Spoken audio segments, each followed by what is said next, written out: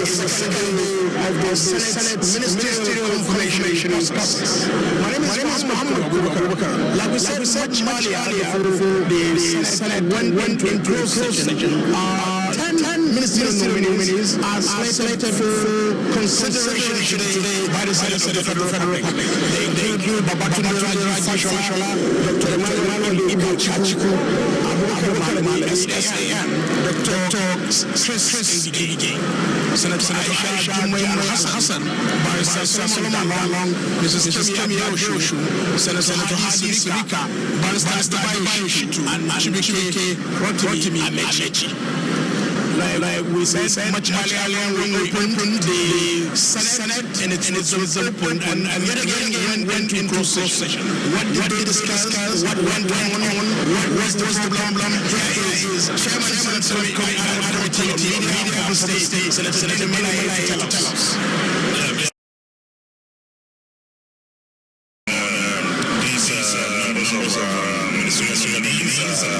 This morning, and by some result, there was an announcement from the President in a matter of 5 minutes now. The President will make an announcement, and we have 36 ministers, not 37, because there will be special announcement. 36 nominees. What I'm saying is that the news we have now we have 37 ministerial nominees, but there's a special announcement from Mr. President in a matter of 5 minutes, and that will be communicated by the Senate President in a matter of minutes. But after that announcement, we will have six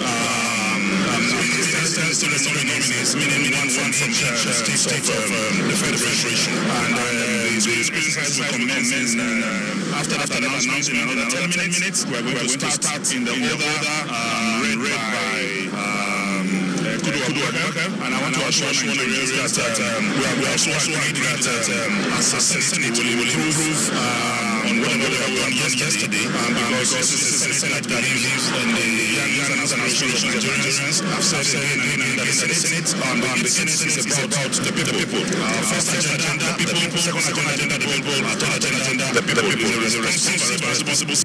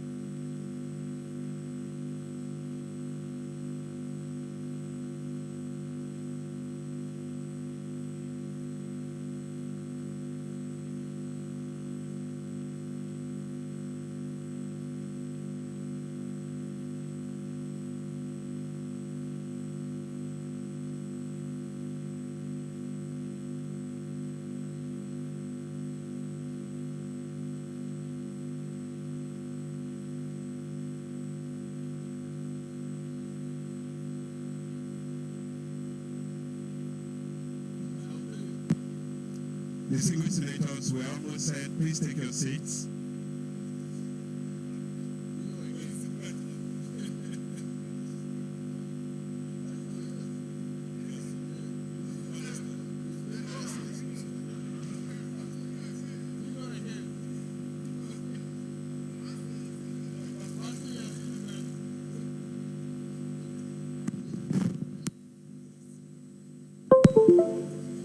Distinguished senators, please take your seats.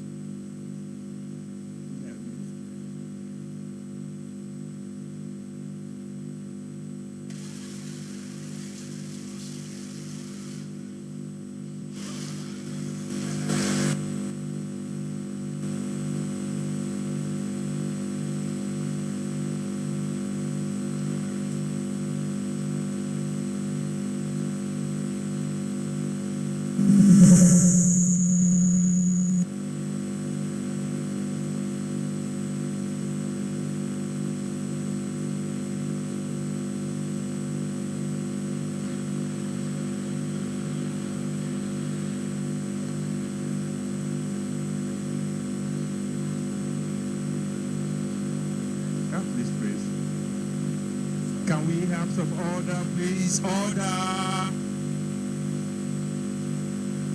Can we have some order in the gallery, please?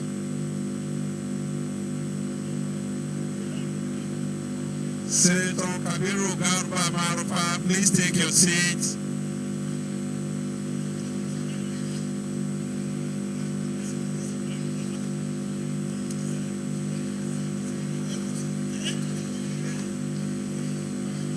Order! Sergeant at Arms, could you make sure there's orderliness in the gallery, please?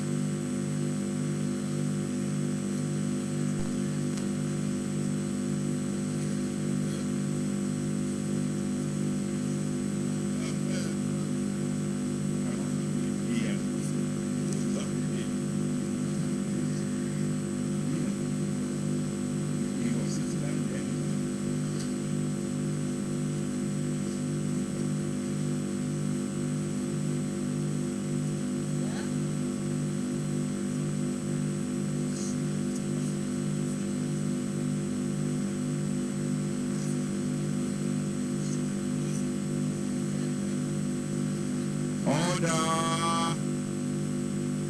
Order!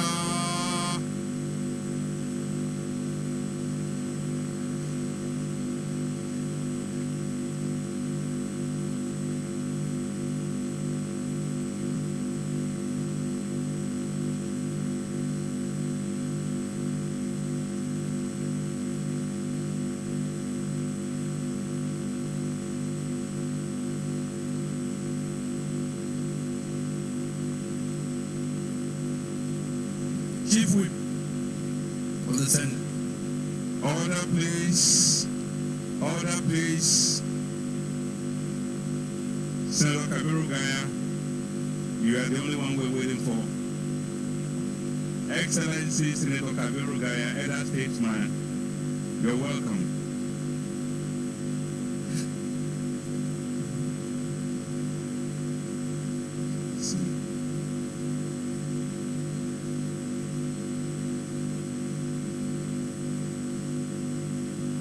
Could we have some silence in the gallery, please? Could we have some silence in the gallery, please?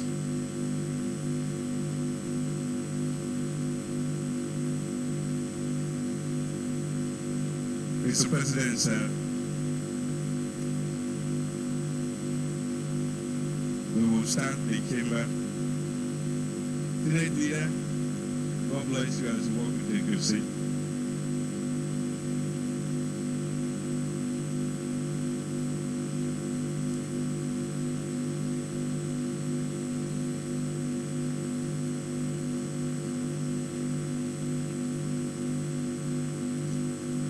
Mr. President, sir, the Senate chamber is set for the session. Thank you, Chief Whip of the Senate. The Senate, in a closed-door session, deliberated on issues Senate in a closed-door session review the progress of the screening exercises and other matters regarding the smooth running and function of the Senate. This is a true reflection of what transpired in the closed-door session. Votes and proceed. Votes and proceeding of Tuesday, 13 October 2015. Page 153. Page 154.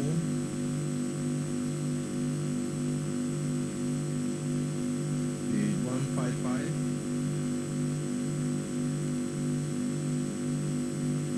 Page 156. Page 157. 158. 159. Senator Abdullahi Yahya Kebino.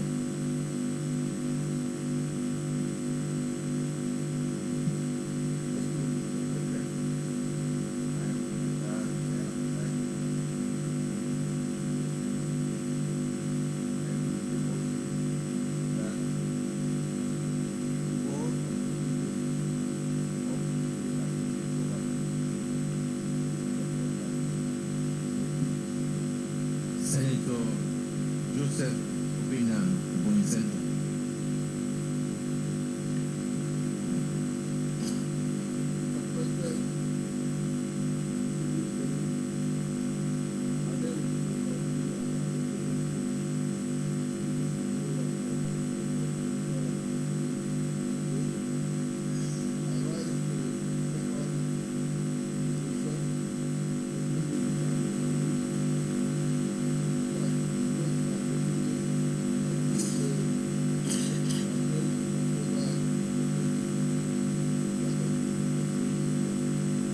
Distinguished colleagues, those in favor that the votes and proceedings of Tuesday, 13 October 2015 be approved, say aye.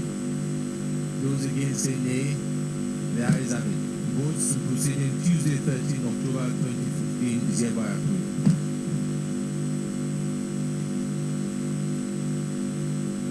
Announcement.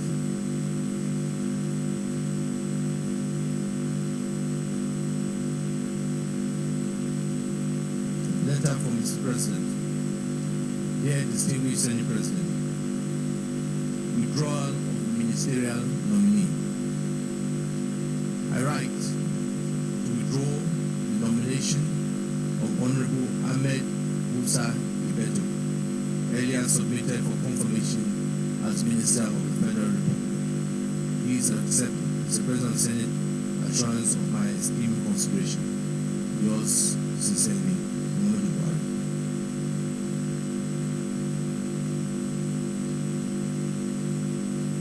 Announcement. Letter from the Chairman Senate Committee on Ethics, Privileges and Public Petition. Announcement.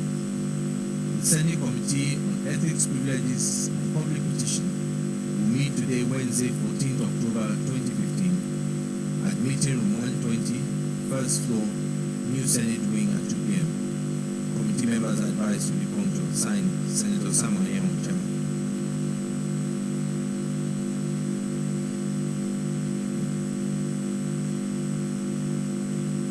Letter from Senator Sanu Godu, Christian Legislature Fellowship International. National Prayer Breakfast. The Christian Legislature Fellowship International will be holding our annual National Prayer Breakfast 22nd October 2015, 7 a.m. at the Disney Dome. All senators are invited.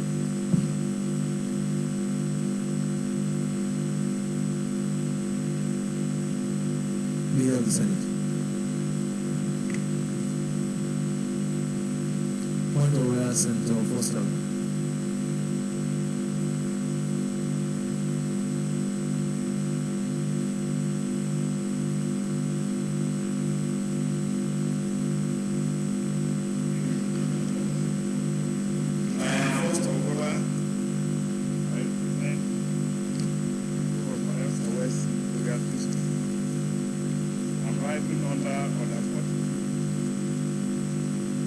Read.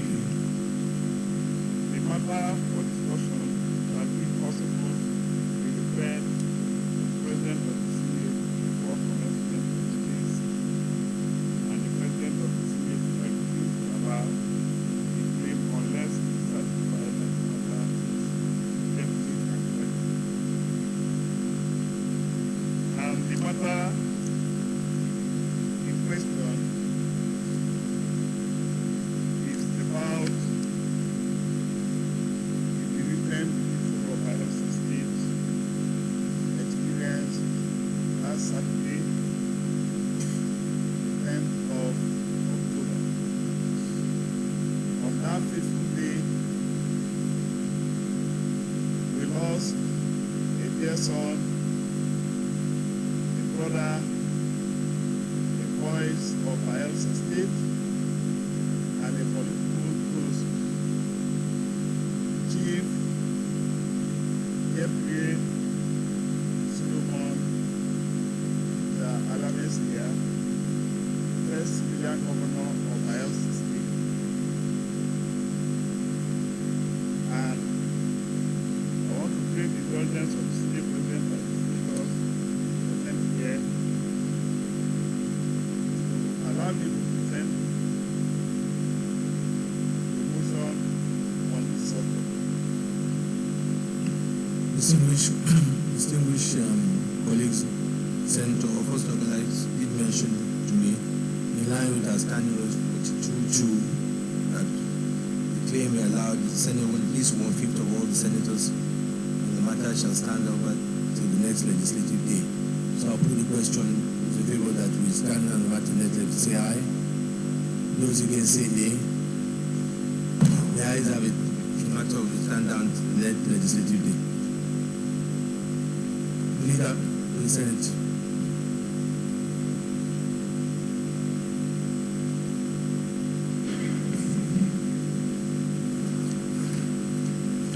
Mr. President, distinguished colleagues, the first business of the day is the presentation of a bill standing in the name of Senator Matthew Olobi on the Microfinance Bill 2015. Mr. President, you may wish to invite the clerk of the Senate to read the short title of the bill. Clerk of the Senate. Mr. President, distinguished senators, Microfinance Bill 2015, SB 57, first reading. Microfinance Bill 2015 SB 57, first reading taken. Leader of the Senate. Mr. President, distinguished colleagues, the second business of the day is the presentation of a bill standing in the name of distinguished Senator Abuja on the Abuja Metropolitan Management Council Establishment etc. Bill 2015. Mr. President, you may wish to invite the clerk of the Senate to read the title. Clerk of the Senate. Mr. President, distinguished senators, Abuja Metropolitan Management Council Establishment etc. Bill 2015, SB 58, first reading. Abuja Metropolitan Management Council Establishment etc. Bill 2015 SB 58, first reading taken. Leader of the Senate. Mr. President, distinguished colleagues, the third business of the day is presentation of a bill standing in the name of distinguished Senator T.A. Hadi on the Nigerian Investment Promotion Council Act Bill and Reenactment Bill 2015. Mr. President, you may wish to invite the clerk of the Senate to read the short title of the bill. Clerk of the Senate. Mr. President, distinguished senators, Nigeria Investment Promotion Council Act Cap N117/2004, Repeal and Reenactment Bill 2015, SB 72, first reading. Nigerian Investment Promotion Council Act Cap N117/2004, Repeal and Reenactment Act Bill 215 SB 72, first reading taken. Leader of the Senate. Mr. President, distinguished colleagues, the fourth business of the day is the presentation of a bill standing in the name of Distinguished Senator Joshua Darie on the Finance, Control and Management Act number 33, 1958, Bill and Reenactment Bill 2015. Mr. President, you may wish to invite the clerk of the Senate to read the short title of the bill.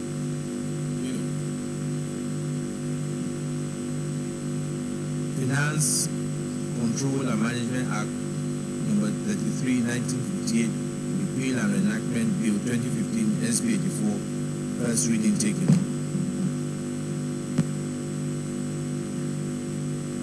Leader of the Senate. Mr. President, distinguished colleagues, the fifth business of the day is presentation of a bill standing in the name of Distinguished Senator Abubakar on the Industrial Revolution Bill 2015. Mr. President, you may wish to invite the clerk of the Senate to read the short title of the bill. Clerk of the Senate. Mr. President, distinguished senators, the Industrial Revolution Bill 2015, SB 86, first reading. Industrial Revolution Bill 2015, SB 86, first reading taken. Leader of the Senate. Mr. President, distinguished colleagues, the sixth business of the day is presentation of a bill standing in the name of Distinguished Senator Shari on the National Institute for Sports Act Amendment Bill 2015. Mr. President, may wish to invite the clerk of the Senate to read the short title of the bill. Clerk of the Senate. Mr. President, distinguished senators, National Institute for Sports Act Cap N52, NFN 2004, Amendment Bill 2015, SB 75, first reading. National Institute for Sports Act Cap N52 LFN 2004, Amendment Bill 2015, SB 75, first reading taken. Leader of the Senate. Mr. President, distinguished colleagues, the seventh business of the day is presentation of a bill standing in the name of Distinguished Senator on the National Parole and Probation Bill 2015. Mr. President, we wish to invite the clerk of the Senate to read the short title of the bill. Clerk of the Senate. Mr. President, distinguished senators, National Parole and Prohibition Bill 2015, SB 87, first reading. National Parole and Probation Bill 2015, SB 87, first reading taken. Leader of the Senate. Mr. President, distinguished colleagues, the eighth business of the day is the presentation of a bill standing in the name of Distinguished Senator Robert Boroface on the Presidential Transition Bill 2015. Mr. President, you may wish to invite the clerk of the Senate to read the short title of the bill. Clerk of the Senate. Mr. President, distinguished senators, Presidential Transition Bill 2015, SB 90, first reading. Presidential Transition Bill 2015, SB 90, first reading taken. Leader of the Senate. Mr. President, distinguished colleagues, the ninth business of the day is the presentation of a bill standing in the name of Distinguished Senator Buhari and Kotai on the Traffic Warden Service Bill 2015. Mr. President, you may wish to invite the clerk of the Senate to read the short title of the bill. Clerk of the Senate. Mr. President, distinguished senators, Traffic Warden Service Bill 2015, SB 99, first reading. Traffic Warden Service Bill 2015, SB 99, first reading taken. Leader of the Senate. Mr. President, distinguished colleagues, the first order of the day is the consideration of the report on the Committee on Ethics, Privileges and Public Partition on the alleging cases of fraud against Right Honorable Ngige. Mr. President, President, you may wish to invite Senator Samuel Anyanwu to move the motion for the Senate to consider the report of the committee. Senator Sam Anyanwu. Mr. President, distinguished colleagues, my name is Senator Samuel Anyanwu, I represent the East State. Mr. President, you agreed with me that yesterday you had already announcement about the meeting of members. I wish we should start at 2 o'clock. Because at 2 o'clock, members were still because once there's a report, it's only the chairman that have to be. So we are not ready with the report.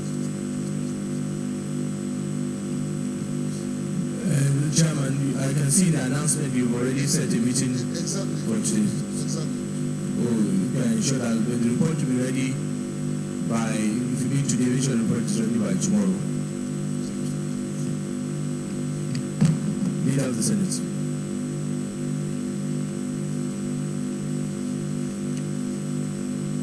Mr. President, distinguished colleagues, the second order of the day is a motion standing in the name of distinguished Senator Clifford Odia on the flooding of 9 villages in Ifebu Island, Ulushi Town, East and South East Local Government of Edo State. Mr. President, you may wish to invite distinguished Senator Clifford to move this motion. Senator Clifford Odia.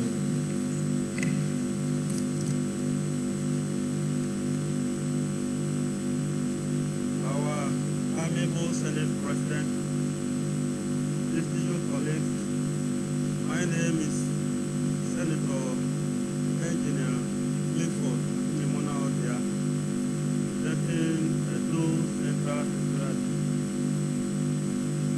I rise to propose motion in respect of the flooding of 9 villages in the southern Triple Island. The Senate knows the serious concern violent flood occasioned by torrential rainfall which culminated the spilling over of River Niger beyond its bank and rendered hundreds of residents of Initial Town in Eastern Southeast local government in Edo State homeless. The Senate observes that the flood swept through and enveloped farmland, submerged houses in their hundreds, sacked motor parks, schools, stores, marketplaces, and other commercial centers, thereby making lives miserable for the people of the community. The Senate knows also that as a result of the mentioned flood, business activities have begun to a halt as thousands of displaced residents have resorted to using canoes to move from one part of the town to another, carrying their belongings to safer ground. Niger Bank Primary School is also at the verge of being swept away.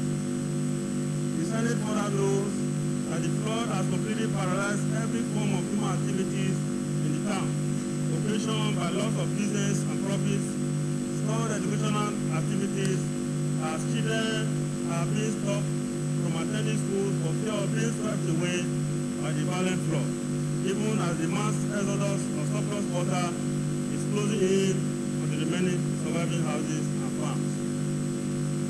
The Senate recalls that a similar upsurge of flood within the Lushi environs permeated the length and breadth of the entire community in 2012. By ravaging homes, farmlands, marketplaces, stores, and motor parks, and rendering human activities impossible. Consequent upon the ugly incident, the federal government in 2012 promised to build a resettlement center to alleviate the plight of residents of the town. The Senate recalls further that despite several promises to build the resettlement center, government is yet to deliver on its promise to put people in the town. The Senate, cognizant of the fact that the sacrosanct mandate of the Senate is to ensure welfare and good governance of the people of the Federal Republic of Nigeria as entrenched in Section 14 of the Constitution of the Federal Republic of Nigeria, 1999 as amended. In order to forestall a recurrence of this ugly situation, it is imperative to take urgent steps to curb the menace by directing the appropriate government agencies to take action.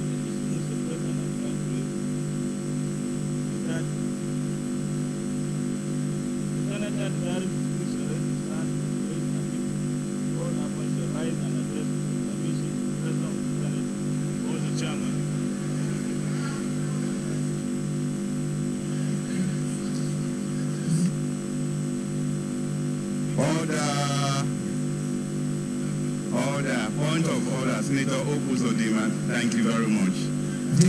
You have not that, yes. I have an observation, Mr. President. That's why I said I wanted to But speak. That's why I wanted to speak. You know, we started screening the ministers yesterday. I will stay until 6 o'clock in the evening. And all these motions can wait until after screening of the ministers. So we can defer our motions and then discuss the issue of the ministers. Then later the motion will come up. This motion is on flood. We have discussed the issue of flood. So let us save the time. Nigerians are waiting for us. So let's save the time and discuss the issue of the ministers, please. Thank you, sir. Order. When you first came on 53-1, then I think after 53-1, you went to observation. Then after that, you went to the issue of the motion. I think it's already in the other papers. Even yesterday, we did take one motion, and we all agreed that it would be a short contribution. So in line of that, I got to rule out of order. Send order. Please take note of the time. I want to thank you most sincerely as our Senate President and my dear colleagues. The Senate accordingly resolved to set up another committee to visit Inushi down to assess the level of damage caused by the flood with a view to making appropriate recommendation to the Senate. 2. Urge the National Emergency Management Agency to send relief material to the victims. And 3. Urge the federal government to assist Edo State government in finding a lasting solution to the ecological challenge and build a resettlement center to alleviate the suffering of the residents of the Inushi community. The Senate President, civil colleagues, you can see that these communities are actually in pain. And destiny beckons on us today to show love and care to this community. This with the Senate President, our colleagues, and so more.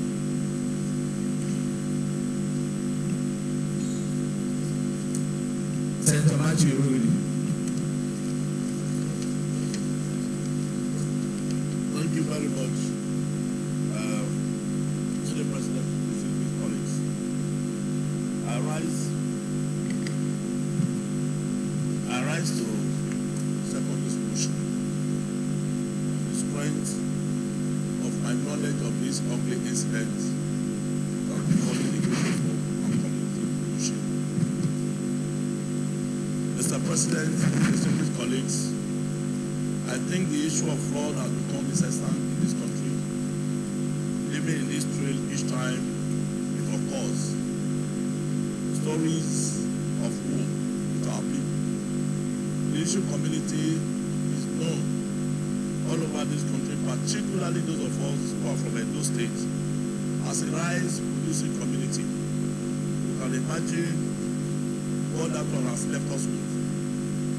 So, Mr. President, please, with these prayers that have been made, I want to say, on the strength of this motion, maximum support has to be given so that we'll be able to ameliorate the comments of the people as quickly as possible. I so second. Thank you, Mr. President. Thank you, distinguished senator. We now go to the prayers. Prayer 1, to set up an ad hoc committee to visit Ilushi town to assess the level of damage caused by the flood, with a view to making appropriate recommendation to the Senate. Those in favor of prayer 1 say aye. Aye. Those against say nay. The nays have it. Prayer 2, urge the National Emergency Agency to send their relief materials to the victims. Those in favor of prayer 2 say aye. Aye. Those against say nay. The ayes have it. Prayer 3, urge the federal government to assist Edo State government in finding lasting solution to ecological challenge and build a resettlement center to alleviate the sufferings of residents of the Ilushi community. Those in favor of prayer 3 say aye. Aye. Those against say nay. The nays have it. Thank you very much. Leader of the Senate. Leader of the Senate.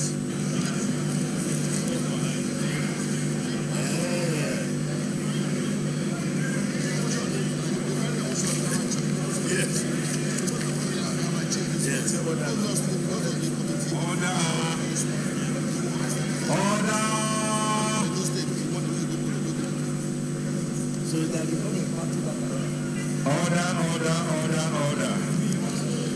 Yes. That will be a party matter now. Order.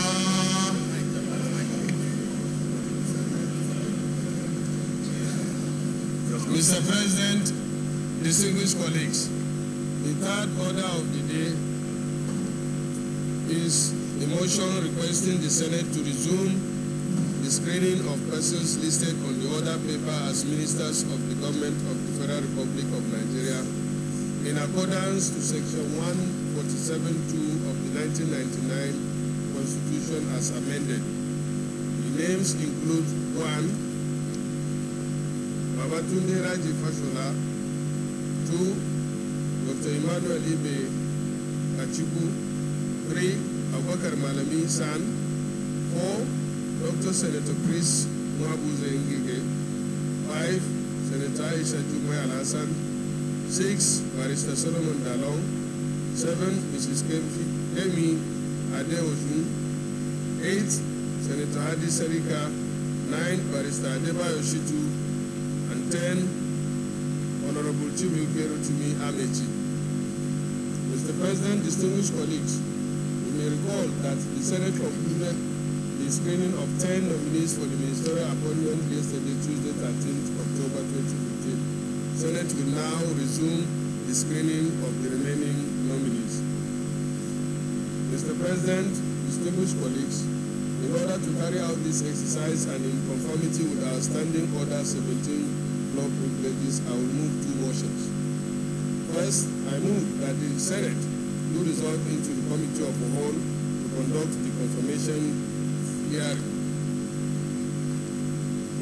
Second? Mr. President, thank you very much. Mr. President, I wish to second the motion that we revert into the Committee of the Whole to consider the ministerial nominees as presented on the order paper for today. I so second, Mr. President. Those in support of the motion that the Senate do resolve in Committee of Vote to consider the ministerial nominees as presented on the order paper say aye. Those against say nay. The ayes have it. Mr. President, distinguished colleagues, I also move that the Senate do admit the nominees and the special advisor to the President and of course the great parties, officials onto the Senate chamber for the confirmation hearing.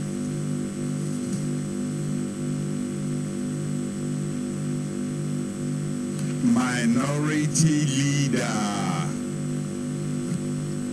Well, Mr. President, I wish to second the motion that we suspend our rules to be able to go into the committee of the whole, take the ministerial nominees. I'm praying to God and hoping that one from the FCT will so arise. Thank you, Mr. President.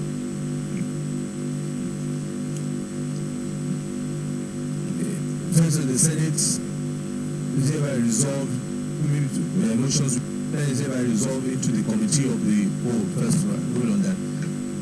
The second motion before us is that the Senate to admit nominees along as the special advisor of the President of the National Assembly into the Senate chambers and the chairman of a great party.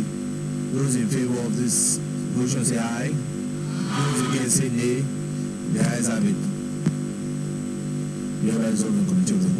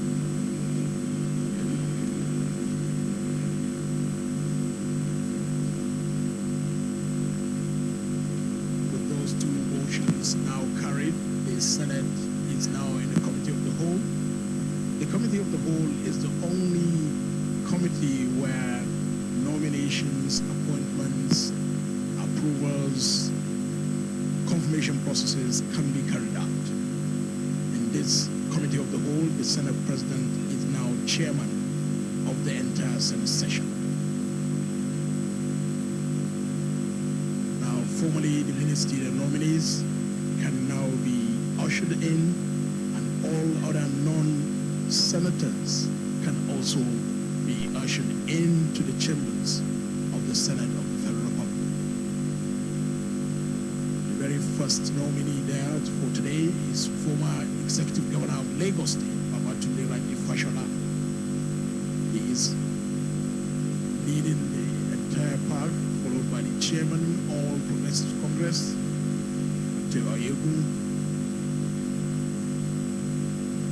and several others.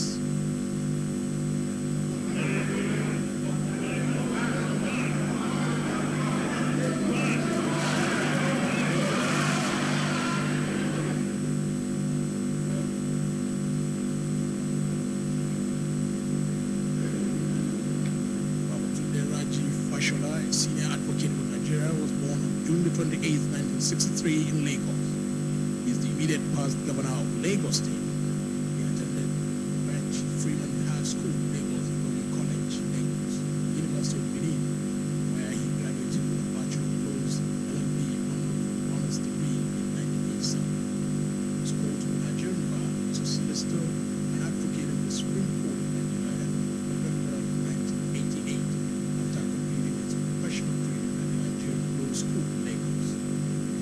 Order, please. Let's settle down quickly, please.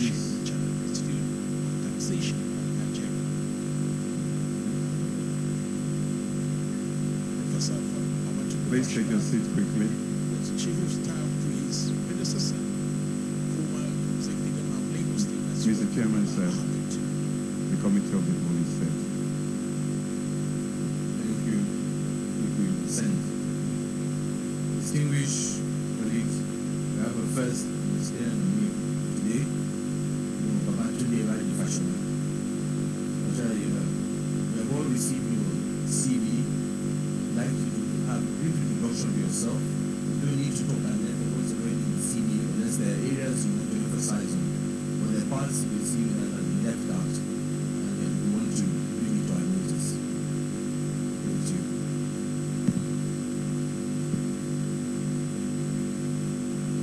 The President of the Senate, Excellency Deputy President of the Senate, leaders of the Senate, distinguished senators, ladies and gentlemen. My name is Babatunde Fashola. I am a legal practitioner, a Nigerian by birth, and a senior advocate of Nigeria. I am 52 years old, and except perhaps to state my name for the record, I don't think that there is anything I can usefully add to my CV. And indeed, all of what will be in my CV is already in the past. But today provides a humbling opportunity to appear before this distinguished House in response to a call to national service from the President of Nigeria, nominating me to serve our country. I present myself today seeking your confirmation and offer my unalloyed support to the government of Nigeria in pursuit of the Nigerian dream and the Nigerian project. Thank you.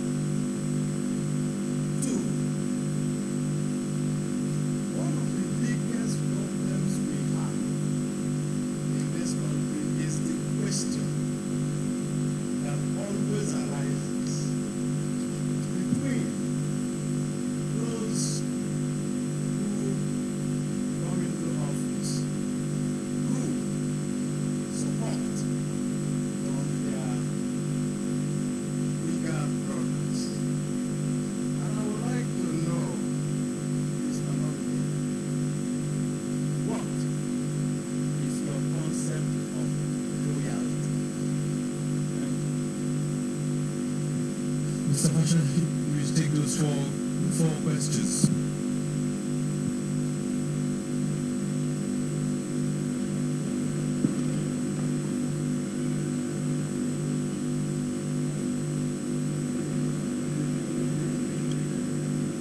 I will start in the order in which the questions were presented. And to say first, in line with all of the work that took place in Lagos, to say generally that I could not ever attempt to personally take credit for the work that you have commended about what happened in our state. It was a team effort, it was pioneering work by all of those who sat before me, and it is a continuing effort. And so it would be extremely inappropriate and immodest of me, and indeed they wouldn't let me if I attempted to appropriate personal responsibility for all of what happened. As far as value-added taxes are concerned, they are what they are, taxes for adding value. And so they are first taxes that generally seek to stimulate production, improve economic activity, and so on and so forth. So those who benefit from it must essentially contribute to it. Secondly, because it is a form of consumption tax, we must also understand that there are limitations to how vast its application should be. And generally, food items, baby things, and all of those things are excluded from it. And in the main, many economies have used it to, as it were, redistribute incomes and reduce inequality by taking more from those who consume high-end products, luxury products. So, specifically to the question, I don't have scientific basis to say today that there is an argument for increasing the value-added tax. And I think before we decide to increase taxes, we must first optimize the capacity to collect what is in place. One of the things we did in Lagos was to increase the number of people who were contributing to the Commonwealth instead of seeking to increase the number of taxes that we levy. And so, between 2007 and 2015, the number of people who were paying taxes grew from 500,000, who were bearing the burden of the whole state, to 5 million. But our numbers show, in the population of about 21 million, that there were 9 million plus or minus people earning income in the state. So there is still scope for collection of taxes for close to at least 4 more million people. In that sense, the burden of managing the state becomes lighter when the responsibility is shared and spread. So I think first, before we decide whether we are taking up the VAT or we are reducing it, is look at where we are today and what mechanisms we can use to stimulate collection. Today, online technology is a very versatile tool for tax remittance, for payment and settlement of bills.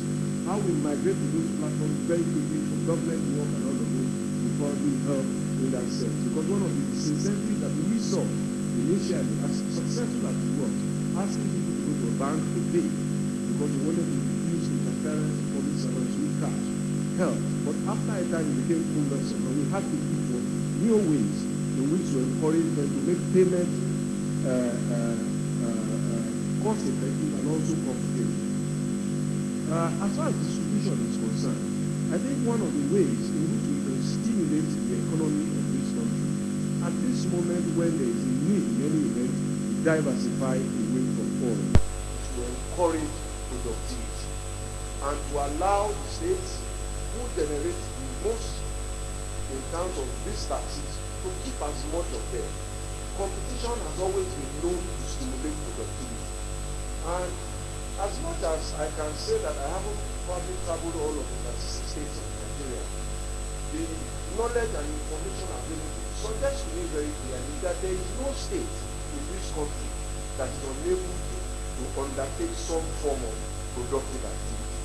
Whether it is from milling rice in the most rural areas, whether it is processing cocoa, whether it is timber processing, so those kind of multiplier activities support the growth of industries and are capable of happening across the nation. Yes, some states may be disadvantaged in terms of their level of development, but until we are in a position to say, let us make tough choices, let us encourage this to happen because of tomorrow, rather than seeing today, the incentive to produce will not be there. As far as security is concerned, that is the primary purpose of every government. It is the purpose for which government exists, to protect the citizens and their assets. And it is the toughest job that any government can have. It is a challenge that leaders across the world are facing. Terrorism, youthful gangs, cults, and so on and so forth. So, my attitude was to see criminals as my competition. And in a competition, my desire was to win. And to use my resources to outspend the competition, outthink the competition, and outmaneuver the competition. But our risks are different. As a governor, my job was to ensure that nobody died.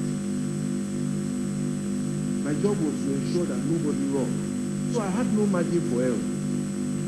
Every citizen that was robbed, I had failed that citizen. So I had to be right every time. The criminal had to be right only once. But even when the criminals were right, what was important was to demonstrate to our citizens that we weren't without solutions. And many of the incidents that happened we were able to resolve, bring the criminals to justice, and that put a lot of confidence in the system. Now, this was an architecture that we didn't own. It was a federal government architecture, a federal police. But at the time, they operated without enough guns. They operated without enough uniforms. They operated without protective vests. And they operated sometimes without vehicles to even respond. And where there were vehicles, there was no fuel. In my interactions with them, these were the first things that came out. And it was clear to me that this was not going to be something one person could do. So we got all of the stakeholders in the banks who were being robbed on a daily basis then without the capacity to respond. And one of the things I told one of the bankers was, look, listen, if you can protect and bulletproof your bank, if you care about your workers and your customers, can we bulletproof every day? If we bring some of these monies and we put them into a pool and give this to this before we have them. And so, the point is that there is a necessity first to decentralize. The numbers available to me is that we have probably a standing police force of about 500,000, less than 1 million in any way. The population that is heading towards 180 million. So we are under-policed. And even if the federal government decided to take on this responsibility on its own, could it really do so in the micro level that is necessary at the state, at the local government, and all of those things? My recommendation is a compelling urgency for decentralization. I have made those recommendations in some of the committees of constitutional amendments where I was privileged to make recommendations. There have been arguments about all of why we should not go there. But with respect, distinguished senators, those arguments do not go far. They do not address the fundamental responsibility that government has. I have had arguments that governors will abuse the police for political purposes. With respect, sir, the abuse for political power is not as important as the loss of life. That is our primary duty. And everything we do to advance that cause makes us more respected as the government that cares. And there's a process for curing abuse of institutions. But there's no process known to me today for recovering back life that is lost. And those are the choices that are before us as a people and as a nation. Now, at the state level, you can perhaps only wonder what governors are going through. They have parliaments that make laws, but they have no capacity to enforce their own laws. We are talking about women issues, rape, domestic violence. They are criminal offenses in many states and across the country. But who is prosecuting them? Because the police officer is too busy chasing a robbery. So our mothers, our daughters, and our sisters are expected to tolerate rape. Now, if we are afraid of abuse, one of the things that I have said is that let us start with the state police, working with the federal. There's a position that I have presented on it, but I do not want to take too much more time. I proposed an arrangement where we had 6 zonal commands of the existing police force. States who want to run state police, and not every state should start if they can't fund it. Today, for example, I draw this quick analogy that the law on income tax is a federal law, but it empowers state governments to collect. And we can have those kind of amendments without perhaps necessarily going through a full constitutional amendment. States who now want to start, and our tax levels are different states, as different levels of development across the states. So if you want and you can fund it, you can say, for example, I want to employ 1,000 graduates into the police force of my state. The curriculum for training them is a national curriculum. I send them to the academy. The Police Service Commission or whoever is responsible, they say only 800 met the requirements. We graduate them. They are your employees. States buy their own uniform. There's a national licensing. So Lagos can have LA, whatever, for numbering. Kaduna can have KD. And we can even limit the initial jurisdiction and scope.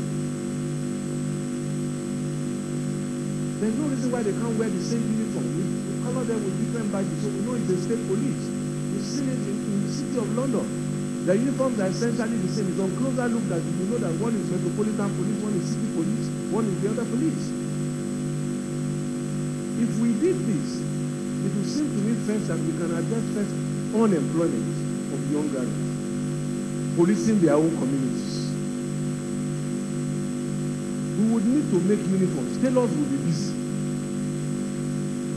Buttons will sell, boots, and so on and so forth. We can then even limit the jurisdiction if we are so afraid that state police can start with things like domestic violence, rape. I don't know the last time any serious conviction for rape was made in any of our high courts. But there are issues that affect our mothers and our children. Traffic, sanitation, the fundamentals to our well-being and our longevity is not the number of hospitals that we have. It's wellness, living healthy. So these are things that police can deal with and each state will progress at its own pace. So I recommend that we decentralize, and I will go to Senator Bernardi's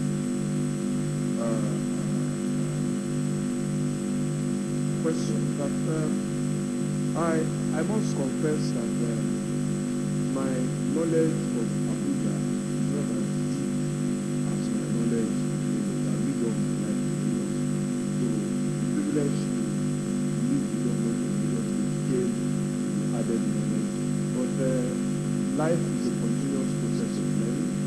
I think one must salute first the vision of the founders to conceptualize the new capital of Nigeria, even though it was out at the time,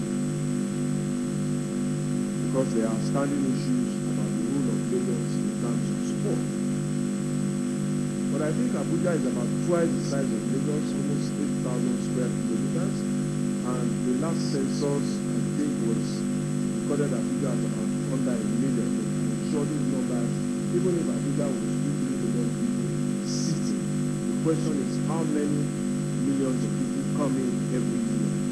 And in deciding what to do about Abuja, those are the real issues. First, getting a hold of its resources and its assets, knowing its districts and their problems. I know a few of them. I know Yaya, I know Ngige, I know Galati, I know Metama, of course, and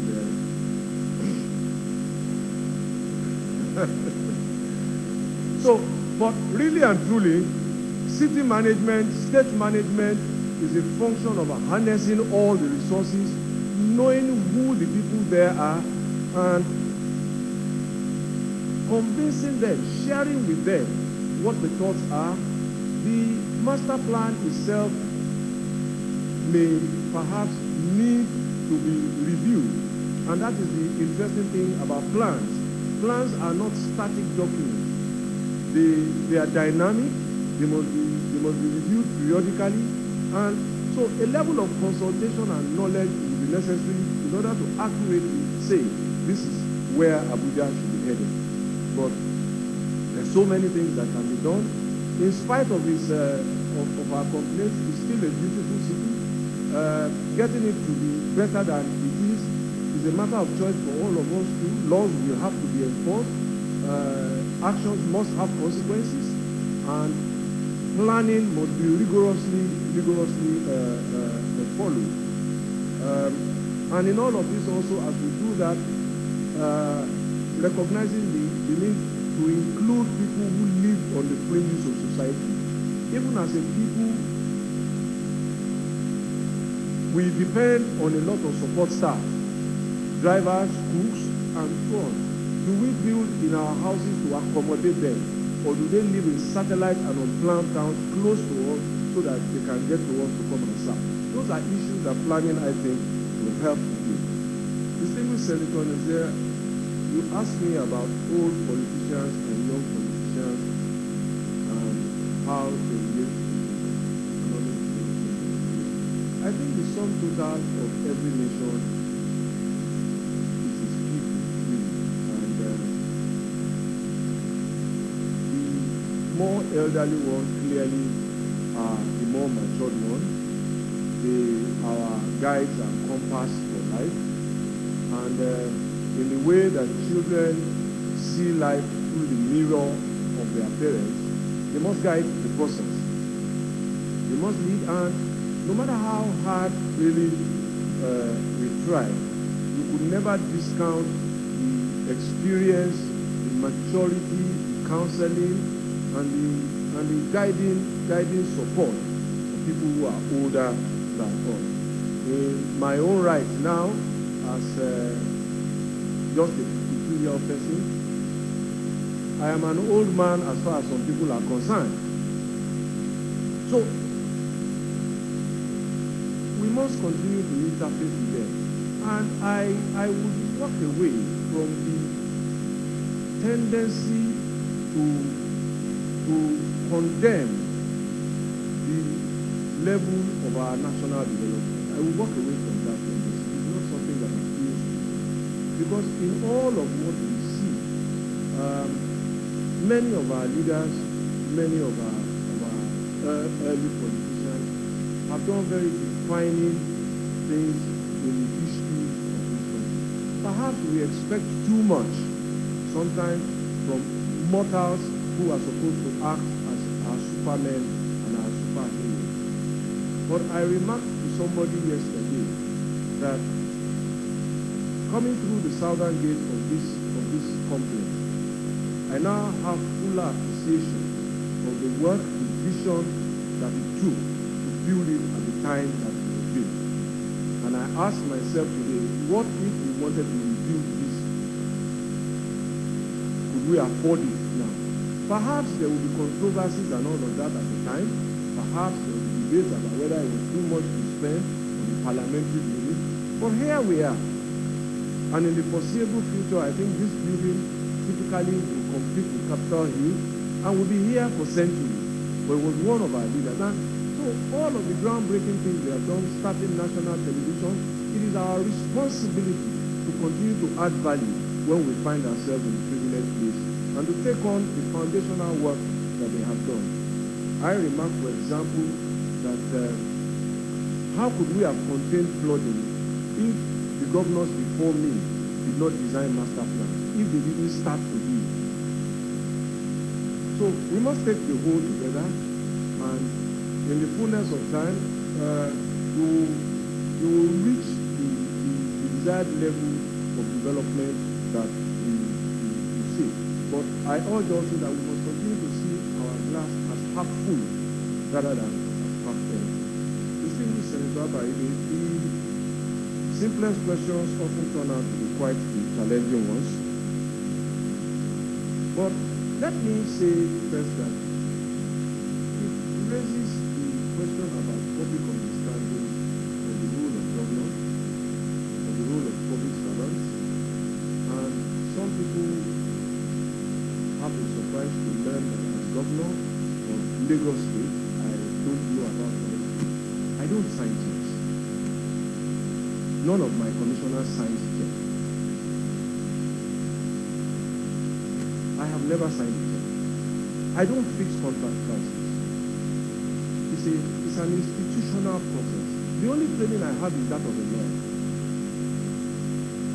But in order to execute a civil works project, we need the input of architects, we need the input of quantity surveyors, we need the input of structural engineers.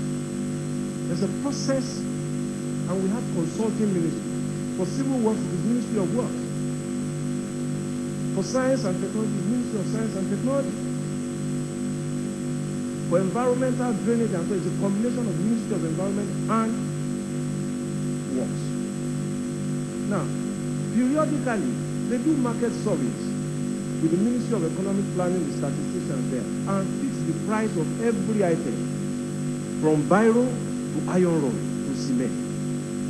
It is approved, and that is the benchmark price for government procurement. Nobody can award any contract over that benchmark.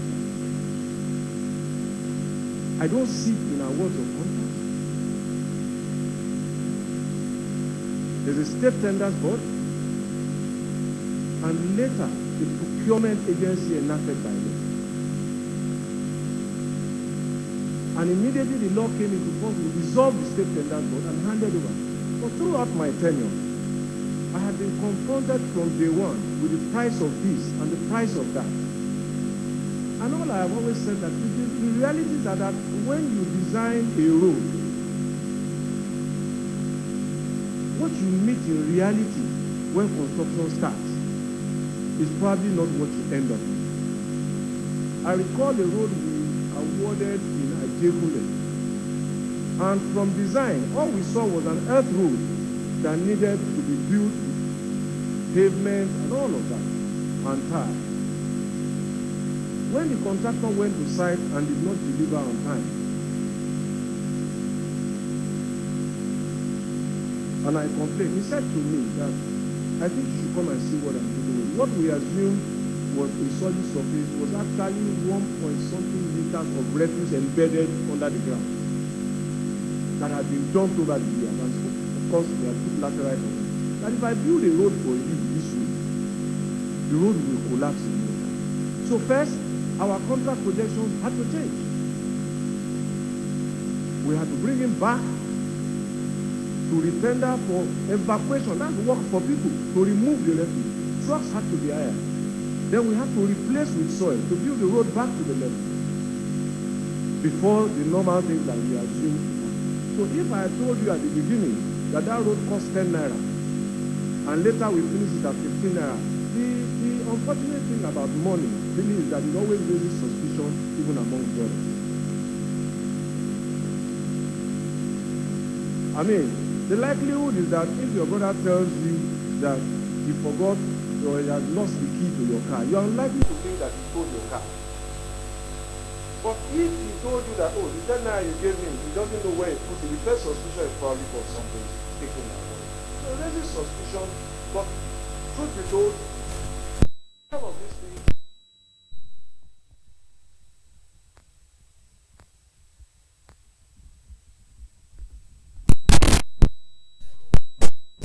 computers, technology, I have something to do my work.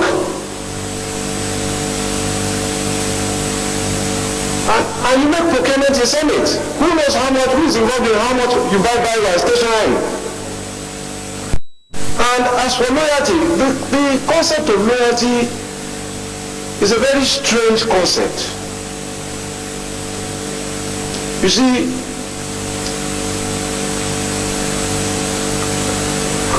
I always say that when loyalty is to be tested,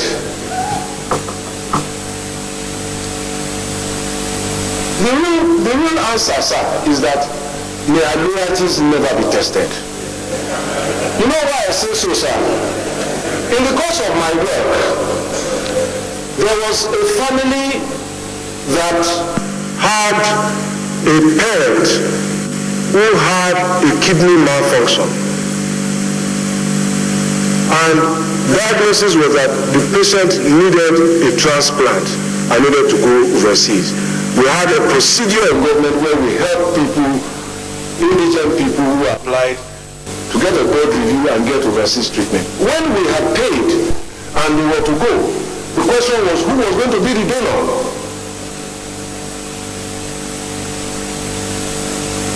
It turned out that the only matching kidneys were those of her two daughters. And none of them was willing to give a kidney for their mother. But that was their supreme test of loyalty.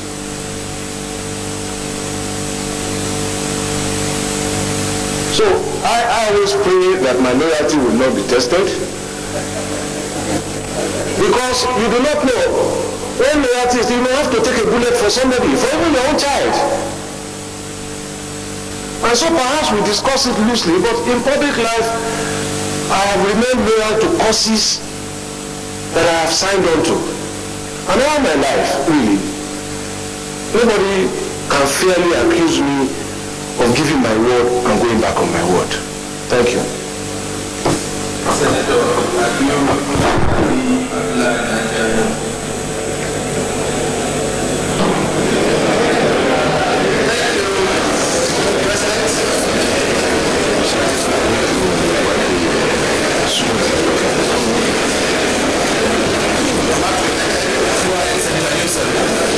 Thank you very much.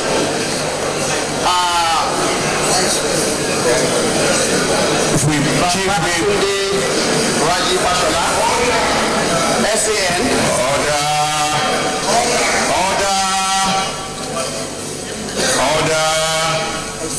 You are one Nigerian that for sure many people have very keen interest on. And this is rightly so because you govern one of the most populous states in this country. Now, I recall at the beginning of your service to that state, there was the issue of what you yourself tagged as the shame of a nation. And I think that was the issue having to do with the traffic gridlock in Oshodi area. You stepped in and somehow that phrase, shame of a nation, was changed to what I think all of us will agree, pride of a nation. And I recalled, for me, my very first experience when that happened. And I had cause to leave Abuja to Lagos for an official assignment. I was taken through a route that I was initially very skeptical. But I think at the end of the day, it took me less than 10 to 15 minutes to get to VI, Nigerian Institute for Oceanography and Marine Research, then. Now, what I want to ask here is, given the scale of issues on ground and what you have to do, either behind the scene or policy-wise, to change the face of that area, you are coming to a larger scale to be the Minister of the Federal Republic of Nigeria. What, in your experience, given that particular intervention you've done as governor, can you bring to certain issues that we rightly in this country are bothered about? For example, the issue of infrastructural decay. You are a son, and we all know when it comes to funding of infrastructure, there are issues. There are other issues having to do with something you have mentioned in your previous response on this floor. That is the issue of domestic violence, for example. I want to tag all of this to how do we value life in Nigeria? Because we have situations where all manners of things happen, people die. Distinguished colleagues and distinguished Senator Aisha, I'd like to put the question. All right. So the question I want to ask here is, what will be your take on how we value the life of our citizens in this country, and what intervention do you think, given the change our party is promising Nigerians to bring with respect to this particular issue, the value of life in Nigeria? Thank you. Senator Usman Nafada, Gombe North. Thank you very much, Mr. Chairman. My name is Usman Bayero Nafada. I represent Gombe North. Mr. Nominees, let me also join my colleagues in congratulating you. And I have only one question. As a senior advocate of Nigeria, you may likely be posted to the Ministry of Justice. And our problem today, one of our problems, where corruption has gone deep in our system, is Ministry of Justice, vis-a-vis the judgment dates. Year in, year out, judgment date is always filing. And if you look at what they are doing in the Ministry of Justice and compare it with the judgment date, even a layman can discover that these huge sum of money in billions that they are claiming as judgment date may not be true. If you are posted there, how do you intend to handle that issue? Because it is a serious issue. Thank you very much. Senator Sanego.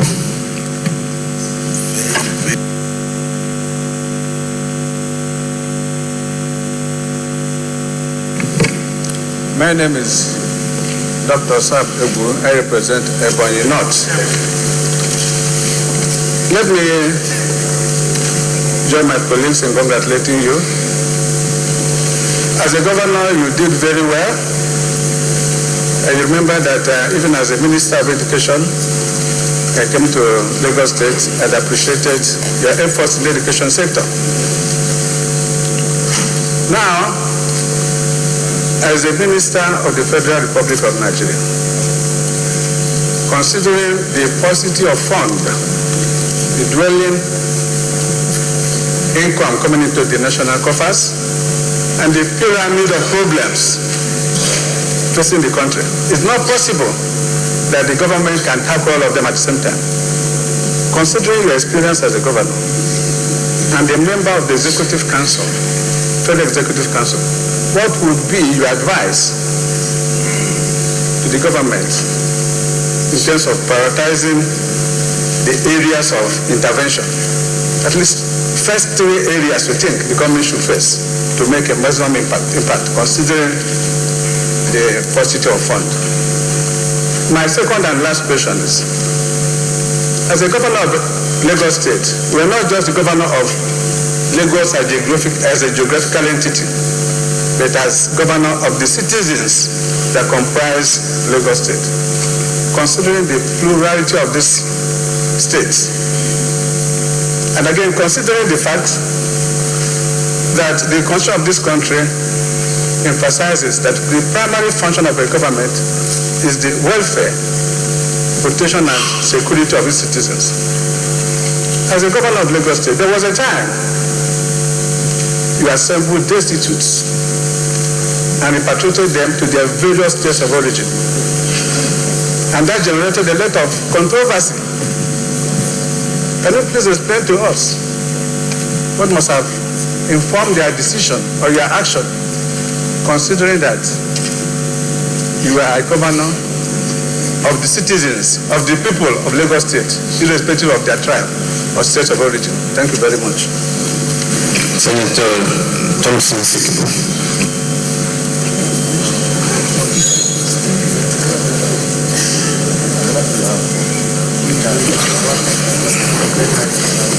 Excellency Chairman, I am Senator George Thompson Sikibu, Rivers East Central District.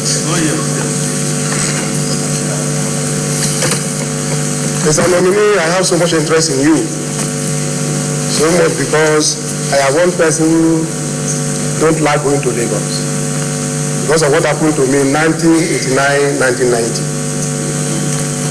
I was in Lagos from the airport to the hotel I was to sleep and spend 6 hours. And from that period, I found it difficult to go to Lagos. But today, I go to Lagos regularly on weekends. Instead of staying in Abuja, why would I for what do you do there?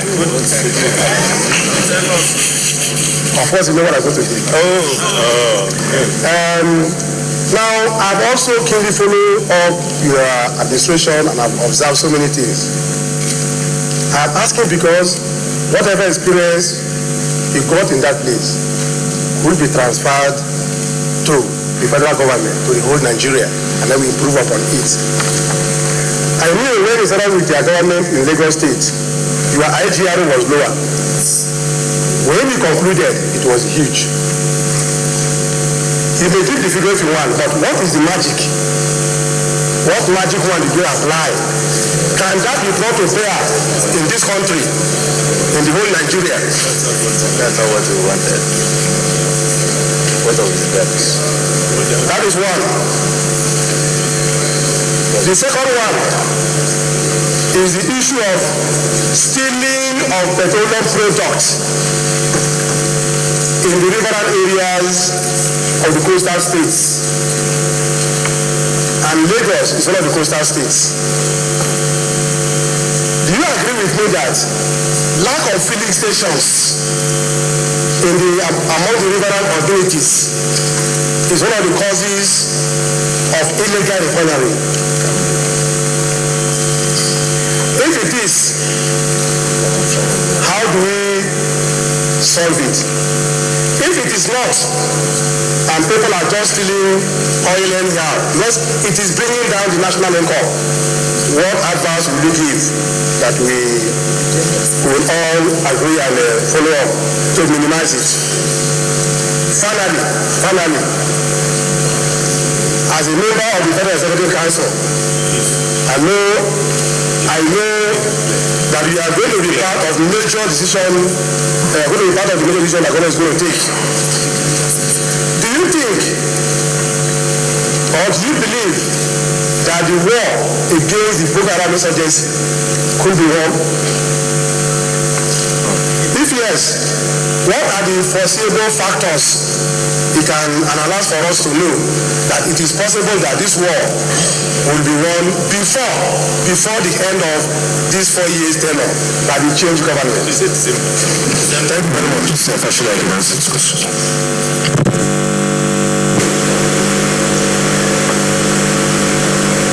The distinguished Senator Sano asked about Oshodi and what knowledge that can bring to bear in the development of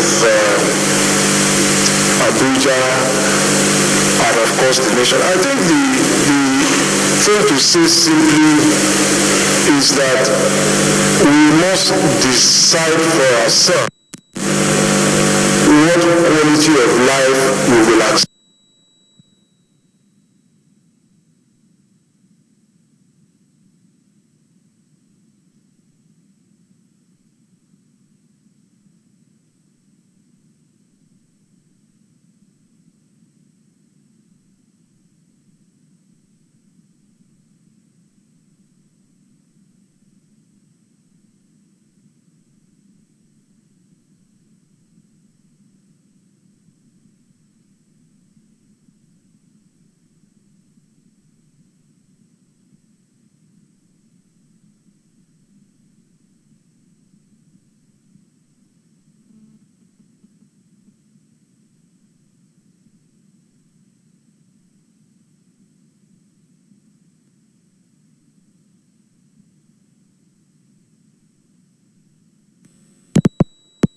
infrastructure funding, yes, again, we have to make choices.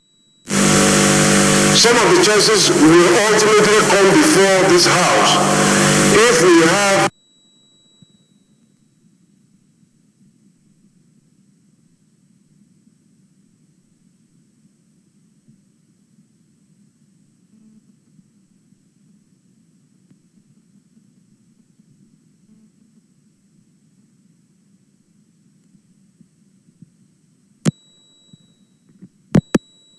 not only do we need to upgrade our infrastructure really is behind. And every investment that we make in infrastructure really helps to grow the economy. As Senator Nafada asked about judgment debts, well, I'm not able to conclude that judgment debts grew either because of corruption or only because of this. I think that the point to make also is that what is the nature of cases in which government is signed against government? Were there cases that government should have defended in the first place? Were there cases that government should have settled and perhaps maybe paid less? And even when those governments were given, did they have interest components on them? Did we brazenly breach contracts? And if governments accrue interest, did we pay on time? And the figures will continue to go. So, some of the things that I think we need to do is to first say that what kind of cases are we paying government debts for? Was it the acts of public officials who acted in violation of their institutional authorities? Was it because we cancelled the contract that we signed or we breached it? And so, for me, it's a question of good governance, really, at all levels, to ensure that government discharges will does not involve in needless disputes, and when it gets involved in disputes that it can win, it is right. Whoever is the Attorney General should lead the charge to go and defend vigorously the claims against government. And wherever government and the Attorney General in this case forms the view that this is an unmeritorious case to defend, it will be honorable and dignifying in the finest traditions of the bar to concede the claim, negotiate the cost, settle it and move on.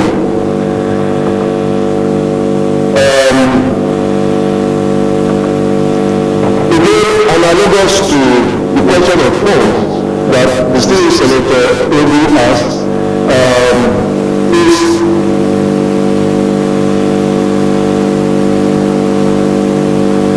how really do we raise money? What are we producing as a nation? What is our deficit? What more can we earn? What can we earn in the short term, in the medium term? Yes, there is talk about private sector. There are also places where we are spending money that we need not spend money. There are places where we can move resources to address what is our urgent need. Well, the choices that we make will define the results that we get. I think that we can make better choices. I think that this is the time to make those choices, to spend more on infrastructure, road, water, hospitals, trains, to get our economy back on track. I dare say also that this nation has a lot of money outside the country by Nigerians. We are investing more outside our country than we are in our country. And in terms of posturing, it doesn't send a good message about us. And the time also has come to review the strategy even for recovery of money that has been identified as ill-gotten wealth that is locked up in vaults outside the country. What is the strategy that we have pursued over the last 14, 15, 16 years? How much have we spent and how much time have we spent in pursuing that strategy? And what results have we gotten? Can we borrow from some other nations who have used innovative but yet lawful means, something perhaps analogous to plea bargaining, to say, let all of this money come back into our country and come and work for us? These are some of the things I would look at. In addition, of course, people must pay taxes. They are certain in a democracy as the basis for representation. And those who want to benefit wealth must contribute to the common cause. About the question of detainees, I think that there is unfortunately a misunderstanding of the issues at the time, and also there was a political atmosphere that made it difficult for rational appreciation of what the facts were. We didn't just collect destitutes. I think it is also important to say for public information that we were taken to court, and if I recollect correctly, the court found no merit in the claim. And the basis for making that determination was that these were people, all sorts of people from across Nigeria who come, sleep on the streets. Some have psychiatric problems, some are sick, some are dying. We take them into a home. We look after them, we treat, we rehabilitate, and then some of the persons we begin to ask, I want to go, where is home? The only information we have about where home is what he tells us. We stood the risk of also being accused of illegal detention. And in all those instances, we corresponded with the states that those people claimed that they were from. I think Senator Abubakar as governor has also written to me, sending people from the state to me. I didn't make a hue and cry about it. We verified those who were indigenous to Lagos, and we told him that these are not indigenous to Lagos. And in a federation, sir, the right to free movement is not an absolute right. It also carries with it the responsibility not to be a nuisance.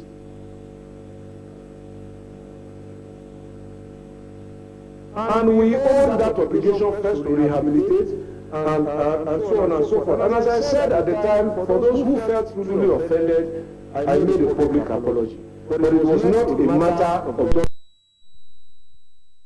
who they claimed wrote back didn't get to us. There was proof that we sent letters to them. And I would hope that we will let the matter go. I apologize again in the interest of national cohesion, that we must not expand those fault lines. We must be brothers and sisters. Distinguished Senator Kachikwu, welcome back to Lagos, sir.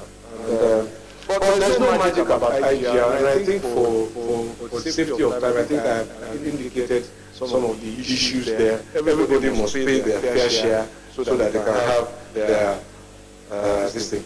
As far as petroleum products and filling stations are concerned, again, it's a business that perhaps I have no skills about.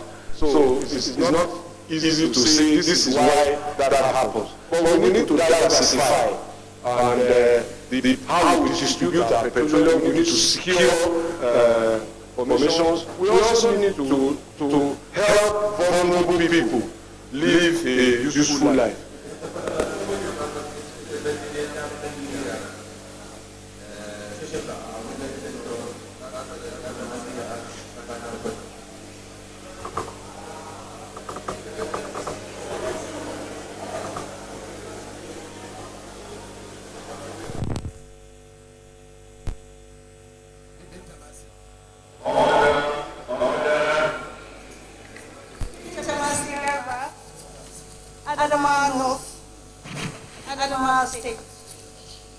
So you cite a law and you cover virtually. You talked about security, you talked about infrastructure, you talked about economics and what have you. We have a manifesto, sir, and it's a contract with the Nigerian people. And I'm happy the chairman of our great party is here. 2 million houses, 3 million jobs to be created, a stipend to be given 5,000 naira to the unemployed Nigerians or to the poorest of the poor. With all that you have done in the Lagos State, which obviously is a pride to every Nigerian, one of the cardinal things I think I was about to get from that, I remember there was an advert before the election where our leader in the person of Tinubu came in and had a vision, put it on the template. When he finished his 8 year, he gave it to you, and then when you finished, he gave it to somebody. That means there's a continuous process of policy to see a new... Senator Binta, can I ask you to put the question? The questions are in the manifesto of the APC. How will you put those promises made by the party to the Nigerian people to see that actually that promises will come to pass in terms of housing, job creations, and even social security nets to the people? Thank you. That question. Thank you, distinguished Senator. I think that the consequence of some of the things that we have been talking about, revamping our infrastructure, increasing security, and doing all those things that we need to do, will ultimately and consequentially respond to the commitments that we made in our manifesto. They follow inexorably once we stay true to our purpose. Construction work of roads will lead to jobs. For construction companies who employ people, they will lead to jobs for vendors who supply materials. They will ultimately bring down the cost of living because roads mean efficient transportation. Efficient transportation means efficient, cheaper cost of doing business. Housing construction inevitably will have the same consequence. It will be our responsibility as a government to then begin to measure the impact and to have a common purpose that every project that we undertake must respond to those issues. The choice whether we do A or B is a question of whether it creates work. It is a question of whether it creates work, whether it expands the opportunity, whether it helps the vulnerable and the weak in our economy, and whether it gives them an opportunity to feel included in the economy of their country and of their respective states.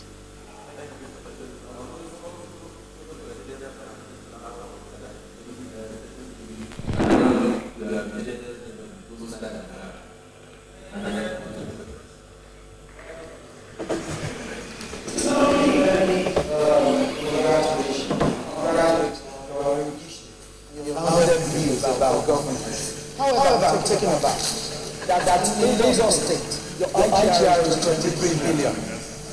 Your local debt is 480 billion. And your foreign debt is $1.17 billion. And that was at a time of oil. Now you're coming to the center at a time when foreign revenues have almost gone to the dust. And there is need for diversification. And we cannot take debts from states into the federal coffers. What are you likely to do differently?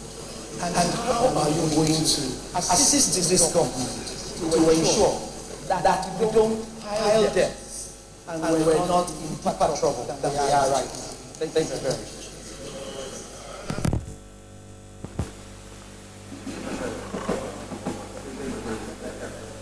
Distinguished Senator Ulujimi, I think that the point first to make was that the budget of Lagos State, if I remember correctly, in 1999 was under 20 billion naira per year for 20 million people. It was an unsustainable budget. And so my predecessor in office, Governor Tinubu, first addressed the source, raising IGR. Now, I think that perhaps our perception of debt today is a reflection of debt that we accumulated as a nation.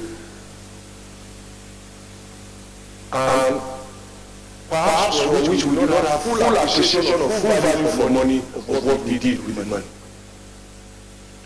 But my position very simply is that where we are today, it is difficult to conceptualize a short-term view that will not include borrowing if we want to keep this economy going. The economy needs a stimulus. We must borrow. Our infrastructure is behind, and if we don't invest money in our infrastructure, we can't grow the economy. So the notion of debt as a sin is something evil. It's something that I would urge that we review and revisit. Where is the money going? If we want to build rural lines across Nigeria, we are not going to fund it by cash in our pockets. Rail tracks last for over a century, and so the project that we commit to financing by borrowing must not only be bankable and economically productive, it must be able to outlive the useful life of the borrowing. Now, as far as the borrowings are concerned, let me first say for clarification, the foreign debts were not all the foreign debts that the state on its own contracted. First, some of them were contracted by the federal government on behalf of the state. Some of the federal projects and all of that, we didn't contract them individually as states. There were projects, of course, that we took as sub-national government. More importantly, our administration never accumulated those debts. Some of them we led from governments even before 1999. Because many of those foreign loans have tenures of 40, 30 years.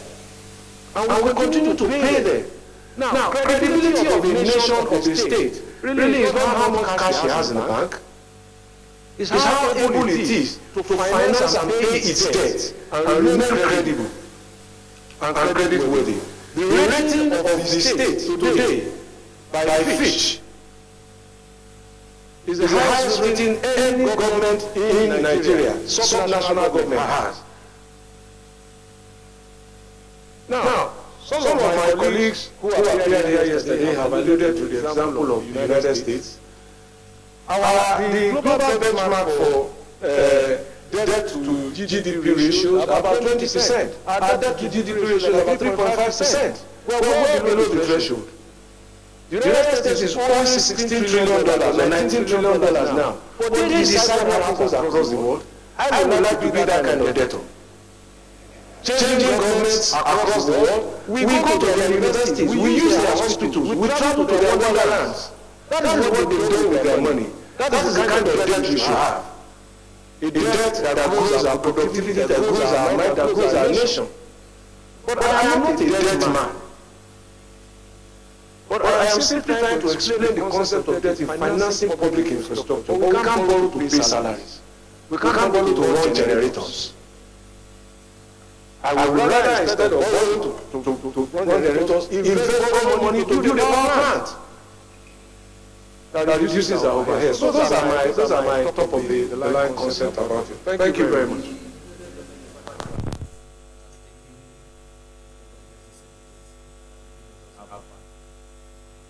Is it the wish of the Senate that the nominee takes leave now?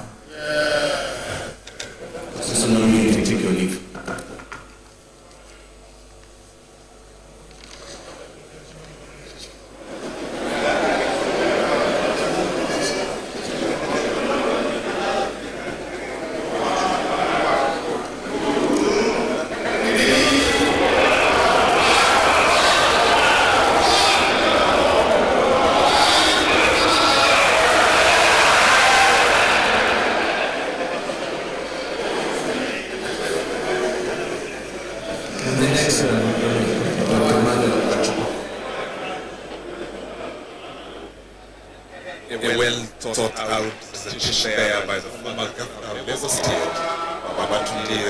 Fashola, senior advocate of Nigeria.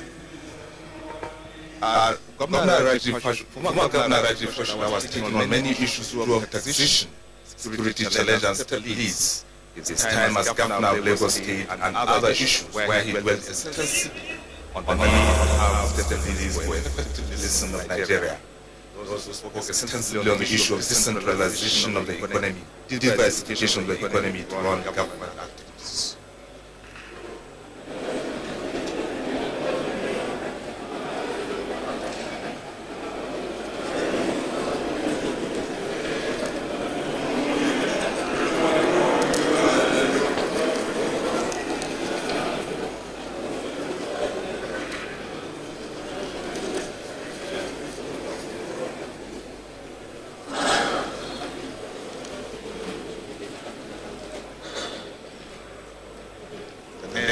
Ministerial nominee is the Group Managing Director of the Nigerian National Petroleum Corporation, NNPC, Dr. Emmanuel Ibe Kachikwu. Dr. Ibe Kachikwu is a distinguished graduate of law from the University of Nigeria, Nsukka, and Nigerian Law School. He bagged first-class degree in law and was Best Grad 1 and multiple awards winner from both institutions. He also bagged a master's in law with special focus on energy and petroleum law and investment as a doctorate degree with specialization on petroleum and investment law strategies from Harvard University of Law School. We have your CV. We want you to give us a brief information of yourself. If there's anything that's been left out in your CV that you want us to know about, if there's anything you want to talk at length about yourself, and after that we'll ask you a few questions. Your Excellency the Senate President, Your Excellency the Deputy Senate President, Your Excellencies, senior officers of the Senate, Your Excellencies, particularly the three senators who represent Delta State, Senators Amori, Senator Mwaboshi, and Senator James Manager, Your Excellencies, distinguished other senators. Let me start by saying that I think the CV that you have in front of you probably details the entirety of what my background is. I will only add that I have been one of the very few privileged Nigerians who have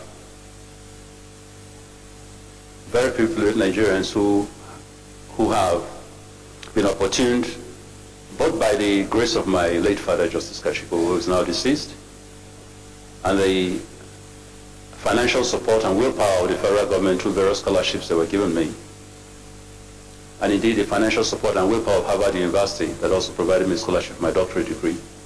I have been therefore privileged to traverse various educational backgrounds leading up to the doctorate degree in law.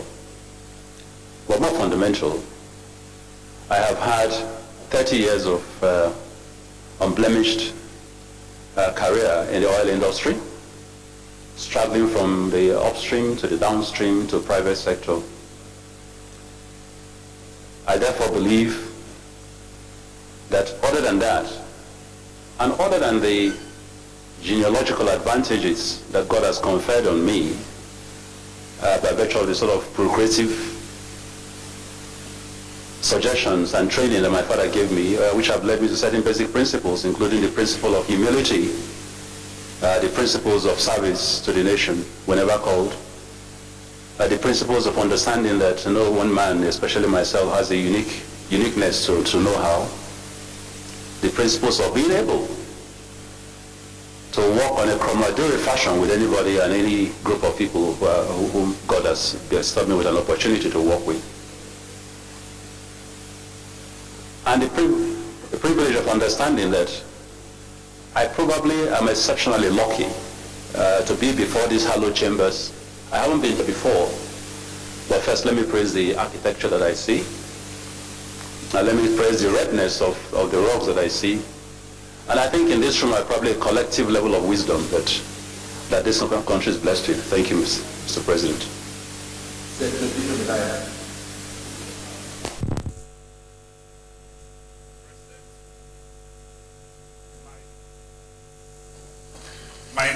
is Dino Melai, representing Kogi West Senatorial Districts. Mr. Nominee, if from your citation, if you are appointed as minister in the Petroleum Ministry, how will it be possible for you to supervise and ensure the wide-ranging reforms you have listed in your reply in NNPC without sabotage from the new layer of management in NNPC? In other words, are you guaranteeing this Senate that you will be a hands-on minister to ensure full implementation of the reforms needed? And finally, what will you do differently? And what will you do different from previous minister of petroleum if appointed into that ministry vis-a-vis the change mantra? Thank you. Senator George Akume. Mr. Chairman, distinguished colleagues, Senator George Akume, Benue Northwest.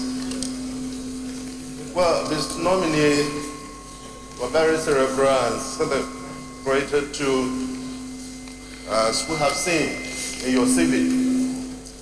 I have very few questions to ask. They're very short, but I believe they are pertinent. Number one, you are coming from a very, very sensitive industry. You're managing the NNPC, where you have not been elevated to where, if confirmed, will be a member of the Federal Executive Council. Doctor, there is one issue. Order, please. Order, please. You know, very, very important to us in this chamber. The issue of JVCs. We have raised this on this floor repeatedly, and no useful answers have been proffered. JVCs, we want to ask, are they applicable within the OPEC countries only, or applicable to other countries that produce oil but they are not members of OPEC? I ask you this because we understand that these funds are supposed to be used in the training of Nigerians. You want to enhance the capacity of Nigerians in that industry. Everything that has a beginning must have an end. Do we have to continue to train and train and train and train Nigerians, given the fact that many of you are serving multinationals? Many Nigerians are now fully engaged in the oil industry, and the funds allocated are huge. When do we phase out this completely? Remember General Abacha phased out this, and yet the industry was functioning. Number two, emergency power projects. These projects were conceived in 2005 by the federal government, and all the tiers of government bought into this. We contributed huge sums of money. This project was supposed to produce, at the end of the day, 6,000 megawatts of power. This project was supposed to utilize gas, which we have in abundance. Terminal date of delivery was what? December 2007. Production of 6,000 megawatts to the national grid. Well, we are in 2015. I left office in 2007. Fluctuation of time when I was governor, I left in 2007. We still don't have that. We've been told, rightly or wrongly, Train 1 is not ready. Train 2 is engaged. Train 3 is supposed to be sold to this group. Train 4 is this. Train 5 is under construction. We don't know which is which. But funds have been put into this. We want to know precisely what the problem is. And finally, by the powers conferred on this Senate, in fact the National Assembly, we can summon any minister to appear before us. In the course of our investigation, in the course of our oversight functions, give us your words here. When invited, would you attend? Thank you, Mr. Chairman. Senator Anduba. They will not attend. Mr. President, most distinguished colleagues, my name is Senator Anduba, representing only the good people of Anambra State. Well, you know where they are. Mr. Nominee, congratulations. And I would like to congratulate your patriotism, because going through your CV, for you to want to serve as a Minister of the Federal Republic of Nigeria shows that you want to help your fatherland. My question is, you were just appointed over 6 weeks ago as GMD of NNPC. In what state did you find NNPC, and why has the corporation continued to be such a failed company? And number two, what are you doing to enshrine transparency and refocus the corporation? And number three, what changes have you made in your short period that you came in as GMD NNPC? Thank you. Senator Dalung.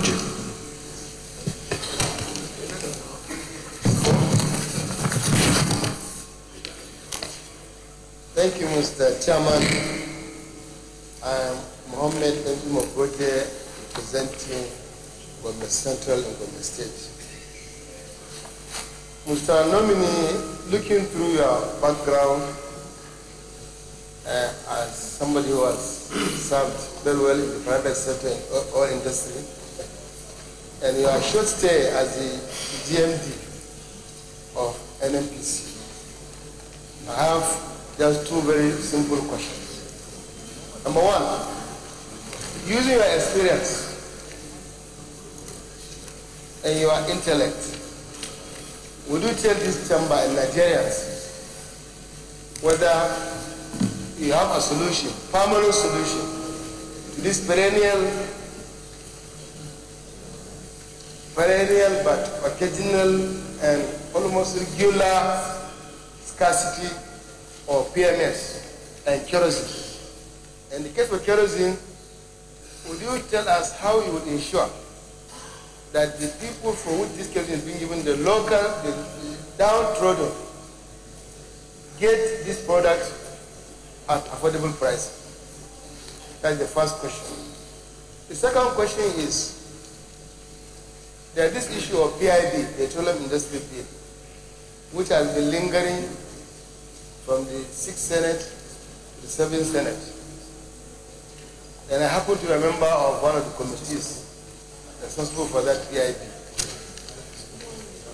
And there's this story making around that there are so many versions of PIBs between the National Assembly and the Executive.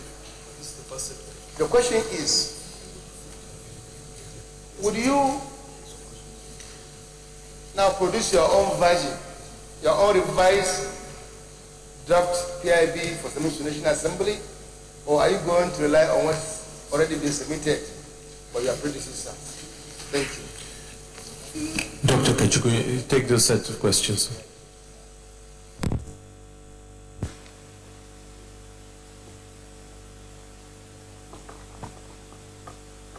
Let me start in no particular order. Questions last given by Senator Dalung. Scarcity of PMS and kerosene, will that continue? What are my recipes for solving this? It is going to be taken in a wider dimension. First, there's a firm commitment, I can say that to you, that we would work to ensure that the sort of scarcity that you see and the lineages that you find in the pump islands and pump stations would go. I think that in the last 6 weeks since I walked into an MPC, you're only beginning to see pockets of that in the last 1-2 days. And that is not because of non-availability. That's because there was a rumor going around that we're trying to bring down the price of PMS to 57 or 53 naira. And so everybody began to hoard to decide to determine what exactly is the plan of government. We have come out very clearly to clarify that there is no such plan. Indeed, I'm sure you're all aware with the numbers that we face in terms of even subsidizing products at the current prices. So there is no such plan. And so I think that in the next 1-2 days, you'll find that individuals who open their stations and products are there. We have enough products storage in this country to last us for the next 40-50 days. So I do not expect that should be a problem. Now, in terms of how do you ensure it totally? The first is your refineries. Refineries are operating today at about 25-27% capacity. I know that there have been these old numbers bandied around to the fact that we were at the 65% performance levels, and that's not true, and I've advised His Excellency as such. My analysis over the last 6 weeks confirms a consistent, because the issue is not an upsurge issue. It is not that you do 65% in one day, then you do 0 tomorrow, then you do 25%. You take an average, and performance levels are between 25 and 28%. Now, when I joined, the first thing I did was to put a clarion call to all the managers of our refineries. And I said, the success of your job depended on these refineries and how they work. If we can't run them, then we need to get out, make adequate arrangements to privatize them, and take them out. And in any case, whenever you don't run a refinery well, every barrel of crude that you send into that refinery produces, you send a $45 crude, or today $52 crude. You produce an income of roughly about $15 to $20. So from point one, you're already losing money. And so we've instituted a process of not giving crude to any refinery that is not producing properly. Now, I've given a 90-day program which is working, and I'm glad that over the last 3 weeks, Port Harcourt, for example, has come out of that pathos and is producing right now at about 67% capacity. Our intent is to grow Port Harcourt all the way to about 70-75% capacity by the end of the year. So Port Harcourt is on that, and the prayer is that it continues. Now, Warri is beginning to signal that there's a likelihood they will come on stream, because right now both Warri and Port Harcourt, both Warri and Kaduna are short. Kaduna does not have an FCC problem yet. The difficulty was one of the pipelines. The pipelines were breached. We just finished the repairs on the pipelines. We're going to begin to pump crude into Kaduna refinery tomorrow. And hopefully over the next 4 or 5 days, they will get the stock that they need, to get the plants kicking. We will then know whether they're in a position to continue to produce seamlessly above 65%. If any refinery produces below 60%, it's not production. Because the reality is that the performing capacities of refineries worldwide are in the 90% and above categories, and that is when you begin to make yields that turn into a profitable refinery. So we're hoping that Kaduna, when it starts, will at least begin to benchmark on what Port Harcourt is doing. What I have clearly as a mandate will be that at the end of December, when the 90 days is up, we'll sit down and say which ones have shown a capacity to consistently perform at levels that make optimal sense. And those ones will let's continue. We'll look at the management issues, tidy them up, look at the procurement issues and tidy them up. But those that are not, we'll have to shut down and do complete maintenance. Now let me go back to why refineries, however, are not producing, because all linked to whether you will have PMS on a constant basis. The reality is that over the last 10 years, we have not really done a serious shutdown routine maintenance of the refineries.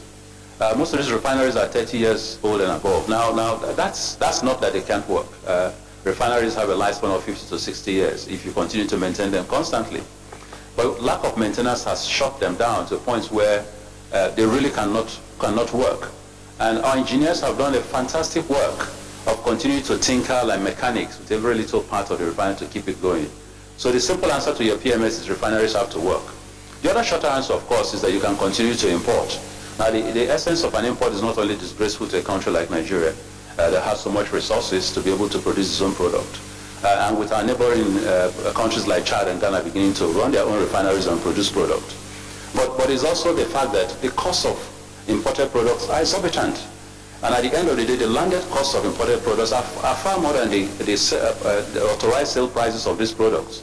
And right now, we're dealing with all kinds of cataclysmic effect of DAPMA and the rest of them who bring in products are owed huge arrears in terms of subsidy and would not want to continue the business unless subsidy is paid. So obviously, importation as a track forward will be something you want to fairly quickly find a way of getting out of. But in the short term, how can you ensure that? We have to get the refineries to work. We have to shut down the ones that can't work and get them maintained so that they can work better. We have to look at a fairly fast process to ensure that product is always there. And of course, finally, you've got to have strategic reserves. Now, these strategic reserves in most countries will carry products of between 6 months and 3 years. The United States keeps a strategic reserve at any given time of 2 years plus. But strategic reserves cost money. They cost money to build, they cost money to stock, they cost money to carry. And the carrying cost can be quite heavy. So unless your financial circumstances allow you to do that, that probably is not an immediate solution. The long-term solution really is to privatize as much as we can the whole rudiment of downstream sector performance. Because once you do that, people will go into the business for profit. They will do the investments that are required on a long-term basis, and you find solidity in terms of availability of these products. What we are doing right now is to continue to do an interim, holistic, but firm and forecasted management in the sector to ensure that our citizens do not suffer. Kerosene is a different ballgame. You will notice that only NNPC for now imports kerosene. And that is because it has, you know, the sale prices are such that nobody can bring in kerosene and make money. As a matter of fact, 50% of NNPC's subsidy charges come from importation of kerosene. So the first thing is, how do you get kerosene easily available? The refineries work. If the refineries work, they produce more kerosene. If you begin a good deforestation and afforestation program, you can begin to slide our people away from kerosene. And so therefore, it is absolutely essential, for example, that gas goes all over the country. Next year, we are having a program that we're going to launch that will give, hopefully, free cylinders to every Nigerian citizen. Once we do that, we'll begin to say, how do we get gas to nearby depots, closer to the people? Because once we do that, we'll begin to move out from kerosene. But until we do that, kerosene is still the bread and butter of the average Nigerian family in terms of cooking and all that. And our duty will be to continue to produce that. And the president is very, very committed, you know, to making sure that that product is available. For the very first time in very many years, you are seeing a situation where kerosene at least is being distributed at near control prices as much as possible. But it's at a loss component to NNPC. We've got to address that for continuity because you can't continue to run that on a deficit basis. You've got to create an incentive where others are able to bring in kerosene and sell. So somewhere down there is the band of how we need to address the subsidy requirement on kerosene to ensure that it continues to flow. In terms of distribution, the majors and the minors, the Dogman, all the rest of them, will gladly and freely and quickly and speedily move kerosene to all over the country as long as it's available in the volumes that you require. So that's the short answer to that. We're working on it. We're working on policies. I've been there for 6 weeks. You begin to see some trending in terms of provision of kerosene in these stations that control prices. But we're working on a twin engine of being able to provide this product on a holistic long-term basis without suffering the sort of loss and causative factors that you see on a day-to-day basis. And then you also asked me about the PIB. Would I utilize the existing version? I think first of all, let me say that one of the things I've said to myself since resuming as GMD of NNPC is that I will not be constrained by the lack of PIB in making sure that holistic solutions to the industry continue to be propelled. So using existing laws, we'll continue to make changes. We'll continue to draft solutions. We'll continue to tinker on. Because at the end of the day, whether or not PIB is available and passed really doesn't lie within the umbrella of the executive. It lies with this revered assembly. But I also do not think that the problem really with PIB has been the fact of the versions. I think by the time the last 6th Senate was running up its program, you had gotten a version that was clearly the version that both houses were looking at. Am I going to create a new version? Not really. I think what I will need to do is take the version that you have, look at it again, make changes. The key issues is that as long as we continue to want to pass a holistic PIB, it's going to be a very major challenge.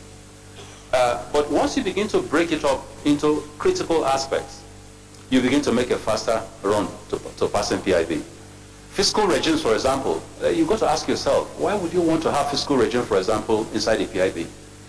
Because to change those fiscal regimes, which are a very dynamic environment, you have to come back to this assembly to also make changes. You must find a way of pulling out fiscal environment, fiscal regimes, and leave them to existing tax laws which you can amend. And additionally, look at the PSCs and the joint venture agreements and the tax laws to enable you to determine fiscal regime. The advantage in that is that you have the flexibility of changing with the times. At the times when oil prices are so low that nobody is willing to invest in your country, you may give some incentives. At the time when they're so high that people are making outrageous profit results, you may increase your taxes. But so long as you leave it in a holistic, blue barrel type voluminous PIB, you are stuck in terms of how you're going to get a required votes each time to make amendments or tax. So I think the way to go is, first of all, take what is there. I don't believe in throwing away the baby with the bathwater. Take what is there, look at it in the context of where we are today. Oil prices are slided since the time but if you count the time that the first versions of PIB went in and now, oil prices have moved from 70 to 90 to 120 and then back out to 45 and 50. Environments have changed, the considerations have changed. But the aspects of PIB that deal with organization, structure, administration, reorganization of the government agencies that are going to be responsible, for stewarding the oil industry are still as relevant as they were before. We can take those, the interests of communities are still as relevant as they were before. So we can take those, pass them fairly quickly so that we can have some level of certainty. I can tell you that the average source of volumes in investment that we're losing on an annual basis because of the lack of PIB is in excess of $15 billion a year. And the reason is simple. It would have been better that you didn't start at all than announce very flamboyantly that you were going to do PIB and then step back from it. Because it creates a level of uncertainty that no international investor wants to grapple with. So I will urge this very revered Senate to fairly quickly come to terms, find a way working with us to go ahead and pass those elements of PIB where there's not much contention. Engagement is key. One of the key things that killed a previous bill was that there wasn't sufficient engagement. Our duty as individuals in the line of progress with you will be to go out there and have those engagements and hopefully submit to this Senate and to the National Assembly entirely suggestions that have come with people, things that people can live with, amendments that need to be made. Because once that engagement is there, and engagement does not imply that you must at the end of the days accept the views of everyone that is accepted. The experience in this room is enough for you people, for distinguished senators to go through that. But engagement is key, because at the end of the day, the trend that you're seeing is a northward trend towards foreign investment and external private sector investment in the sector. Government emphasis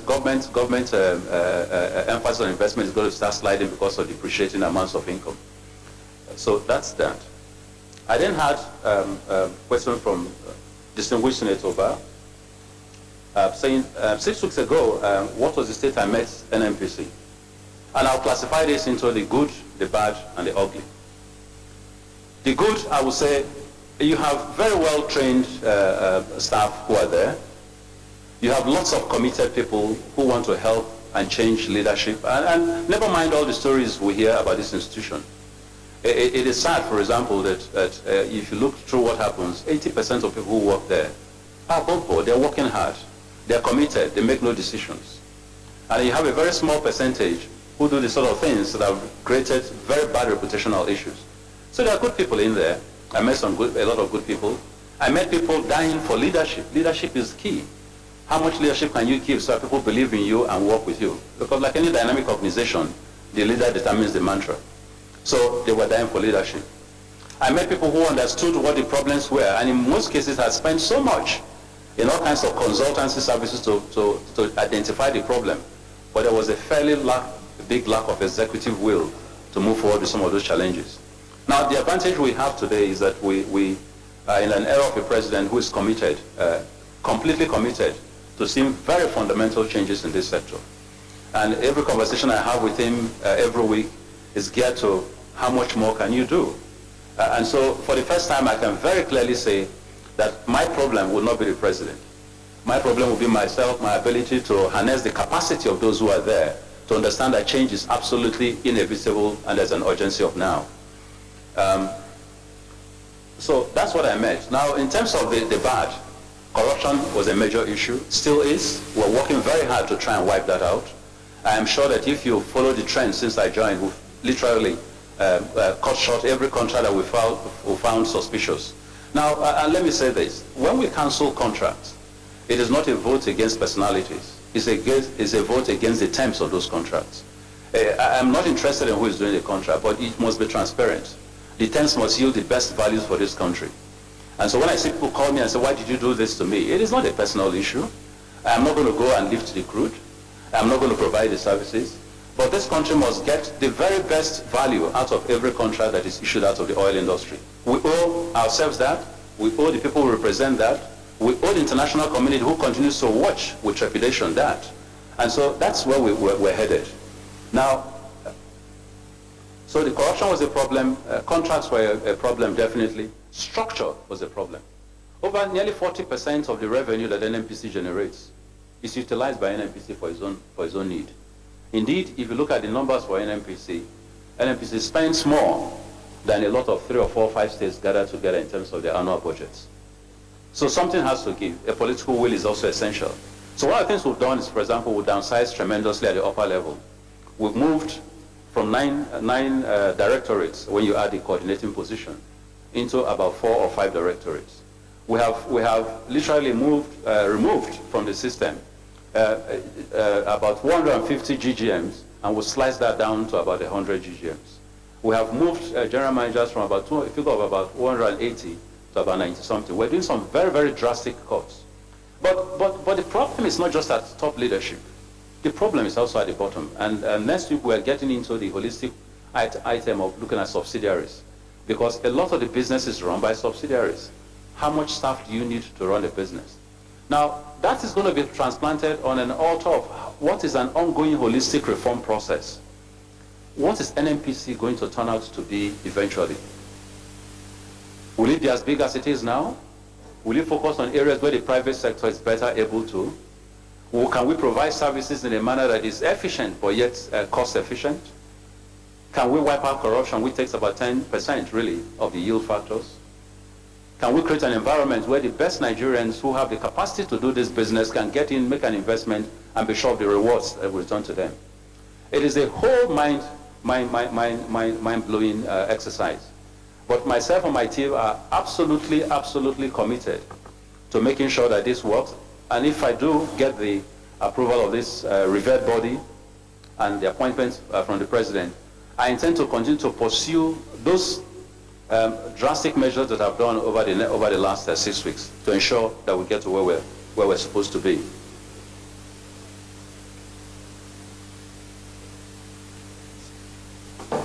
What steps am I taking to transform? I've already talked of contract cancellations. I've talked of restructuring.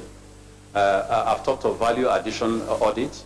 We're getting out to the industry to work with the majors to be sure that we're getting the best value for the investments that we make.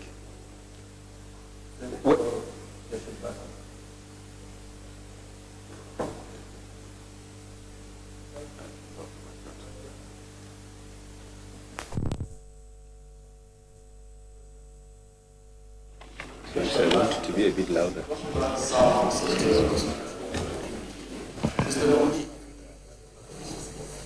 Let me congratulate you on your nomination to this office. My question is simple, and it's only one question.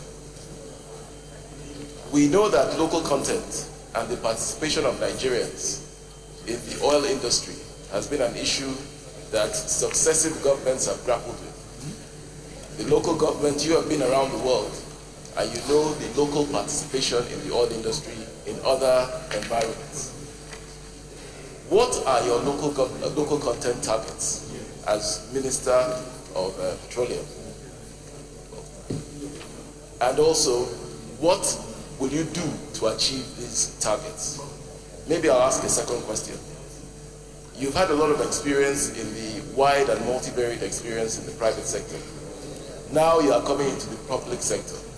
What are the best practices, the corporate government traditions that you believe you will bring from the private sector to the public sector in order to transform the NNPC? Thank you. While noting that, also to note the question asked earlier by Dr. Akko, Senator Tazi.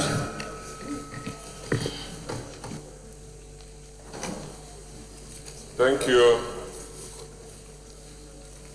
Mr. Senate President. I want to welcome the Red Chambers, Dr. Kachikwu Ibe. We feel that we have a round peg, a round hole this time around, considering what we have already seen you've done in the past 6 weeks. You assumed duty as the GMD of NMPC. We want also to say that since Mr. President has indicated his intention to be the substantive minister for petroleum, and you, as if the Senate approves of your confirmation that you become a minister of state for the Ministry of Petroleum, I want to ask how you are going to coordinate this. How the ability to you have a president who is a minister and yourself as a minister of state in terms of project delivery. That one. The other issue we want to ask that has been bothering the smooth operation of the industry is the lumped NMPC. And I'm happy also that in your NMPC 20 fixes restructuring program here, you have them. That is the unbundling of NMPC for efficiency. We have had in the past so many people that have come before you come with the liberalization of the downstream sector, do one story after the other. But we have... Distinguished Senator, could you put the question so that... Yes, Mr. State President, I'm going to do so. But I want to say that we have had motion without movement. And this is bothering us. And that's why so many of us here want to ask questions. Because we know that if we get it right with NMPC, the industry here, that a lot of our problems as a nation will be solved. And then I say, how are you going to do effectively? So, in fact and indeed, the unbundling of NMPC, so that you have one. Let me give you an example. You have PPMC. Distinguished Senator, I think, as I said, we need to give utmost respect to our colleagues. Put the question. I'll do so shortly if I don't have so many interventions. So what I'm saying is that unbundling it so that you have different strata of the industry and differently. That's one. The other issue is that how do we remove government? Order, please. Remove government from business. The private sector, the economy of this country must be private sector driven. But what we have found or seen in the past is that the NMPC want to do most of the jobs. You have also seen in the downstream where you have filling stations that you have people that past administration got into to take NMPC filling station all the places. You know how much you have lost in the process. So what I'm saying is, how do we allow the private sector to drive the industry? Then the NMPC doing regulatory job, trying to set the standards and get those things done so that this industry can move. If you do all this, for goodness sake, I think we're going to get things done. Then the other issue is that the pipelines, we have pipelines. We have the issue of pipelines in this country. The pipelines have always been fractured.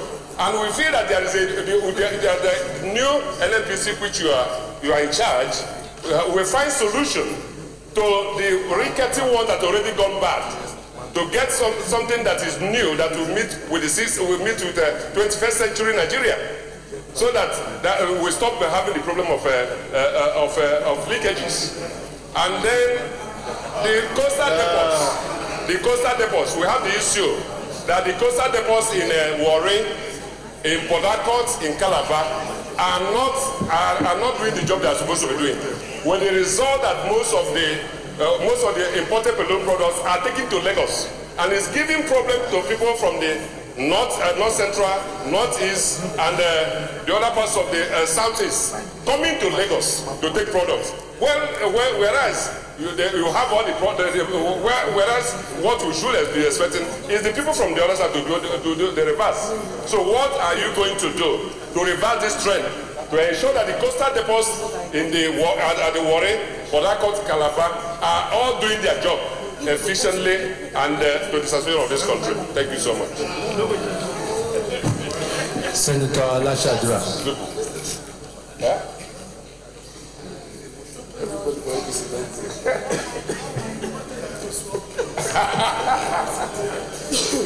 Order, please. Order, please. Thank you, distinguished senators.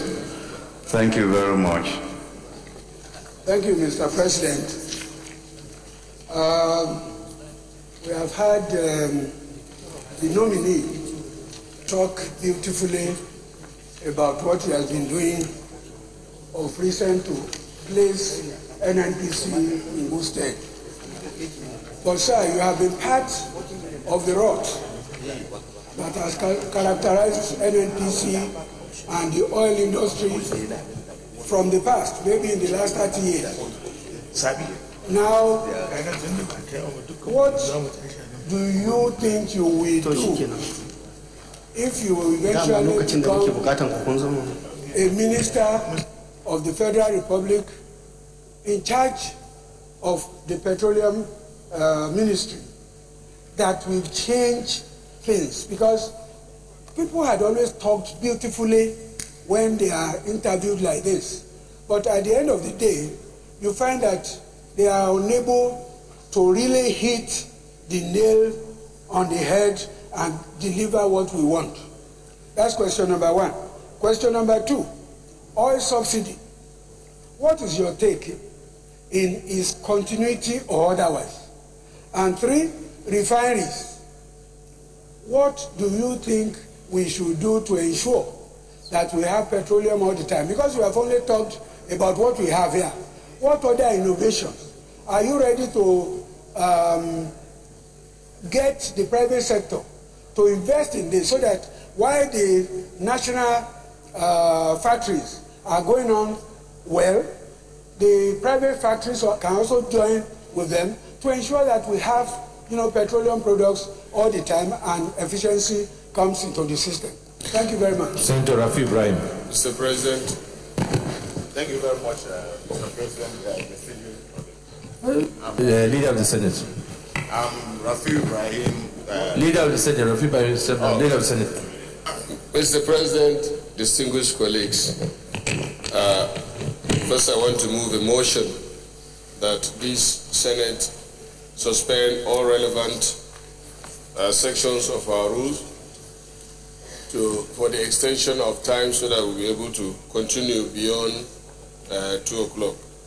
Then secondly, Mr. President, after my motion... Can we move this motion and I'll call you for... Thank you, Mr. President. Thank you, distinguished President of the Senate. My colleagues, I want to second the motion that we do extend the time to enable the Senate continue with the screening exercise, that I take that privilege to urge the Senate President to look at this bench when it's possible. Yes, thank you, Minority Leader, for your colorful control. Distinguished colleagues, those in favor of extension of time beyond a nominee sitting period for us to continue with the screening of nominees, say aye. Those against say nay. The ayes have it. We have to continue our sitting. Senator Rafi. Thank you, Mr. President. Dr. Kachikwu, my question is very simple. I have your 20 fixes for NNPC, which I believe is 20 fixes for Nigeria petroleum industry. I can see that from our history, we have the issue of neglect of communities around the petroleum industry facilities. From your 20 fixes, there's nothing on corporate social responsibility, which in Nigeria as of today is not compulsory, it's still voluntary because there's no law binding companies to do minimum to their communities. Can you tell us what you have as a reform in that area so that we will not go back to the days of agitation by our brothers in the Niger Delta region? Thank you very much. Dr. Kachikwu, can you take these questions along with the also one that, as I said, Dr. Akume has said earlier on? Thank you, Mr. President. Senator Akume did ask about the JVC funding and alluded to the fact that enough training had been done in the industry and the time had come for us to put that aside. Now, I think the reality is that as people come into the industry and train, they continue to move around. A lot of people we've had in the industry have moved on to their own personal businesses. So you continue to have a continuing need for training. But whether or not some of those training funds are mismanaged and are not really applied the way they should, and whether or not we should step away from it, are reviews that I will undertake to look into. I do share the sentiments that you have there in terms of the long-term continuity of this and the need to address that, but I'll look into that. You mentioned, of course, the emergency power project and wondered why up till now we've not been able to have a resilient delivery on that project. Well, my past work as GMB and MPC didn't cover power. We were only ancillary supporters of the power project through the provision of gas. But you will see, for example, that over the last 6 weeks, we've had a dramatic increase in the amount of gas passed on to power, and that is why you've reached the sort of numbers you've reached on a continuing basis. Over the last 2 months, you've had power averaging about 4,000 megawatts. A lot of that is coming from gas that is being propelled by MPDC. I do agree with you that they need to focus on the power project. This is important. It's the life wire of this country. And whatever I can do to support that process as minister, if I do get confirmed, I definitely will do, because it's the life wire of our country. You wanted to get a guarantee from me that when summoned by this August body that I will come. I don't even think it's an option. It is a matter of requirements of the law. But I will do better than that. I think my experience in the sector has been that the reason why you get a festive National Assembly sometimes is that ministers finish all their confirmations and they disappear, and you begin to chase around them to come and account. I have published my first monthly report in the industry within 6 weeks. It's not been done in about 10 years. I can guarantee you that on a monthly basis, these houses will get what I'm putting together now called the NMPC manual. It will be a manual that tells largely what is happening in the industry on a month-to-month basis before it is published. And you will therefore be abreast of developments in this sector well ahead of those developments. And we started out reforming our system. We're doing a monthly publication. I'm doing a weekly podcast within NMPC. That weekly podcast addresses relevant issues on a week-to-week basis, and is stranded to every staff of the corporation, about 12,000, 13,000 of them. They receive that every Monday. And I've done that from the very first week that I've resumed. I will continue that till December, and to go to a monthly podcast. If I can do that, then be assured that a monthly delivery to you wouldn't be a problem for me. I have had a weekly session with the president, which is all documented. We'll continue to do that every week. And we've had monthly town halls. We've done one. We're getting ready for the second one. So I think that the requirement for knowledge and information is not a privilege that we give to Nigerians. It is a right that they're entitled to. And as long as I have any influence at all in this sector, I intend to ensure that that right is respected and delivered upon.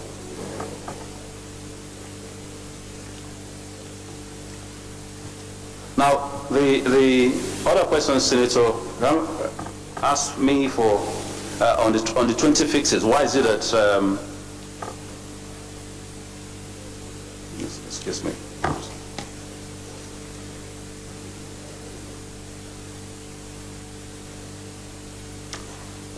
Sorry, I get confused with some of these questions. I think, Senator Gershom, you did ask me on the local content drive what I intend to do on local content. Let me say that the local content board has done quite a lot of work. I think the previous occupants of that position did a yeoman's job, quite frankly, in terms of delivering on local content. We're going to build on that. And whilst they had focused substantially on the issue of contractual deliveries and personnel, we're going to focus a lot more on the issue of incentivizing and issue of investments. So it is something we're going to continue. Now we're going to begin to go into the hard knuckles. Most of the investments that you see Nigerian companies do have been largely in the peripheral areas of the oil sector. Now, but the reality is that the oil sector is moving. If you look at our statistics, a greater amount of petroleum is being produced, not from onshore facilities anymore, but from the PSCs. So we're going to have to encourage Nigerians and the banks and the financial institutions, and indeed, hopefully, one of the things we're looking at is a world fund that will be set up to assist Nigerians get into the very complicated adult levels of investment in the deep stream sector. But local contents will be relevant. However, whilst the local content drive will be essential and will be grown, we must find a way of harmonizing some of the rudiments of local content that have tended to slow down, ability of the oil companies to go fast on approvals. So NNPC has got to work hand in hand with these companies to have parallel and as opposed to a cumulative approval system. I have set a mandate for my people that approvals will have to come back from the 3 months average that you've noticed in the last 4 years, and then register and then basically be handled within a 6 months period. That's a very tall order, and to do this, there's going to be a lot of complementarism between various agencies of government, and that's one of the things we're working on.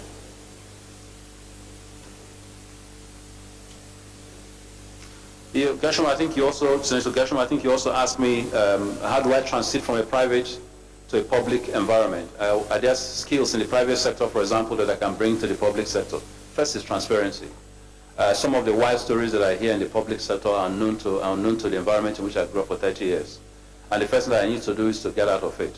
And that's why you've seen that within a very short order, we've ordered PwC back to do a forensic audit of our earnings.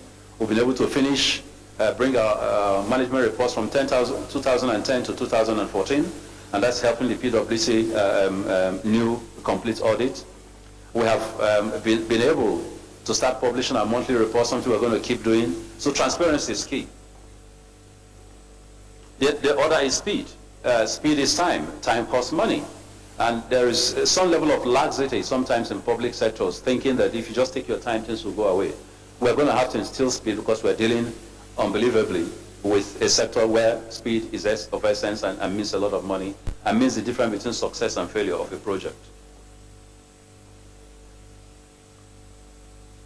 Senator, no, I think there's a question from Senator Kazim, basically saying, asking me, what am I, on the pipelines, for example, what is the holistic solution to pipelines? And what are we going to do? Well, I'm sure that those of you who have followed the press in the recent times have gotten to a position where we have gotten the army involved, we have gotten security and community involved. Can we invest in new pipelines? Very expensive, but that's going to be a private sector-led effort that we're also encouraging. The ROT and NNPC I've already talked about and how we're unbundling that. I think that different from the 20 fixes that the distinguished senator mentioned, if you also look at my roadmap for the oil industry in totality, 20 fixes we're dealing with NNPC's problems. And therefore, community issues likely fall into the roadmap, for the oil industry. We have a book that I just brought up on the roadmap for the oil sector, which canvasses all that. But community is key. Without the community, there will be no oil. Unless you deal with the community, there will be festiveness and you will not produce. I think we're all too realistic experiences in terms of what has happened to this sector in the past if we don't do this. So community is key, and we have an agenda on how to deal and relate and converse and hopefully work cooperatively with community.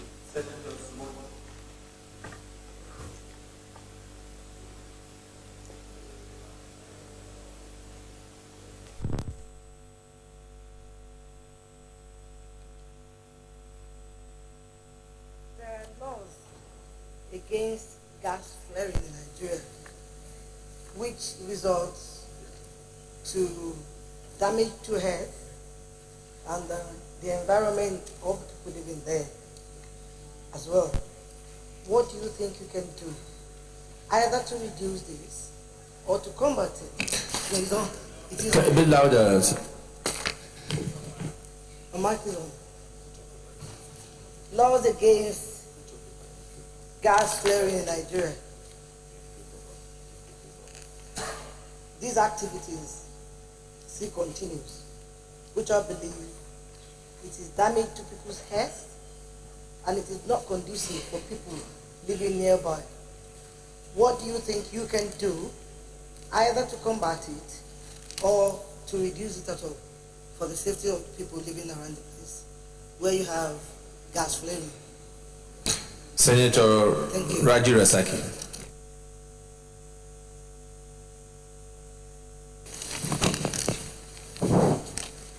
Thank you, Mr. President.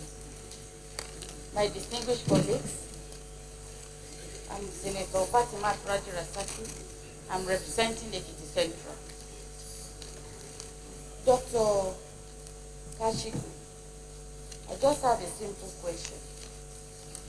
What will you do on the issue of the NNPC supporter staff that have been owed salaries for several months?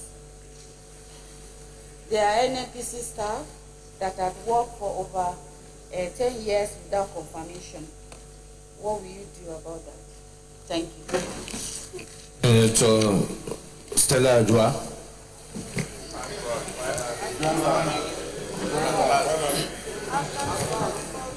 Mr. President, distinguished colleagues, may I start by congratulating my dear brother here. I congratulate you. I have a few questions for you, most of which I'm sure you're already working on.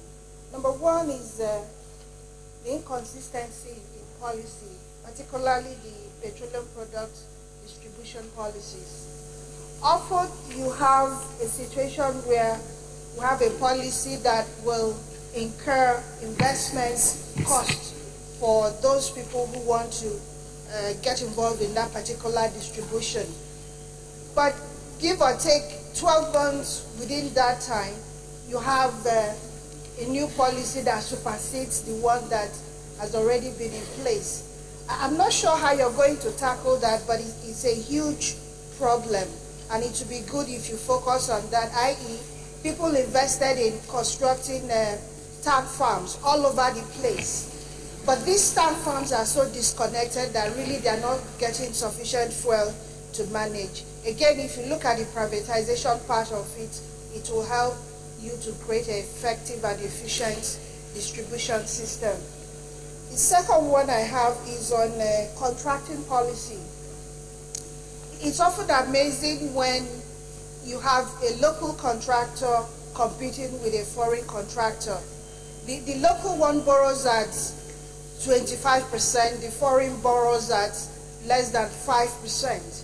And so they are supposed to compete. It's so unfair that really you don't get a fair competition going on in that direction. It would be good if you also have a look at that and have it reviewed. And for employment within the industry, it's been ongoing for a long time. And I think what is happening is because we lack the database for our skill gap. Now, are you going to review that to the extent that we have a skill gap database, and so you use it to address your host community issues and take into consideration their innate skills? For instance, if a particular... Distinguished Senator, if you put the question... I'm sorry. The last question I have is Houston. Houston is developed by the Chevrons of this world, the mobiles of this world. It would be good to leave such a legacy. Are you thinking in that line that we can have a Houston in Nigeria, somewhere in Niger Delta? I think it would be lovely. Mr. President, thank you for the opportunity. Senator Rozoku. Congratulations. This is a gender-sensitive Senate. Order. Order. Thank you, Mr. President. Thank you, Mr. President, for finally giving me the opportunity. Let me join several other Nigerians to commend and appreciate the GMD NNPC for the initiatives and what he has done so far.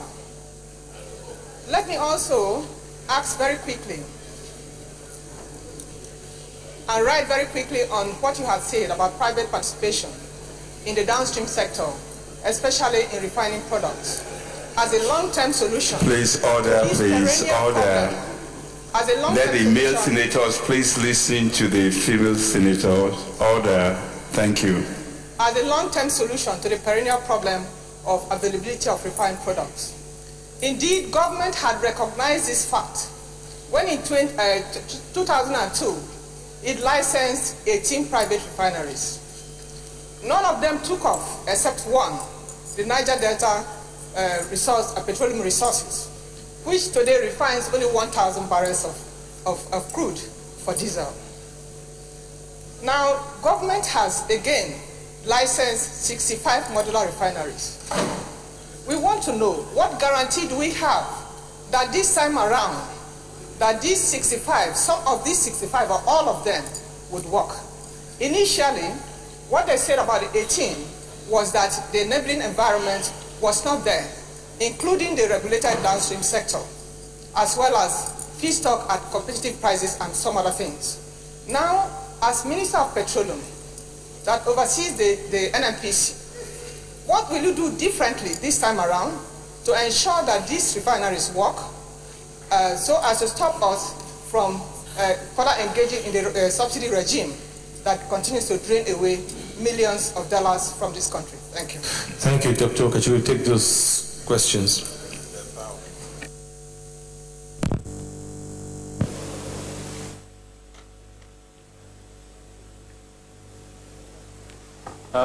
Distinguished Senator Abu asked about staff salaries that are being owed for about 5-6 months. That is news to me.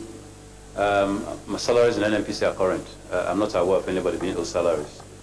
On the contrary, you could accuse us of utilizing monies meant for federation accounts sometimes to pay salaries. That I can understand, but that salaries are being owed, it's not to my knowledge. Distinguished Senator Stella Odo, you asked, well, you affirmed certain policies which I totally agree with. One is the petroleum policy inconsistency in the country, and I do agree with you. People get out and they make investments, run into billions of naira, and if you can't keep policies consistent, then at the end of the day, they become companies that go bankrupt. We will intend to have a roadmap which is approved by the Federal Executive Council and His Excellency the President, and once we do that, we're going to be consistent. This President, I don't think, has a history of not being consistent, so hopefully, I'm sure we will keep to that. Now, in terms of the borrowing cost for local versus foreign companies, I think we need to have a clear demarcation of areas of operation, at least in an interim period. One of the things that you have is both local, like you rightly say, local and foreign companies competing for the same contracts in the different financial models completely. But we need to set parameters and say local companies need to be given a lot more access to, especially on onshore type contracts. You know, while we begin to push the very experienced, very heavily capitalized foreign contracting companies more into the deep offshore type environment. That I think will help compare oranges for oranges and apples for apples. Employment skill gap database, yes, absolutely, I agree with you. We need to develop that because one of the problems you're having within NNPC are those sort of skill sets. Over a period of time, you find a lot of people being dumped on the corporation whose skill sets really do not fit what needs to be done by those positions. We're reviewing those. We're going to create the gap analysis, not just for NNPC, but also for the entire oil industry. And that is certainly where my skill set go, for example, right now, some fabrication. And there are millions and millions of Nigerians who have absolutely wonderful skills in simple fabrication. We need to grow those. So we're going to find those gap analysis and try and drive those. Now let me go to the refinery question. A refinery, for me, there are certain processes that must be followed. One, the existing ones will have to be maintained. And if it means shutting them down to maintain them so I don't waste crude, we'll do that.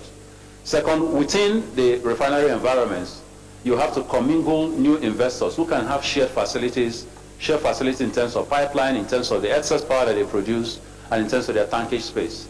Three, you will need to look at modular refineries. At the end of the day, whether we accept it or not, destroying the local refineries that you see because of illegality may well be a first reaction to bring sanity, but ultimately you've got to create and harness the technology that those people have developed over a period of time and be able to put modular refineries in areas where they can provide work for people, get them out of the festiveness of attacking pipelines and stealing crude, and so we need to address that. Now the difficulty has always been that most people who apply for licenses, they get the licenses, they have not looked at the financial modeling, they have not looked at the business modeling.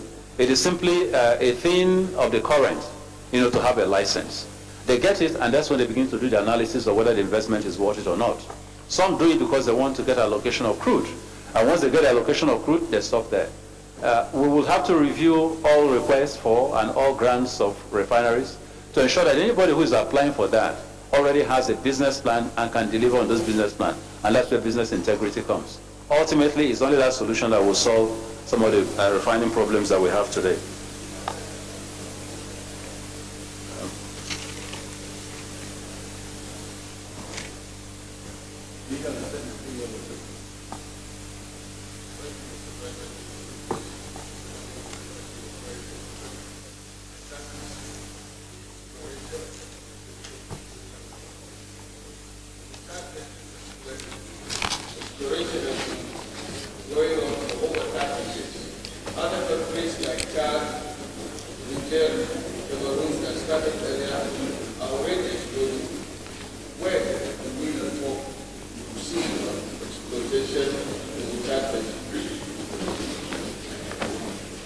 I can take that quickly if you want.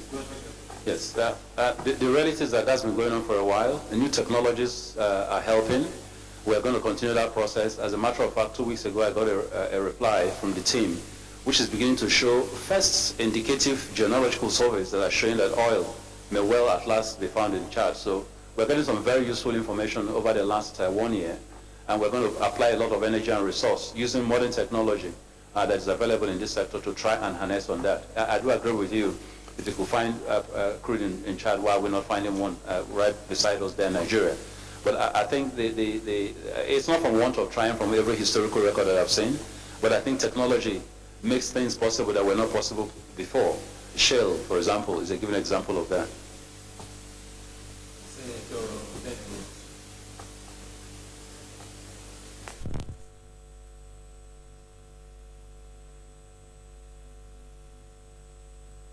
One, illegal refineries. The Niger Delta, there's a great deal of pollution taking place in the Niger Delta, environmental degradation, because the young kids are busting your pipelines, they are getting your crude oil, they are bunkering, they are producing refined products from your crude. Now, the reaction of government is to blow up these pipelines, to blow up these illegal refineries, put them out of work, so we have sometimes in Bayelsa 90% unemployment, environmental degradation. Would you be willing, the government, NNPC, to provide crude oil at a subsidized rate to these kids so they can refine these products using the modular refinery process, put them together as communities like what Awolowo did in the West, and make it possible for them to refine products? So one, they have employment, they have a job, they can pay their fees, look after their families, but more important, they protect the environment. One, it is cheaper to protect the environment than to blow up these refineries. Okay? Second issue. The federal government is subsidizing consumption. Bloomberg says we spend sometimes $7 billion subsidizing consumption. It may drop to $3 billion now. It makes no economic sense for the NNPC to subsidize consumption. Now, I want to put you on record that when the budget comes out for subsidizing consumption, I'll be voting against it, and I will urge my colleagues to totally vote against it because it makes no economic sense. That is why Senator, put the question. So the question is, I'm putting your notice, I'll be voting against it. Now, I hope when the budget shows up, you will not be asking for us to subsidize consumption, and I urge you not to. Thank you. Senator Shimusani. Thank you, Mr. President. Mr. Nominee, I just have two questions. The first one is on the issue of abandoned projects by the NNPC. In my constituency, there is a petroleum institute that was built, furnished, and was abandoned. That is one. Secondly, I will take you on some of the measures we have taken since we took over office, which is the sacking of some staffs of NNPC, which you euphemistically said rationalization. Now, what have you provided for those persons? Because I had series of complaints from them. And again, I want you to make a clarification about the exploration of oil in the north, particularly in the Benue and the Lake Chad region. Thank you. Minority Leader. Minority Leader, will you please go to your seat? According to the rules of the Senate, you cannot speak from anywhere except from your seat. Thank you very much, Minority Leader. You are the best. I'm sure you are surprised the President will find me. I'm not. Your Excellency, the Senate President, my colleagues, I just want to ask two questions. First, let me commend the President, President Muhammadu Buhari, for going outside party line to bring people of credibility and integrity that can help the economy. Dr. Ibe Kachikwu is one. He's somebody you cannot say is in any political party. So the question... Could you answer your question?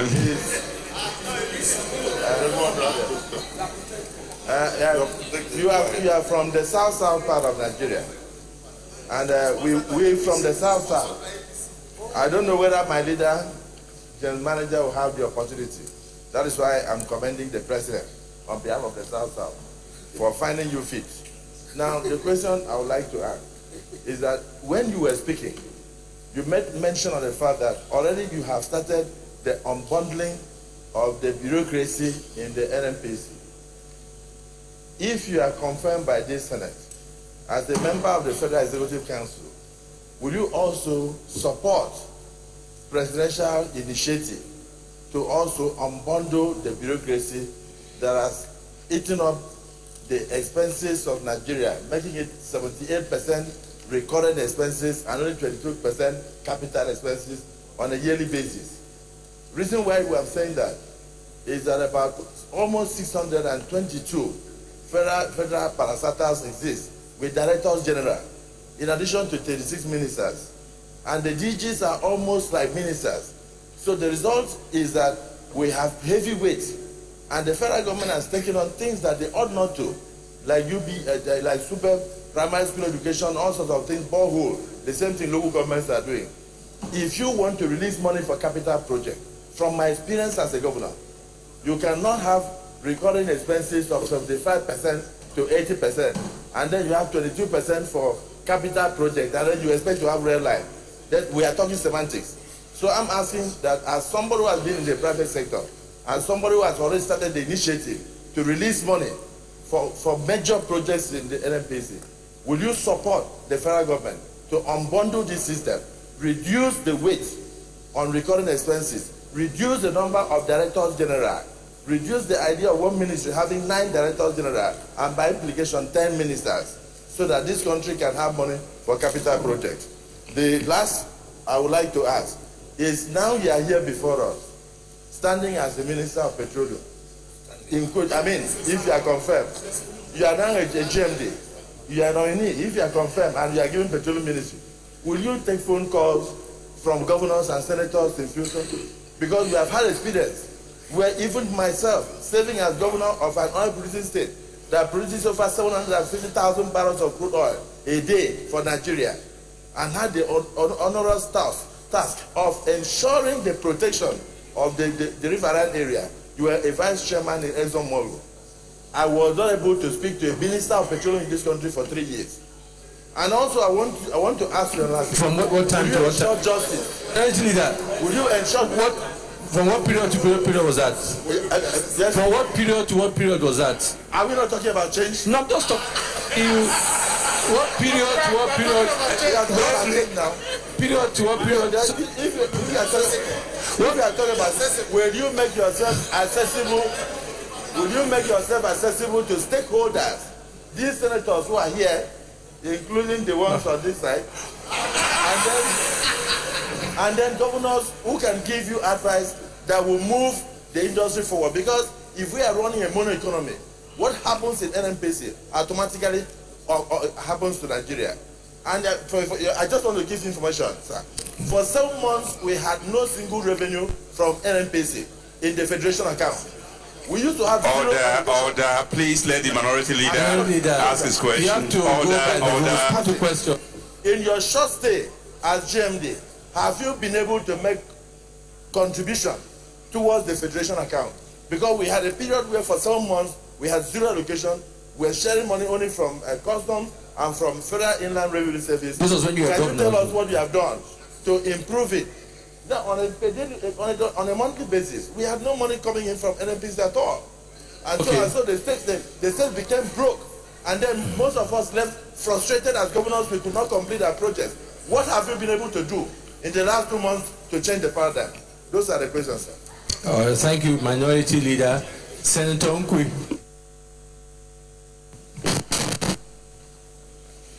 Mr. President, distinguished colleagues, my name is Suleiman Nkwi. Mine is a straight follow-up question to one of the questions that were earlier thrown, but with direct clarity on the issue of subsidy, an issue that we all agree is a double-edged sword. Under the current agenda of change, of course, we definitely believe there is a lot of issues surrounding the item of subsidy. One can talk endlessly when a government wants to attack from the heart the issue of corruption. Certainly, the issue of subsidy is a very germane issue. My question directly to you, honestly, what is your position and what is your state of mind on the issue of subsidy? Do you, as a follow-up, or will you support the policy of maintaining subsidy? Or will you come up with options of abolishing subsidy? If it is the later, that is, you feel it should be withdrawn, to my mind, what are the palliatives you believe Nigerians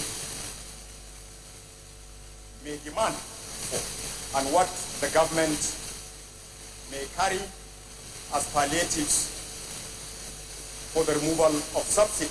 Lastly, again, to that question, if in your own opinion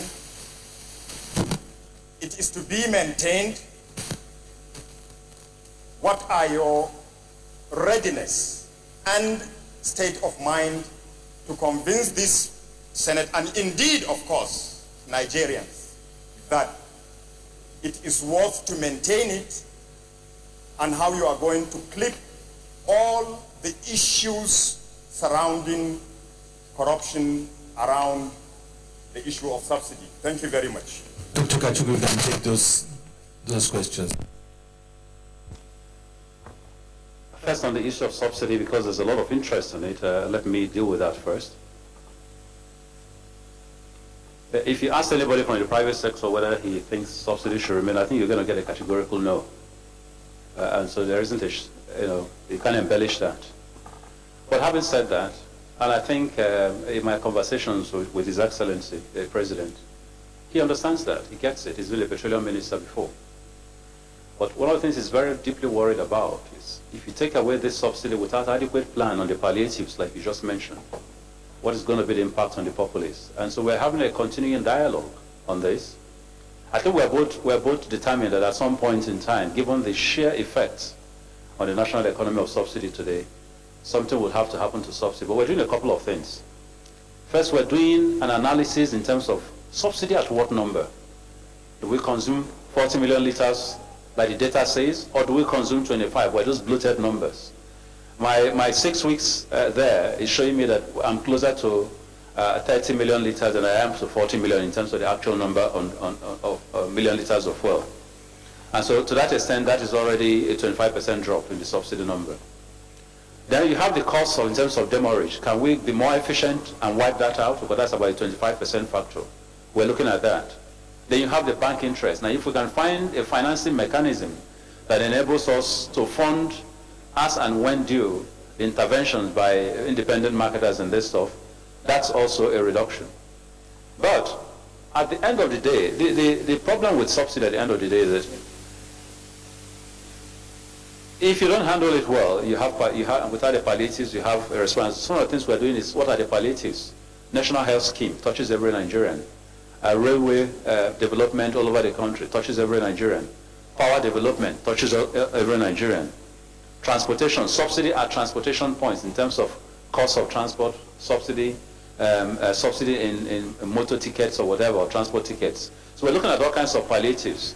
I think my understanding is that the President is a lot more minded in attacking subsidy once you've been able to deal with the palliative issues, rather than simply yanking it out. So my duty in the short term is first to continue that dialogue and get him comfortable with it. Two, and I think he knows where I stand on this, but two, and more important, to also be able to help him develop a comfort factor on those palliatives. Then three, get subsidy to a level where you can say that this is the actual cost of subsidy. Because there's a lot of fraud that went into the subsidy scheme. If you strip it of the fraud, what really is the subsidy? I mean, if at the end of that analysis, for example, we find that the subsidy element is not more than 10 naira, the question anybody will ask you is 10 naira too much an amount to give to your citizens? And can you fund that subsidy through other mechanisms? But if it turns out, as the data are indicating currently before the research, that you're subsidizing products at about 40 naira, clearly the effect on ability of state governments to be able to do, the loss to FAC and the ability of state governments to do their work becomes unbearable. So there's first a research that needs to happen, there's a dialogue that needs to happen, and we're going to get to the end road of the game. I think we're all alarmed by the effect of subsidy. And he, probably a lot more than I do, he carries the executive mantle on this. So rest assured, distinguished senators, that it's something we're working around the clock. Now,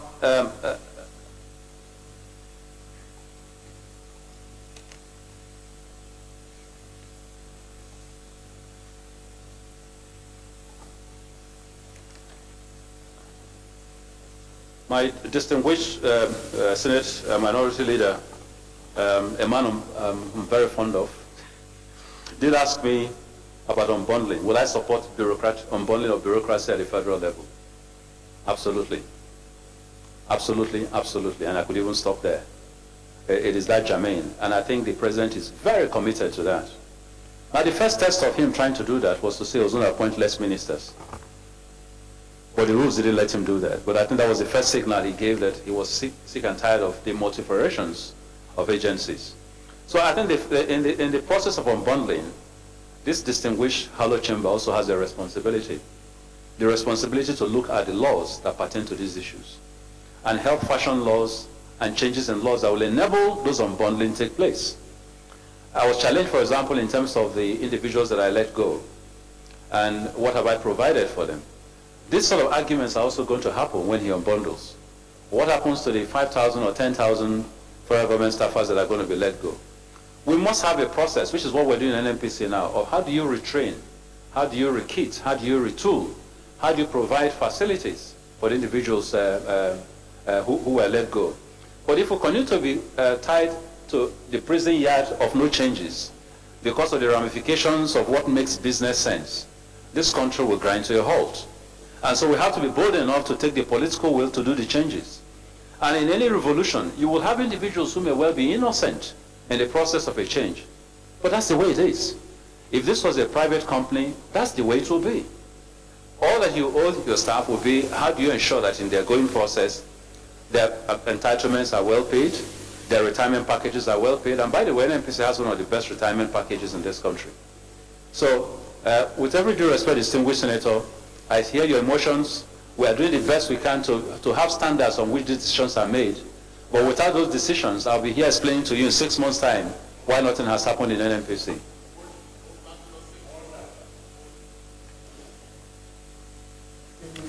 Exploration in the oil in the north, I think I already handled. Whether it's Benue, whether it's Chad, I think I already dealt with that issue. The one on gas flaring is key. I am very, I mean, apart from being somebody from the south-south, for whom the environment is a major concern, gas flaring cannot be a commercial way of dealing with issues. And so although we've approached gas flaring from a position of penalties for flared gas, we need to begin to look at taking away flaring from a position of investment in the translation of flare to money. To stop flare, you need investments. A lot of that money is not there. So we need to provide a national master gas plan, which must be gazetted, a gas plan which must be put into statute to enable us to move forward.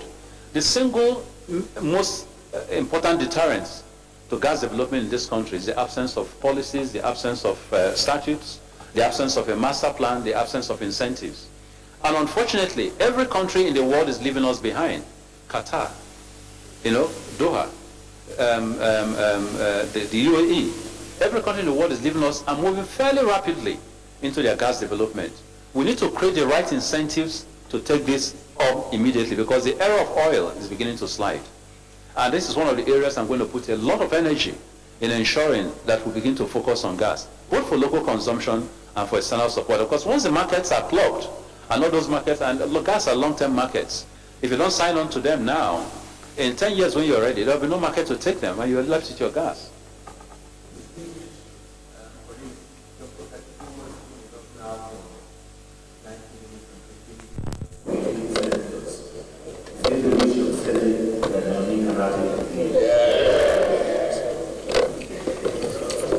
You can take your leave now.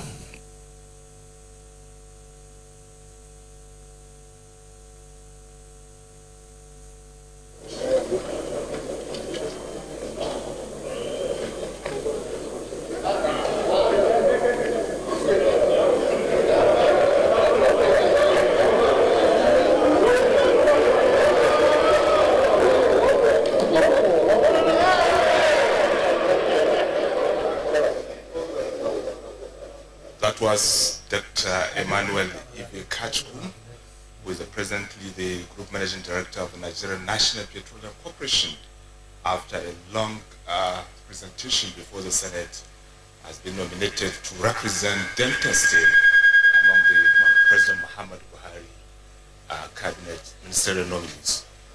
Next in the lineup is Abubakar Malami, a senior advocate of Nigeria, who was the legal advisor to the defunct Congress for Progressive Change, and he represents Kebbi State.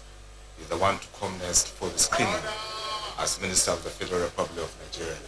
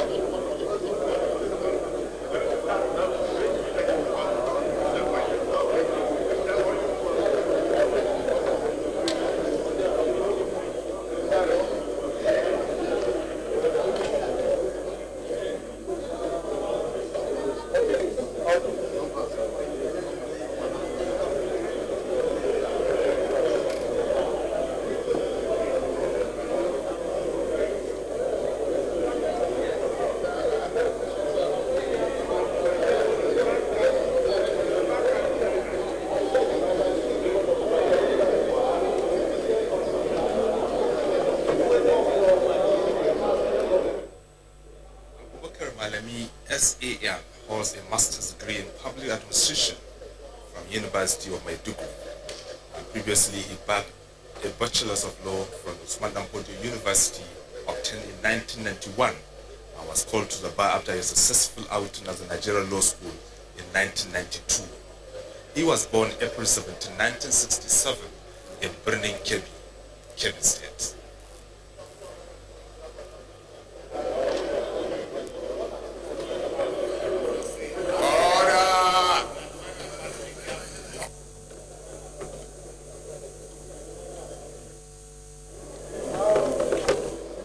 Malami also participated actively in the presidential campaign of General Muhammad Buhari by serving in the legal committee of the campaign.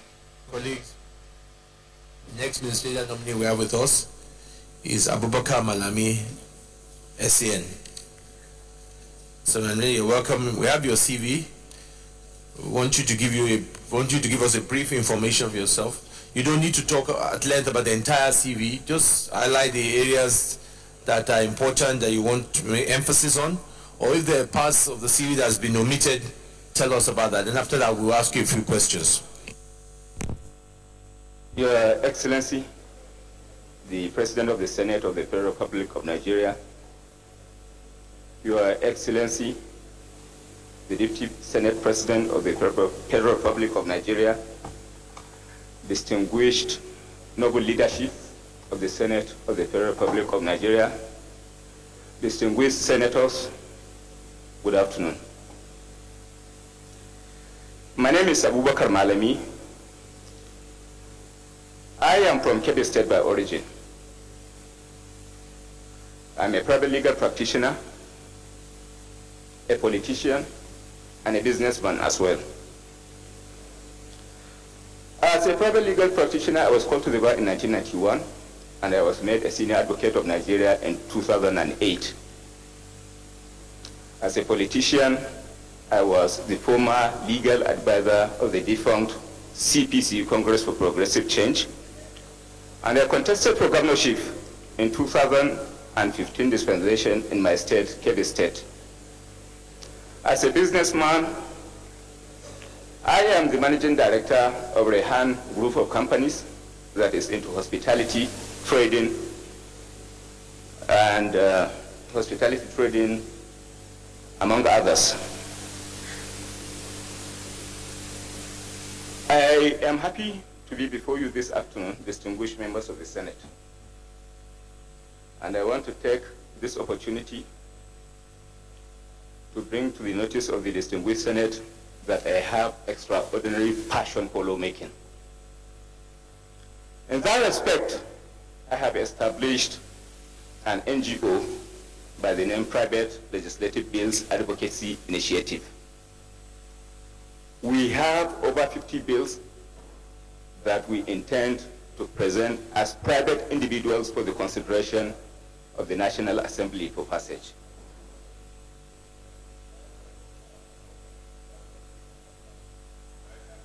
Yes. So arising from that, I am honored to be before the Senate, distinguished Senate this afternoon, because it's a place I crave wholeheartedly to be associated with in the development of this nation. With the permission of the President of the Senate, I wish this evening to give an undertaking before the Senate of the Federal Republic of Nigeria that in whatever responsibility I am assigned, I will be true to my God. I will be true to the Federal Republic of Nigeria, and then I will be true to the President of the Federal Republic of Nigeria, at whose instance I am before you. Inshallah. Yes. My commitment to the service of this great nation is the pursuit of justice, is the pursuit of public interest, and aggressive confrontation with impunity and abuse of judicial process. Mr. President, I rest my case at this point.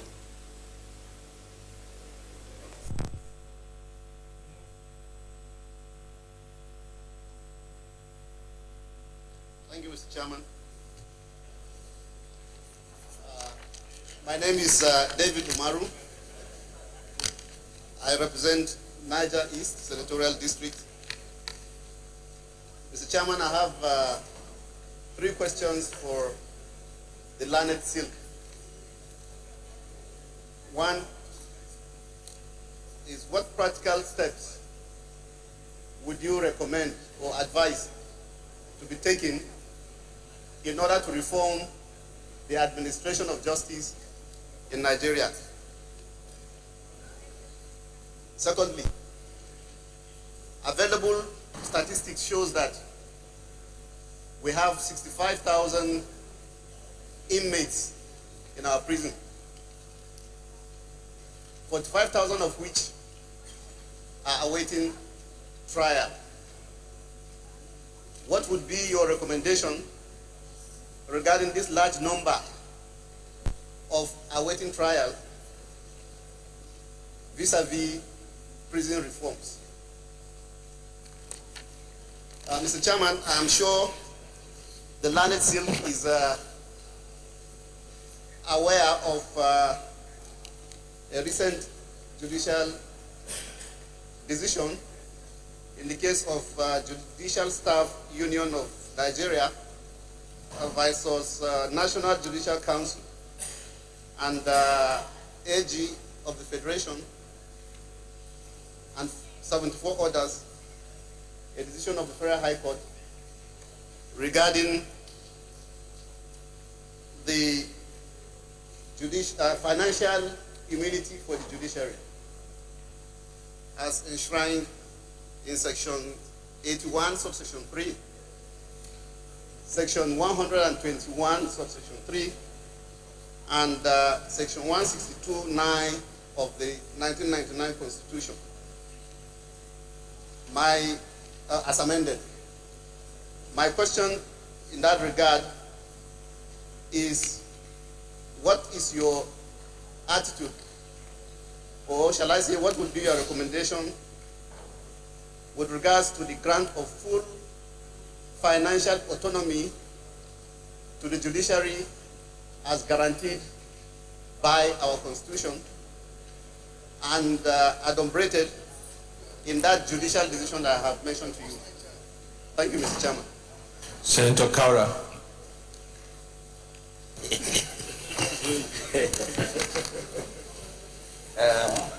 Mr. President, distinguished colleagues,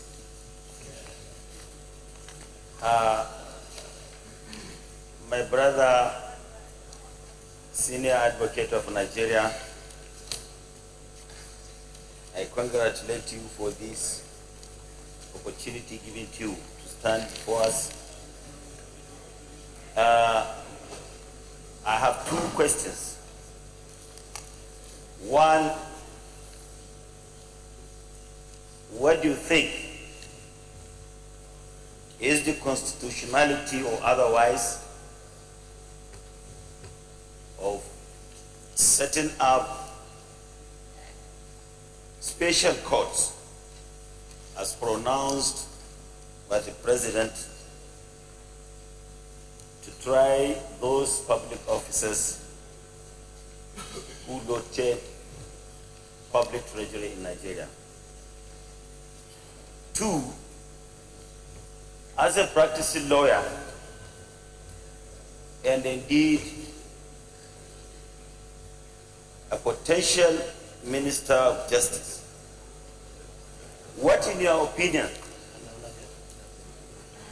what is your opinion on several calls by Nigerians that the office of the of Attorney General of Nigeria and that of the Minister of Justice should be separated? Thank you very much. Senator Tinubu. Thank you, Mr. Chairman. Distinguished colleagues, my name is Senator Oluremi Tinubu, representing Lagos Central. Mr. Honorable Minister nominee, my question, because I listened to you during the introduction, you seem to be a man of many parts. First, a seasoned lawyer, senior advocate of Nigeria, a businessman, and a politician. You even mentioned that you had a stint by wanting to contest, or you contested for your state for governorship. My question would be, when you become minister, would your personal interest not conflict with your duties as a minister? Because we remember the case of the Ministry of the Interior, that the case of immigration. And in any best practices in the world and also in the global community. If an incident like that happens, the minister wouldn't even be asked to resign. They'll resign voluntarily. If you happen to get to that situation, would you resign? Thank you. Honorable Minister nominee, Abubakar Malami, you take those questions.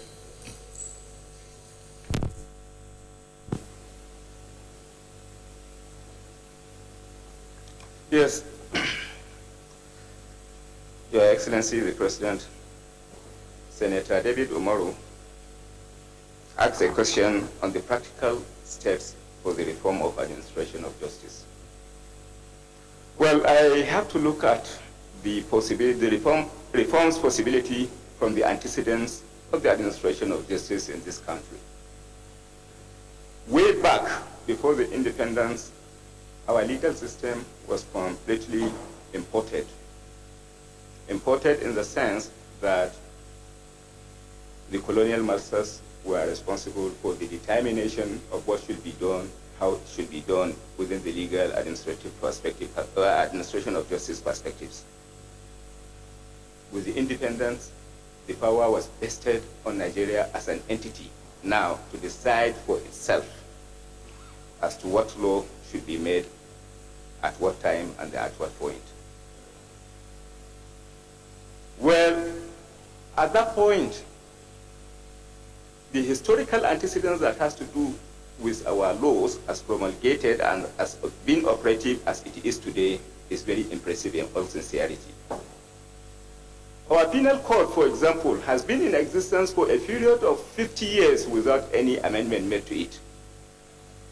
As it is now, we have Criminal Justice Administration Act, which has now taken into consideration the new development, both technological and otherwise, and the need for expeditious determination of cases before our law courts. That in itself is a great departure from the tradition where our laws remain unattended for over a period of 50 years. The story, however, can as well be looked into from a different perspective. There is a lot to be desired. The criminal administration of justice, which is one piece of the developments to the administration of justice, cannot in its own right be effective enough in terms of development without the supporting legislations that will now assist the development of the law or administration of justice. Distinguished senators, there are pending before you other legislations that are intended to consolidate on the development of the justice sector, which have remained unattended over a period of time. Criminal Justice Administration Commission Bill has been pending. The development of the law as it relates to criminal justice administration is contingent on the passage of that bill. Prisons Amendment Act is equally pending before the National Assembly. It has not been attended. It has not been passed into law. Its passage into law will complement the development of the law as well. We equally have other laws that are pending, that are intended to be complementary to the development of the law. So what I'm saying in essence, even though there has been a break in the tradition of having laws for a longer period of time pending unattended or unchanged over a period of time, but the fact still remains that there are still a lot to be desired in that direction. But the fundamental consideration arising from the development of justice has to be looked into from a collaborative perspective. It has to be looked into from the collaborative perspectives. There is no there is no way our law can develop without the input from the National Assembly, which indeed has the functions of lawmaking. The executive has a greater duty as well to ensure the emancipation of the judiciary in terms of execution of policies, in terms of appreciation of those needs that are necessary for effective development of the law before we can, at the end of the day, have sufficient and convenient administration. A situation, for example, where the executive only releases funds when it has a serious high-profile cases pending before a court of law does not speak well for the development of the law. So what I'm saying, in essence, financial autonomy is equally important for the development of for the greater development of the administration of justice. The justice system must as well be insulated from external aggression, external political interference as well. We may have to consider laws that will now provide adequate and effective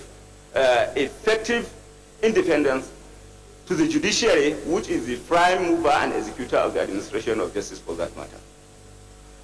So, other than the executive, other than the law-making process, and then financial independence too, other factors too play a greater role. You cannot have greater development of the justice sector administration when at the end of the day you do not have clear-cut policy that has to do with prisons. Prisoners get into prison, coming out of it after a longer period of time without having any skills acquisition in place.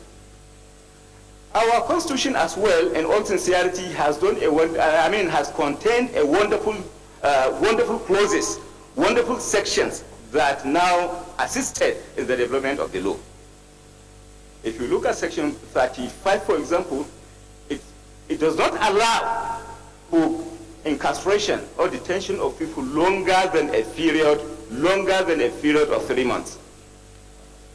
So if the lawyers now comes to the aid of the justice administration system by way of filing relevant applications when person is detained longer than necessary, that in its own right adds off to the development of the administration of justice.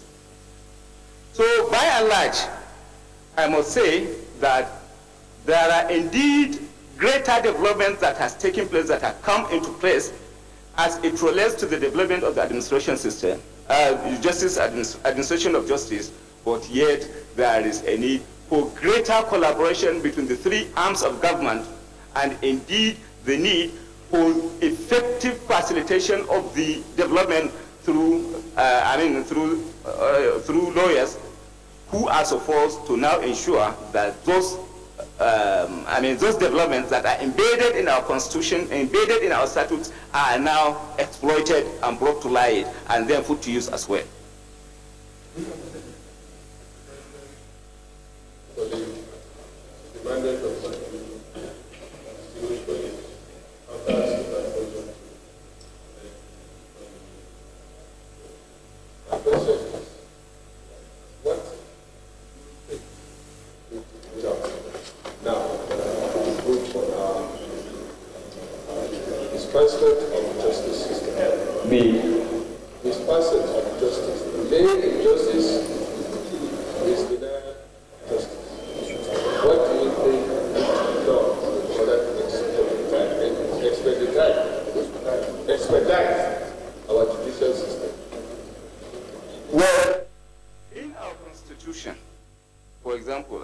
In section 35 of the Constitution, the fact that lawyers and the judiciary are not left on their own in the determination of cases, they are required by law and by the Constitution that certain steps should be taken as in timeline process as it relates to the administration of justice. I think there are a lot of provisions in the Constitution and in the Justice Administration Act that have now facilitated the administration, the quick dispensation of justice. For example, by Criminal Administration Act, a criminal case has to be concluded within a span of 180 days. That, I think, are some of the key issues that need to be incorporated into our laws. We look into the existing laws, see how delays are now accommodated by the laws, and then we keep changing, we keep amending the laws to now bring about the expeditious determination of cases through the act of amendment, periodic amendment for that matter. Thank you.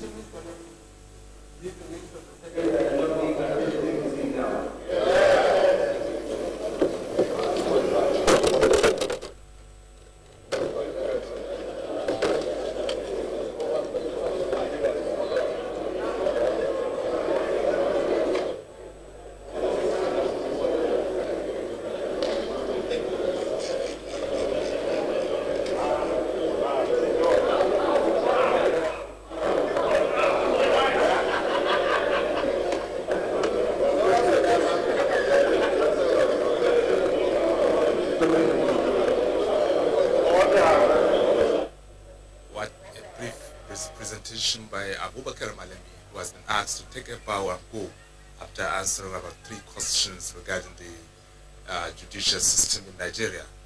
Abubakar Malami was a legal advisor of the defunct Congress for Progressive Change and also was part of the presidential campaign of the APC in the legal team. He was also a governorship aspirant in Kebbi State in 2015 on the platform of the APC. A senior advocate of Nigeria, Abubakar Malami is an active politician. He rose to become the national legal advisor of the CPC, defunct CPC I would say. He holds a master's degree in public administration from University of Maiduguri. He graduated as his LLB from the Usman Danfodio University, Sokoto in 1991 and called to the bar in 1992. He was born April 17, 1967 in Kebbi State.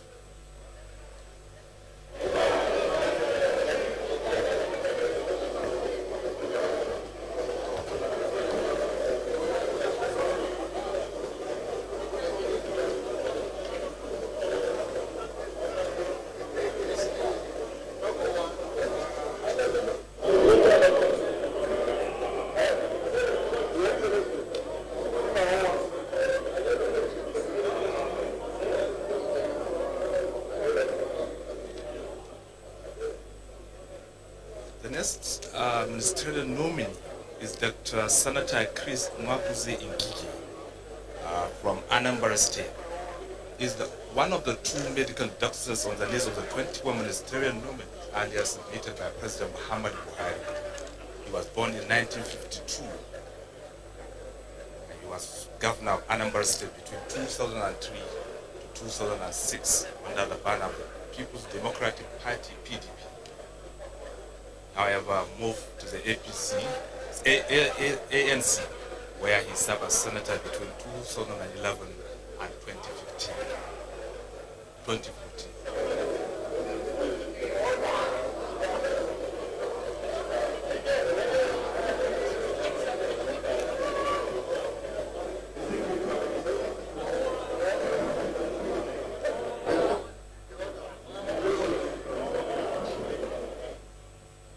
Senator Chris Ngige graduated from the University of Nigeria in Nsukka in 1979 and immediately entered into the public service where he served National Assembly and State House Clinic at different times. He retired in 1998 as the Deputy Director of the Federal Ministry of Health.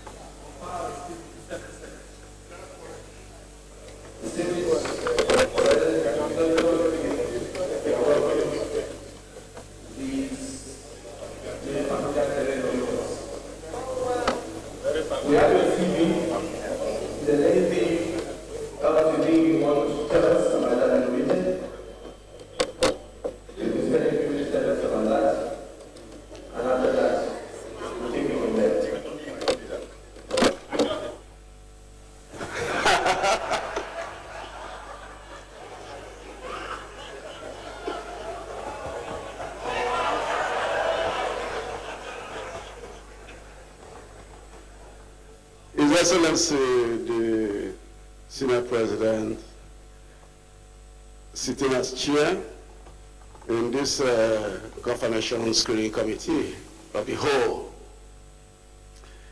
distinguished Deputy Senior President of the Nigerian Senate, Ike Ekweremadu Ikoha Ndibo, leaders of the majority party in the Senate and the minority party in the Senate. Distinguished, very distinguished senators of the Federal Republic of Nigeria. Of the 8th Senate, I am Senator Dr. Chris Ngige. I hail from Anambra State, as you all know. And I don't think I have too much to say about my CV anymore, because about 1/3 of the people in here were my contemporaries in the 7th Senate. Except that I want to point out one thing. That having entered these hallowed chambers today, and full of joy that my people are here.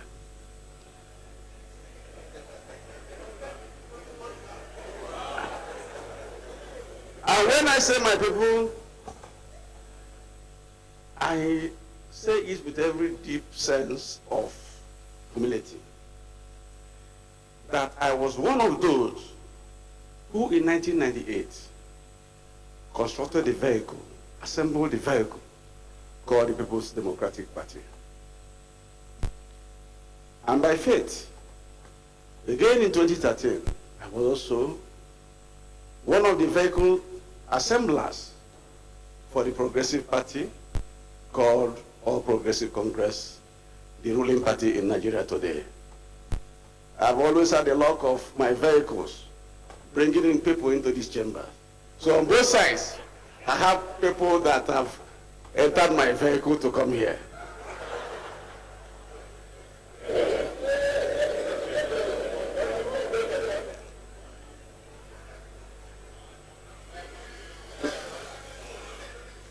Mr. President, distinguished colleagues,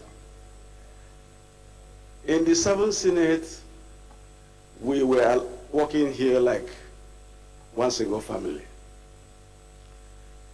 We of the ACN stock, when we started, and later APC, we never differentiated. Any executive bill that came here was a bill for the progress of Nigeria. And senators who found themselves in the great chambers, we behave like statesmen. So I use this opportunity to say that we achieved a lot through the instrumentality of that peace and family cohesion we had here. And I'm asking that what we produced then did some little push for Nigeria. But that today that we are on crossroads in this country, the country is in dire straits, the economy is not too good. We have done our elections. Elections have ended. So I'm here to get your confirmation, to get to the executive arm of government. I was there in the executive arm of government before. If you look at my CV, I was governor in Anambra State, 2003, 29 May to 15th of March, 2006. And thereafter I came here in 2011. The people voted me to come because they said I could represent them well and I could do much more for Nigeria. Mr. President and Chairman of Session, it will interest you to know that when I look back and see some of the novel things we did in the committees where I served, I was Deputy Chairman, Senate Committee on Power. I was a deputy to one of the youngest people in the Senate. Then he wasn't up to 40. In fact, he jacked up his age at one time. But we gave him cooperation. And so in that committee on power, steel, and metallurgy, we did achieve a lot. Also in committee on health, we produced the first health bill that gave the Nigerian people a framework for health system management. And among the best things that happened to Nigeria is that we didn't get enough funds from our normal budgets, but this chamber, this Senate, and the House of Reps, as National Assembly, we gave the health system a 1% basic health system provision fund for caring for health insurance matters, basic health administration, what we can call a primary health care, and other things that are associated with it, including an emergency fund for people who have traffic accidents and are brought into government hospitals as unknown patients or non-soldier, whatever you call them. They will receive medical treatment, they will not die at the expense of federal government of Nigeria. Mr. President, we are in the era of change, and that change will be holistic. We are going there into this cabinet, having been nominated by the famous patriot of Nigeria, Muhammadu Buhari, GCFR, President and Commander-in-Chief of Federal Republic of Nigeria, who we do not know who else in Nigeria loves this country more than him. He tried to give service, tried 3 times. People said no. He said, no, I have something to offer, and came for the 4th time. And he was elected. And within the 3 months that he's been on saddle, miracles have happened here, Mr. President.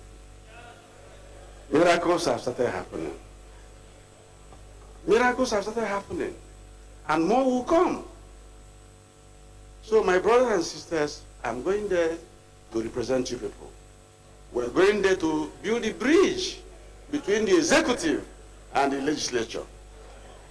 The era of intervention funds, projects not being done, will be over. Mr. President, I think I'll leave it at that. Many more will come to my office, I know.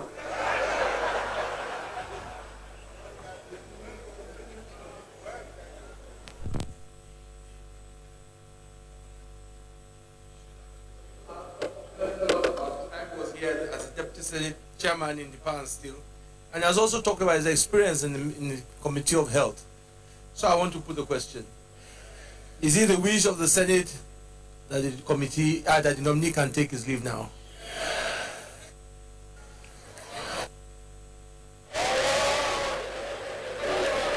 Order! We don't clap in the Senate. Bring your hand. A very interesting scenario there. Senator Chris Ngige, like the tradition in the Senate, he has been asked to take a bow and go, being one of their own, having served in the Senate in the past. Senator Ngige is a medical doctor from Anambra State. He was a governor before in 2005.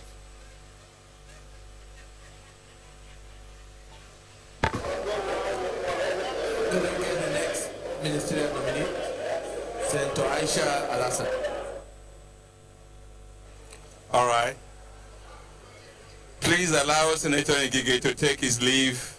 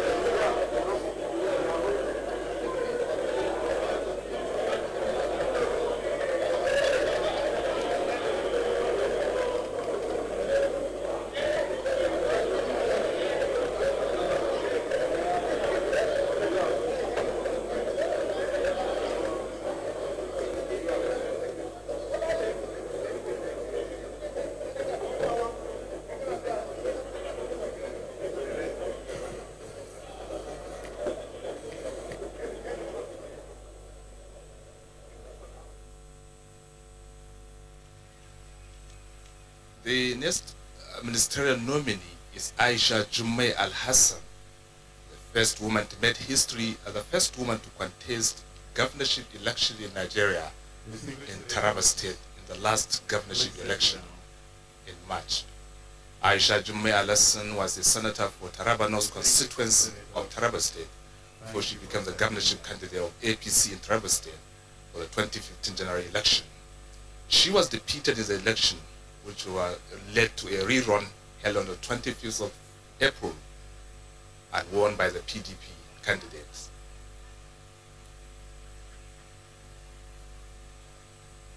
Aisha Jummai Alhassan is a lawyer by training.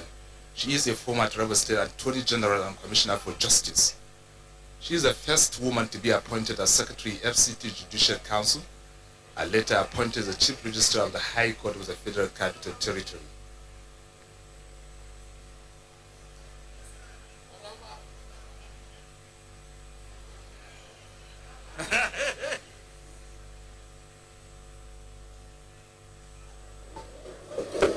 Distinguished colleagues, the next ministerial nominee we have with us is our distinguished Senator Aisha Alhassan, who was member of the 7th Senate. Senator Aisha, you're welcome back to the familiar terrain here. We have your CV. I'm sure as majority of us also know you very well. If there's any few remarks you want to say on your CV that you want to highlight, or there are things that have been omitted on it, you can tell us. Thank you. Thank you, Mr. President of the Senate. Your Excellency, the President of the Senate of the Federal Republic of Nigeria, Your Excellency, the Deputy President of the Senate, noble leadership of the Senate, most distinguished senators, good afternoon. Mr. President, the only thing I will not put in my CV is the number of grandchildren I have. And that I didn't put deliberately because I don't want to look too old. There are 12, distinguished senator. I have 12 grandchildren. Mr. Okay.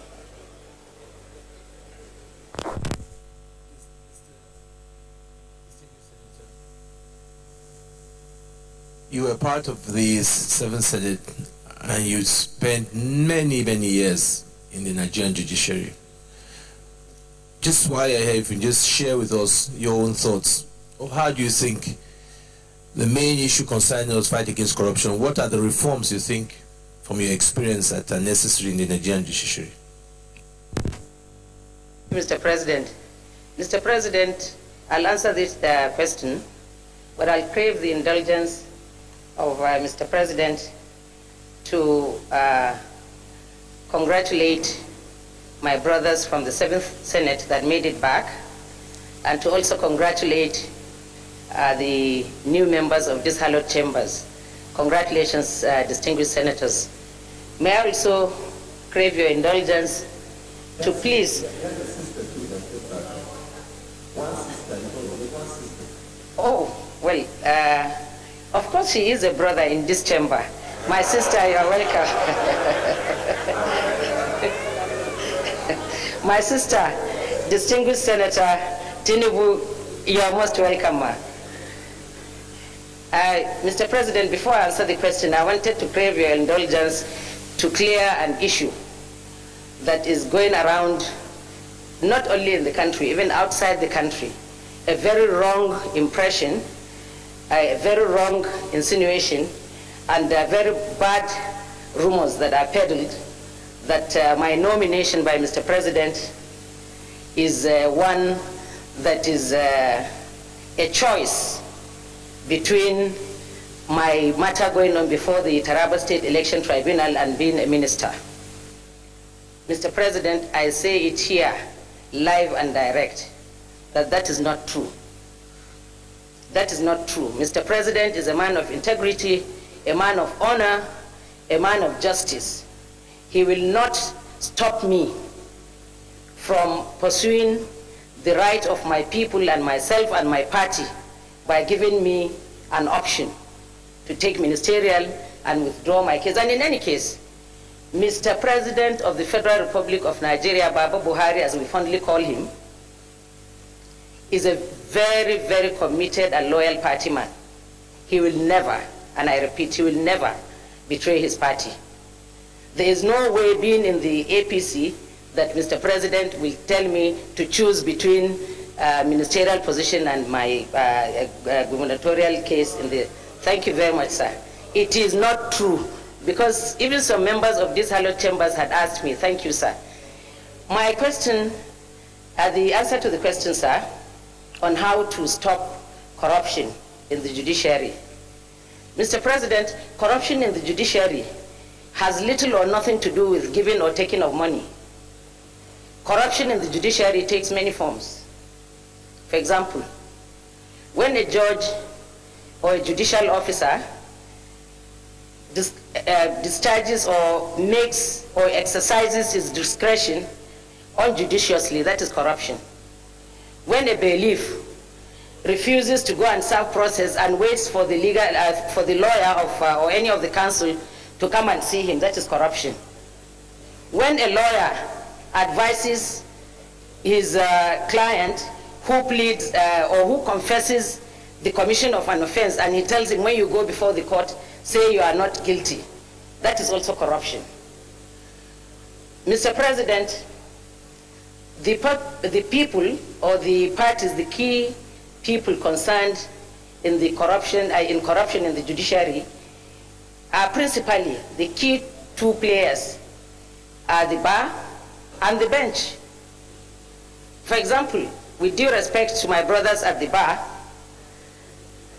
they ingratiate themselves to the judges by either being over-familiar with the judges or creating some kind of friendship, and as a result of which, without even a case before the courts or before the judges, they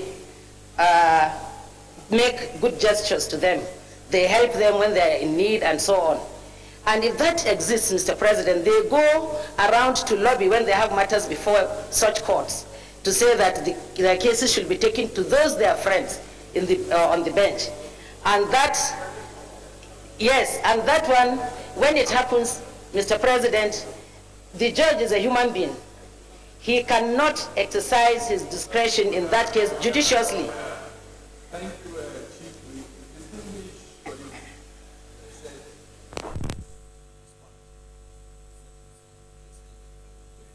Chief. Nominee takes her leave now. Thank you, Ms. Senator. Senator Aisha Jummai Alhassan represented Taraba North Federal Senatorial District of Taraba State before which she became the governorship candidate of the APC in Taraba State for the 2015 general elections, particularly the gubernatorial elections. She just maintained her position now in the Senate and said that she is still pursuing her case to get her ticket back because she was defeated by the PDP candidate who is now governor of Taraba State. Emumwe Aisha Jummai Alhassan is a lawyer by training. She's a former Taraba State Attorney General and Commissioner for Justice. She's the first woman to be appointed as Secretary FCT Judicial Council, and she was later appointed Chief Registrar of the High Court of the Federal Capital Territory. She went into business after retiring from public service. She was elected as Senator for Taraba North in 2011 and became one of the 4 women elected on the PDP ticket.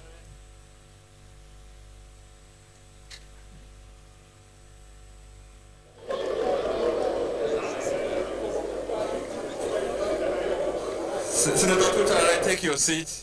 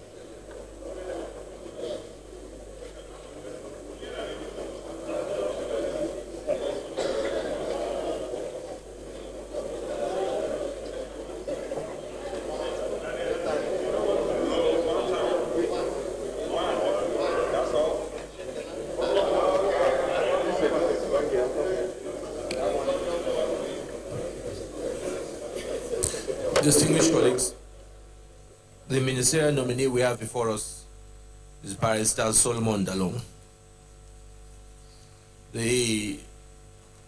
Barrister Dalung, we have your CV. We want you to give us a brief information of yourself. If there's anything, you don't need to talk at length about the entire CV. If there's anything in particular in your CV that you want to emphasize, or if there's something that has been missed out, then you can tell us about that. After that, you take a few questions. Senate President, Your Excellency, the Deputy Senate President, distinguished Senate leaders, distinguished members of the National Assembly. I am Solomon Sirika Dalung, born 51 years ago in a Sabungira town in Langtansa local government. I am a lawyer by training, a one-time lecturer in the University of Jos. I am also an international political analyst. I'm a human rights advocate, a community leader, a one-time personal assistant to the founding chairman of People's Democratic Party, Chief Solomon Lar, a former chairman of my native local government, and I'm a retired prison officer. Your Excellency, the Senate President, I have a passion for national unity, peaceful coexistence, national integration of this great nation of ours that has great potential of being the home of the black people all over. Your Excellency, Mr. Senate President, having been nominated, I offer myself for selfless service to this country, awaiting the blessings of this democratically elected institution, the 8th Senate of the Federal Republic of Nigeria. Thank you.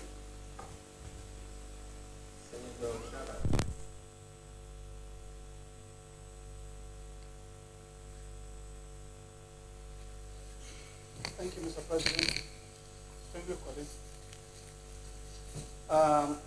Barrister Solomon Dalung, you are a human rights advocate, the community leader, and former corrections officer in the prison department.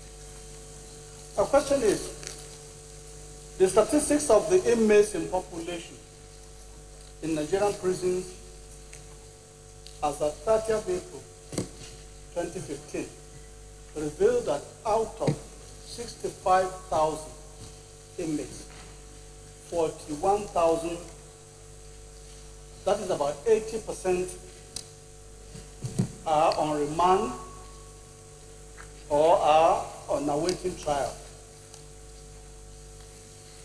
What practical steps would you adopt to ameliorate the plight of the awaiting trial persons who, under our law, are presumed to be innocent until found guilty? Senator Yako.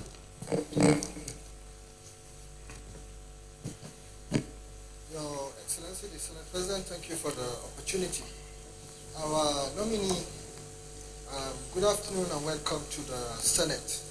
I'm really delighted to see you here. Nominee Solomon Dalung. I have followed you over time and I have an idea of who you are. I think by the grace of God, if this Senate should clear you, you'll be a very useful addition to the cabinet. Now, let me bring you to certain issues. I'm not sure. Please, I want you to remain the conscience of this administration. You fought extremely hard during the period of transition, and we fought very hard to bring about a party, to bring about a leader who we believe will give Nigerians change. Nigerians are ready for this change. We are poised for this change. I have read our party manifesto, but I want us to go beyond this. In the area of planning, the party manifesto has given us guidelines, but then at this stage, when you join the cabinet, I hope that you will come up with a clear-cut master plan for Nigeria. Change cannot be just a matter of... Distinguished Senator, put the question. So in a very clear way, we need to have a master plan for Nigeria that will enable us to actualize change. What role will you play with regards to that? Because the next time you appear before these chambers, if all things being equal, I will ask you the same question. And I hope by that time we have moved forward. Thank you very much. Senator George Akume.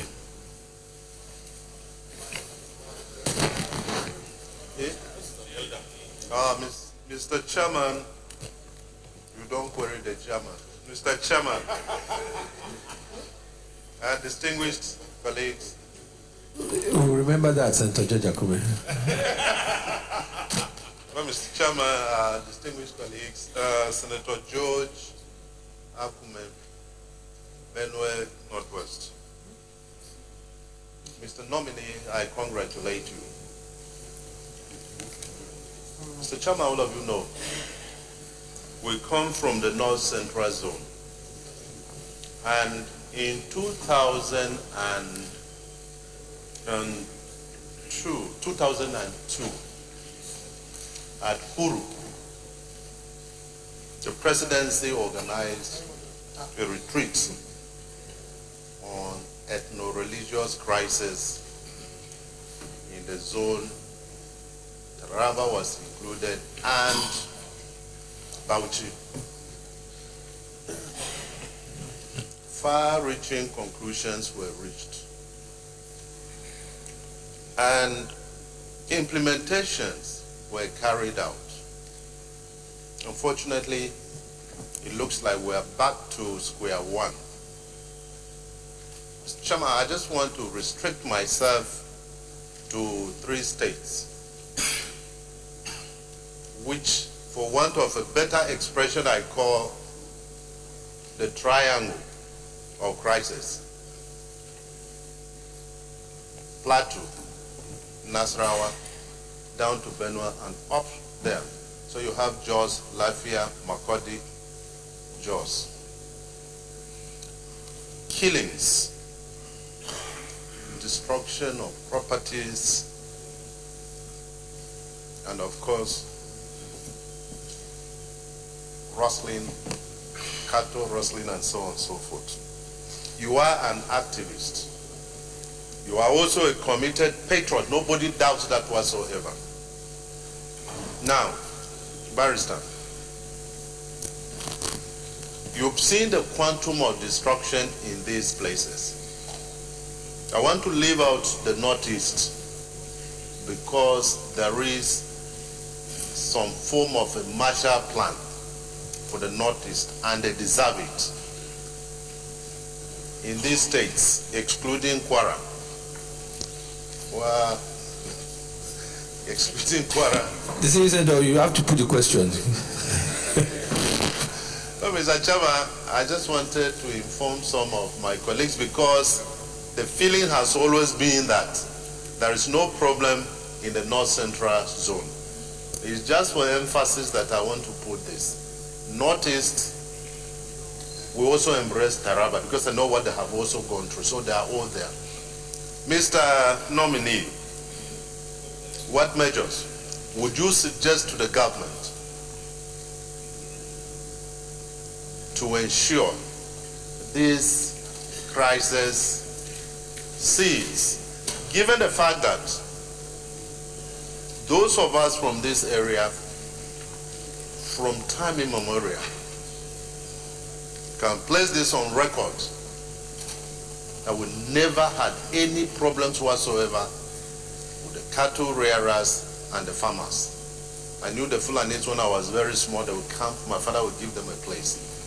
And we do support, this is my little suggestion, a small Marshall Plan for these 3 state. Thank you very much. Senator Hope Uzodima.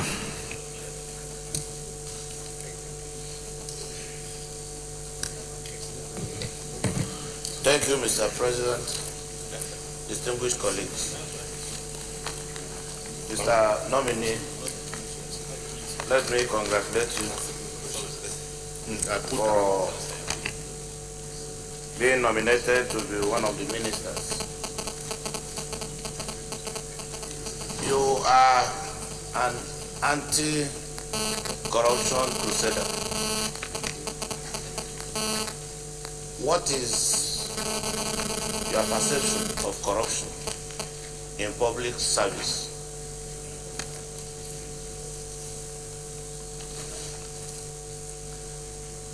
And you mentioned here that you have a passion for national unity. In what order would you rank the dictates and potentially conflicting needs of the followings? 1. Religion, ethnicity, nationality, gender, and the geopolitical zones, vis-a-vis attempt to enhance national unity.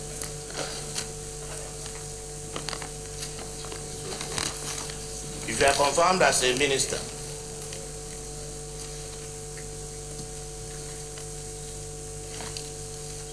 what is your understanding of the responsibility of the National Assembly relating with the executive as it has to do with the oversight functions?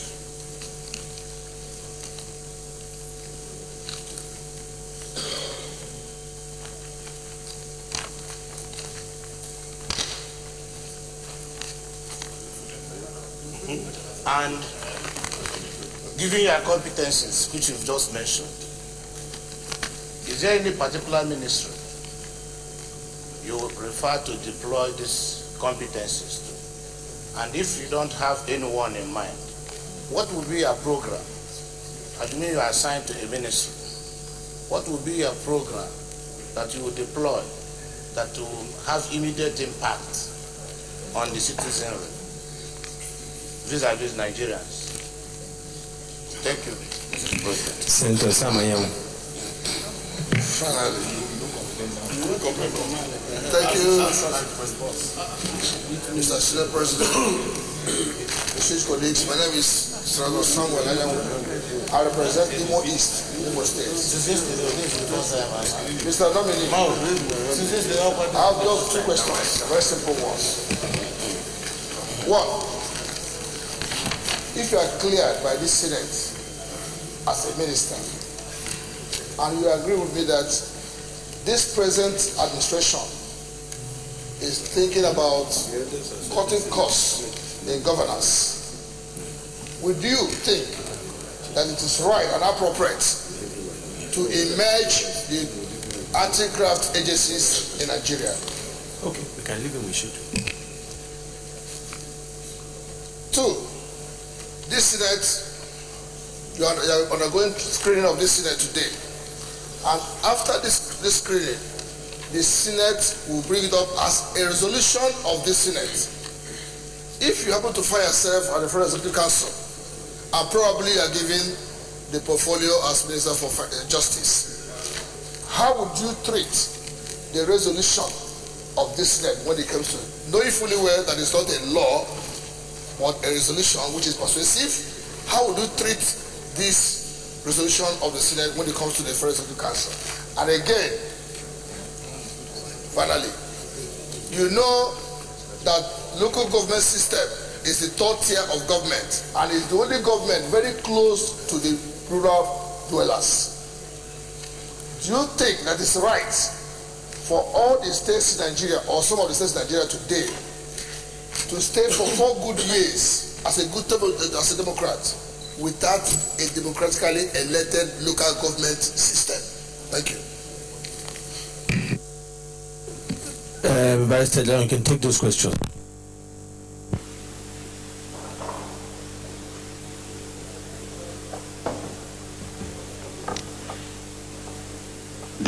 President, distinguished members of the Senate, I will start from up to down. I will take first the issue of prison congestion.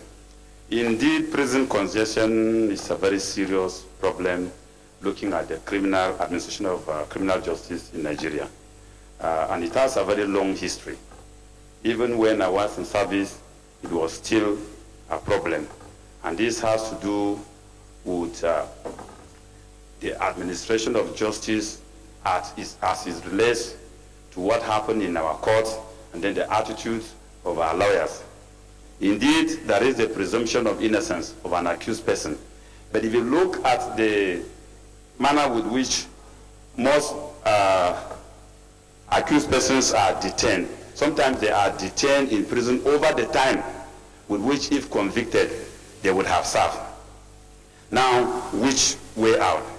I think there is a need for us to come up with a comprehensive policy that would review the issue of congestion in our prison system. The various chief judges of the state high courts and then the chief justice of the federation must admit the fact that we have a problem on our hands. More so that even the facilities available in the prisons are even not enough to accommodate the awaiting trial prisoners. In some instances, you have even the ATM more than even the number of convicted persons living in conditions that are far, far beyond what is even recommended by best known practices of detentions of persons.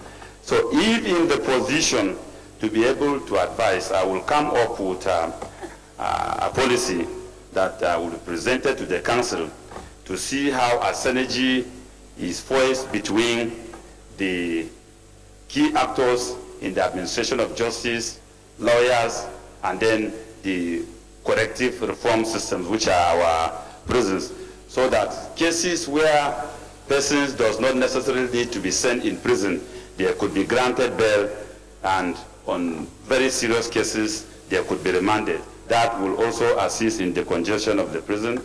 Lawyers must also live up to their responsibilities of perfecting their briefs and standing by their clients once issues come up in court, because most of these problems sometimes arise from the attitude of the lawyers who might not be in court and the accused person is sent to prison. So there is a need for a comprehensive synergy to approach the issue. And I think if the policy is actually initiated and supported, it will go a long way. The chief judges of the state high court can also visit prisons and look at the situation, and those situations that require either releasing them or granting bail, they can do that. That will help. Then the issue of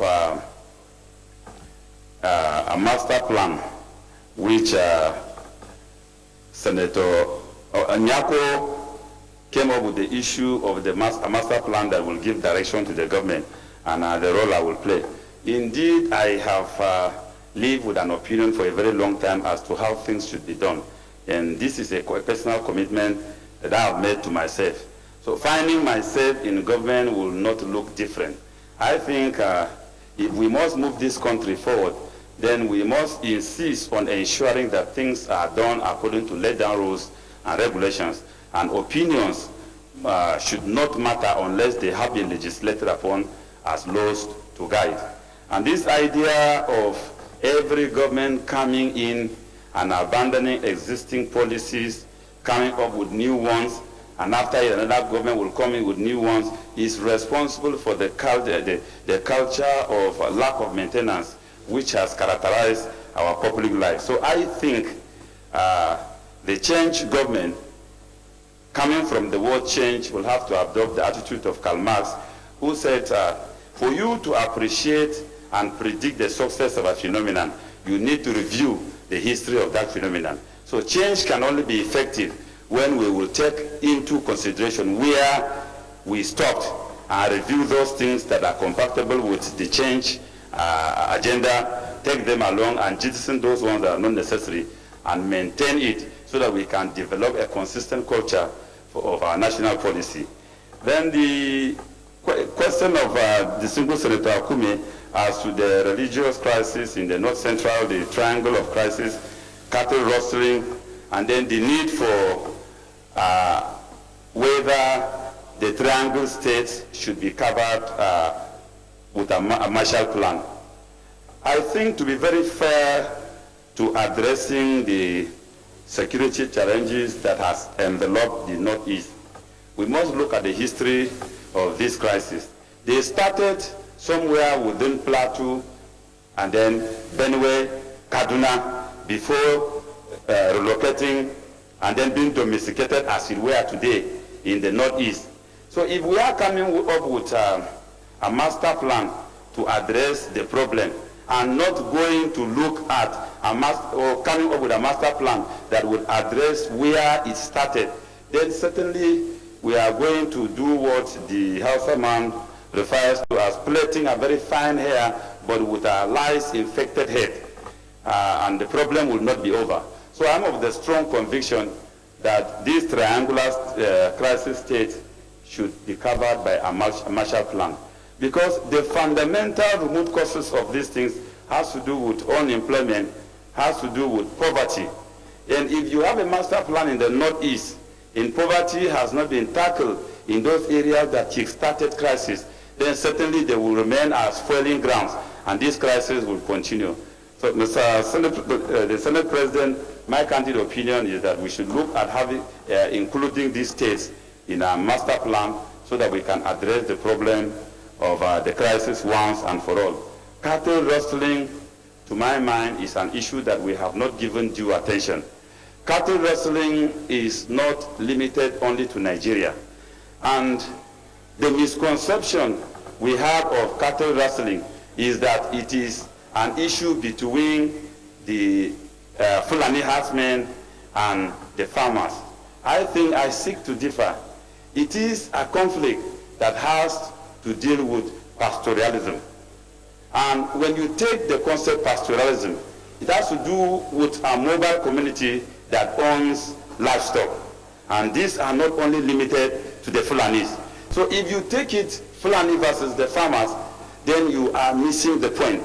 Cattle rustling is a crime that has international connection. In Kenya, cattle rustlers had something similar to the drug barons obtainable in Latin America. They move with sophisticated arms in search of where they could get animals and snatch. And so, if it is not given the due attention in Nigeria, we may find ourselves in the final analysis thinking the problem is local, but we will now have to move out of the insurgency to now contend with cattle rustling, which has some international connection. So I think the impunity associated with cattle rustling in most states should be tackled headlong. All those who have been arrested should be properly investigated so that we can understand the dynamics involved in this issue. I take up the issue of what is my perception of corruption. Corruption is a generic term, very, very wide, and seems to have defied all generally acceptable definition. What I can, in my opinion, think is corrupt might not be the same perception with another person. But I think the guiding principles will have to be the legal order now that define acts that are corrupt. And for us to find a definition of corruption, we must look at the existing legal order. What does the laws refer to as corruption? What are those acts that are referred to as corruption? Otherwise, we will smuggle morality into law. And if morality is smuggled into law, then it is a very dangerous trend. We will have people bringing their own personal opinions into it, and the war against corruption will end up in a wild goose chase that we might not get the desirable results. So I reduce my perception of corruption to what our laws define them to be. My passion for national unity and then the relationship between the National Assembly, and if I find myself in the Ministry of Justice, how do I handle resolution? I think my passion for national unity integration is born out of the conviction of the experiences this country has gone through. As a young person, I was made to go into the trenches in the 60s. And when I grew up, I had to ask my parents, why was I forced as a young man to run into trenches? And they said, we were fighting civil war. And I now developed the interest of what was the cause? Why should we fight ourselves? And why should we undergo what we went through? And I read so much about the experiences of this country, and I've developed interest in that. And my conclusion is that we are yet to build a nation. We are yet to build a nation where we have common interests and we may have our differences. We are not the only diverse nation in the world. Greater countries of the world are made up of diversity. Differences in religion, differences in tribe, but there must be common national interests. So my interest as a person is to try to reduce the gap, to encourage, to promote, so that all these differences are narrowed down. I find difficulty in understanding why there should be differences between Christianity and Islam. I can't reconcile why there should be a disagreement to the point of killing each other between the people in the north and in the south, and so forth, and so on and so forth. So I think for the religious differences, let's go back and look at our books. What do the revealed books provide? For Christianity, love your neighbor as you love yourself. And your neighbor cannot be a Christian. Your neighbor must be somebody who is not a Christian. That's why he's a neighbor. You must love him. For Islam, Islam is a religion of peace. And of course, it has a very good foundation of support of Christianity at the initial stage. What basis have Muslims to hate Christians? So I think if we begin to think like this, we will be able to narrow the gap. If we begin to see ourselves as Nigerians, we'll begin to narrow the gap of differences in tribes. And once we do this, we'll be able to build a nation where our children can be proud. Then coming to cutting of course and merger of the anti-graft agencies. The proliferation of the anti-graft agencies, to my mind, made the situation a duplication of effort. Somebody is invited today to go to EFCC on the same charges. Tomorrow he is invited to go to ICPC on the same. And then the next day he goes to another agencies. I think a code of conduct and all. So I think the distinguished Senate of the Federal Republic of Nigeria has to look back. I mean, all these legislations have to be reviewed and brought into conformity with what we intend to achieve. But the proliferation of these agencies doing the same thing, I think, is responsible for the crisis that has infected even our definition of what is corruption. So my opinion is I stand boldly to support the merger of these agencies so that we can have a solid anti-graft agencies that will discharge the obligation imposed upon it by law.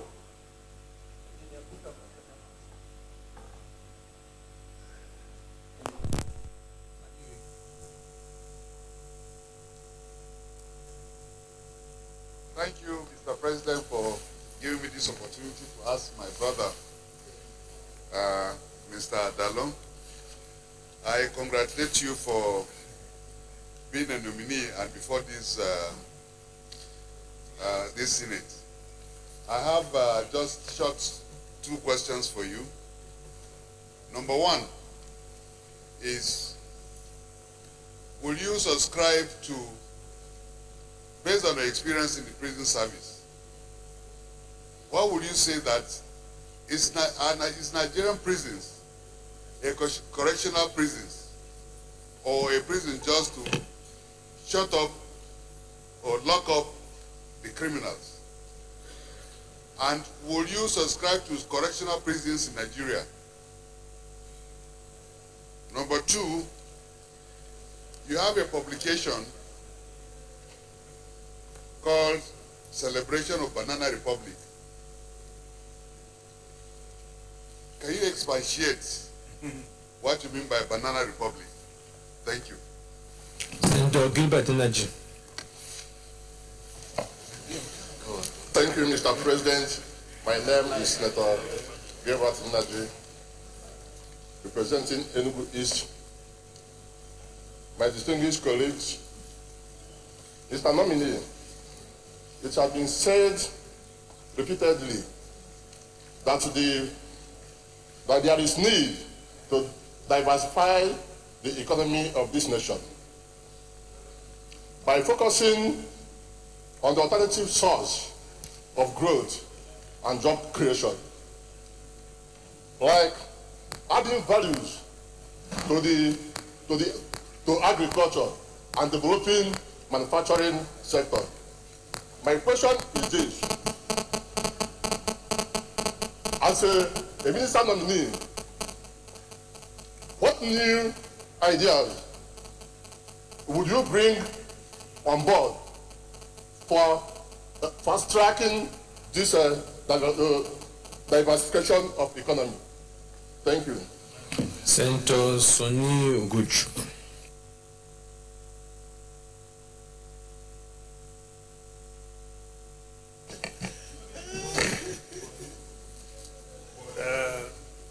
Mr. Nominee,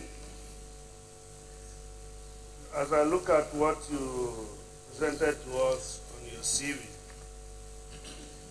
I see here human rights advocate, international political analyst, anti-corruption crusader, and corrections officer.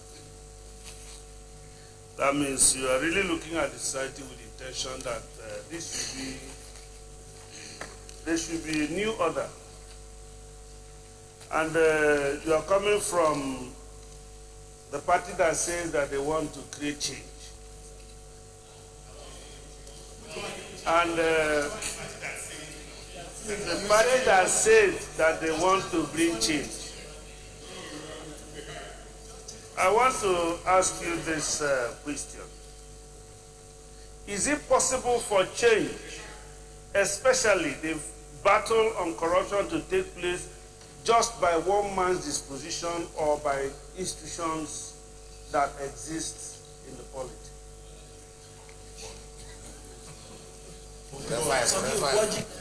Vice Dalung can take those questions. Thank you, Your Excellency, the Senate President.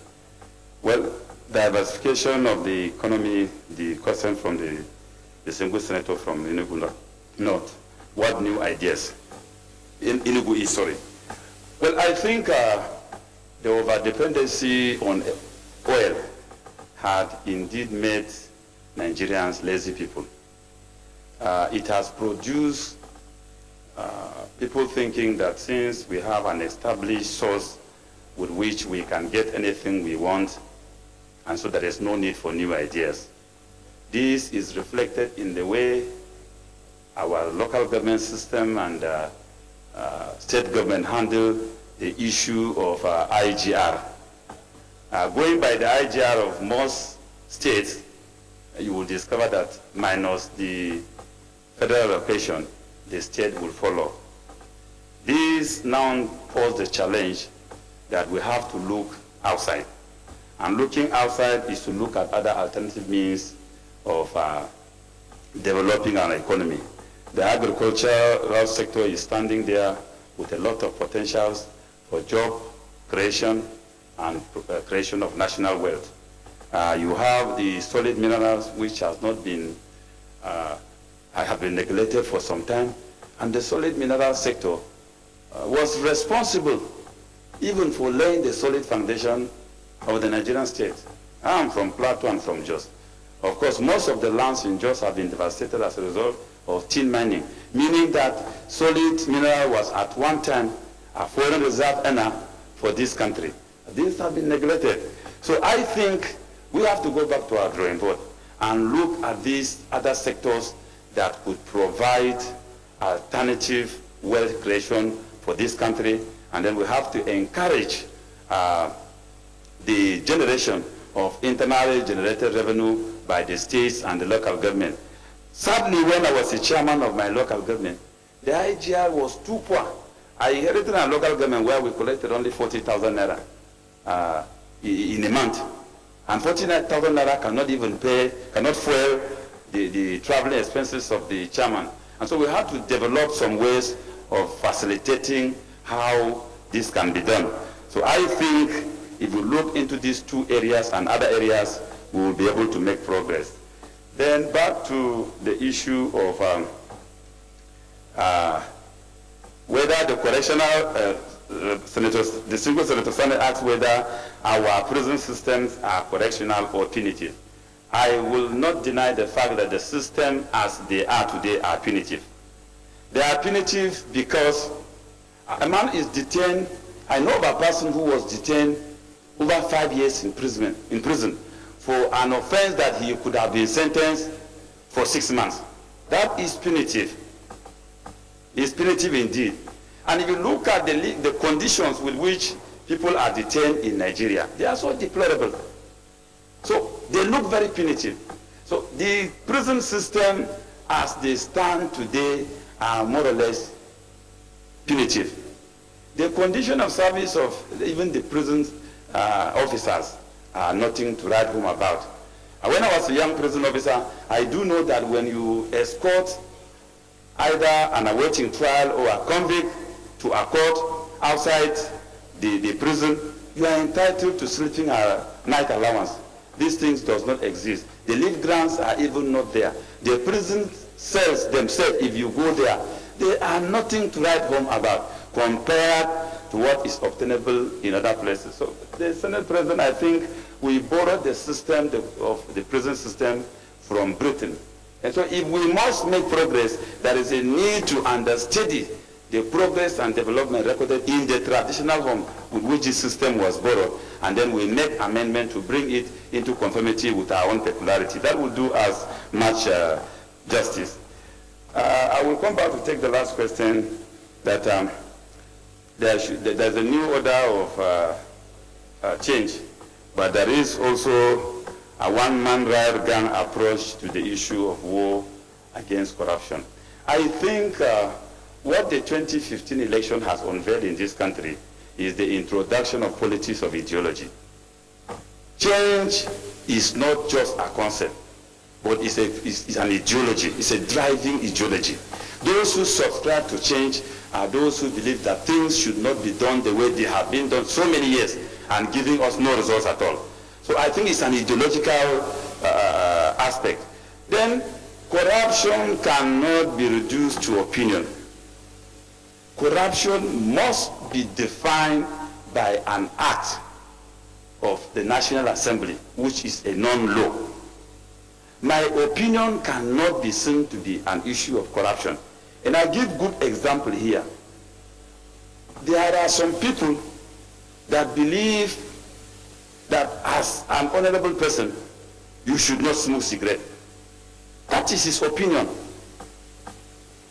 And there are those who believe that it has nothing to do with my conduct. So I think corruption is an act that borders on impugning the conscience of a person. So when an act touches on your conscience and you are convinced that that act is morally not sound, we are talking about corruption. So of course I don't know of anybody who is prosecuting a one-man riot gang corruption.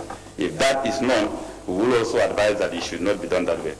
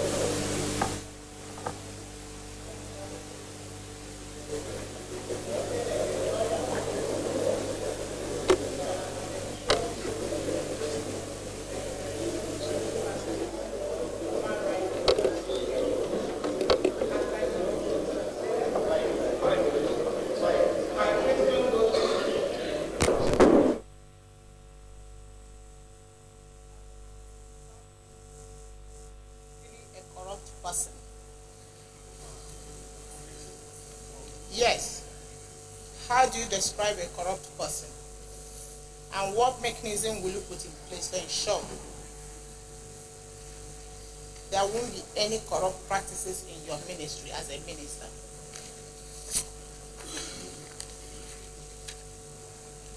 Assuming you are appointed as the Minister for Environment, as a minister, because you have master's degree in law, as a minister for justice, 80% out of 100% of all the motions on this floor are on environmental related issues. Even today we had a motion on flooding on the floor of the Senate. So we have a lot of environmental degradation in this country. So if you're appointed as a Minister for Environment or Minister for Justice, how would you ensure that public institutions adhere to environmental laws in this country? We have environmental impact assessment, for instance. A lot of environmental institutions, public institutions, do not adhere to environmental laws, especially environmental impact assessment. And that is why we have environmental issues, especially people building on floodplains, people violating environmental laws with impunity, especially public institutions. So can you tell me the mechanism or the policies you're going to put in place to ensure that public institutions adhere strictly to environmental laws? Thank you very much. Senator Duru Fashe. Thank you, Mr. Chairman. I'm Duru Fashe from Ikiti North Central District. Mr. Nominee, I want to take you up on foreign affairs. One is in updated daily with disturbance accounts of human treatment being meted to Nigerians, which sometimes result in death in other countries, particularly fellow African countries, many of whom have benefited immensely from our benevolence in times. How do you intend to make Nigeria the centerpiece of our foreign policy in this dispensation, if eventually you are appointed Minister of Foreign Affairs? Mr. Dalung, you take those questions.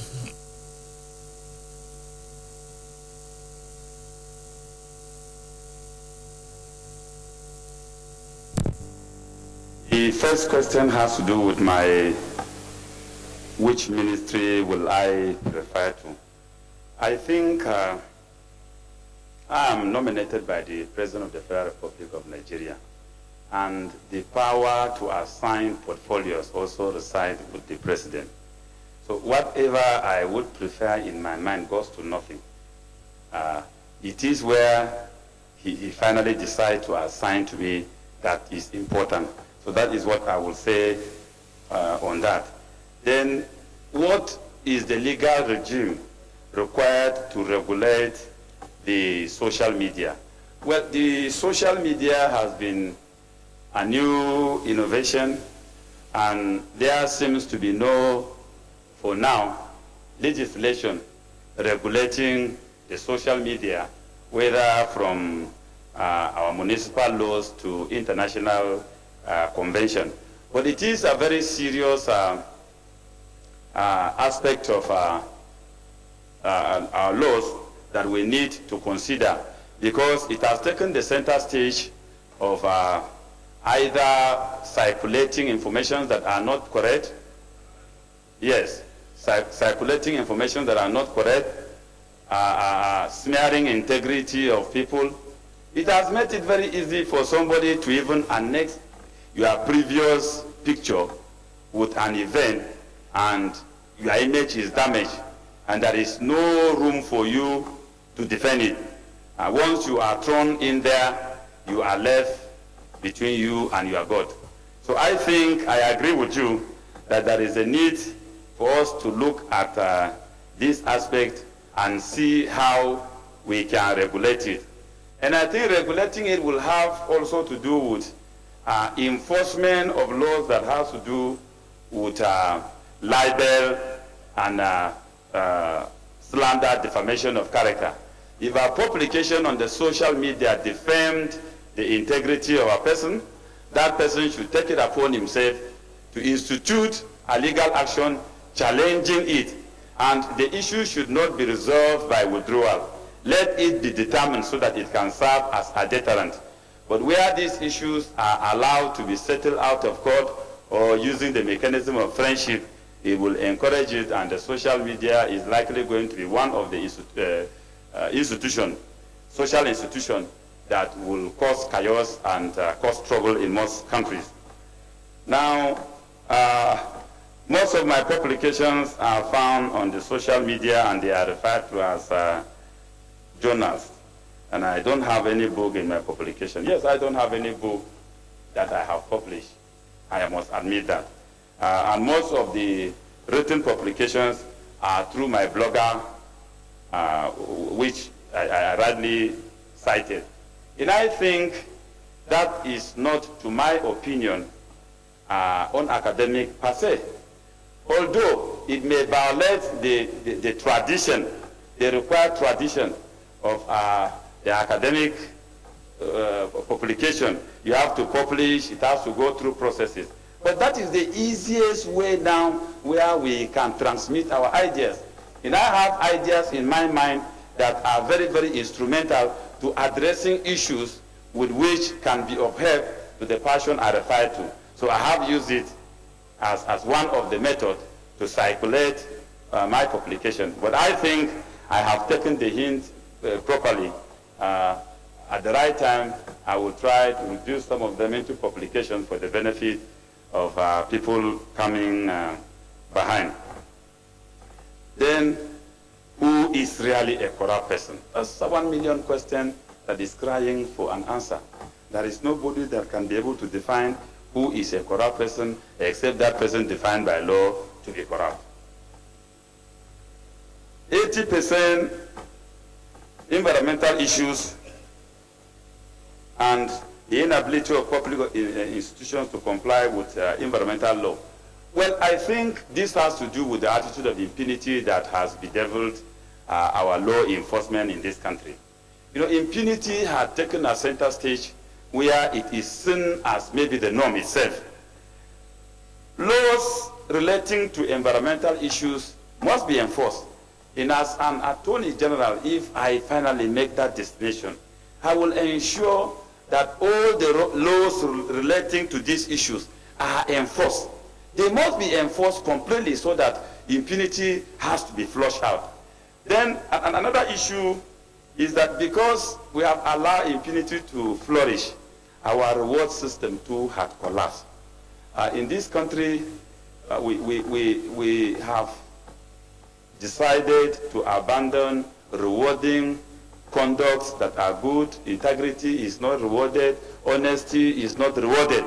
But we celebrate wrongdoing. We celebrate wealth, undefined wealth. We celebrate people that are coming from nowhere. This has gone to even discourage people to admire education. Because there are some people that have graduated and have very wonderful certificates. They are in the village. But having lacked the privilege to express themselves, they are nobody. And there are people now that are privileged, maybe by virtue of their parents or close relationship and have money, they are celebrated. I think we must revisit also our reward system. Your Excellency, the Senate President, in this line, I think that national honors should also go to those who participate even in the subsistence economy of this country. There are very great farmers in this country that have made contribution in this country. We should identify them and reward them with national honor. We should also look at people whose conduct. I know a person who found 3 million naira and took it to the police station. Such persons should be rewarded. It is only by so doing that we will build a solid foundation for integrity.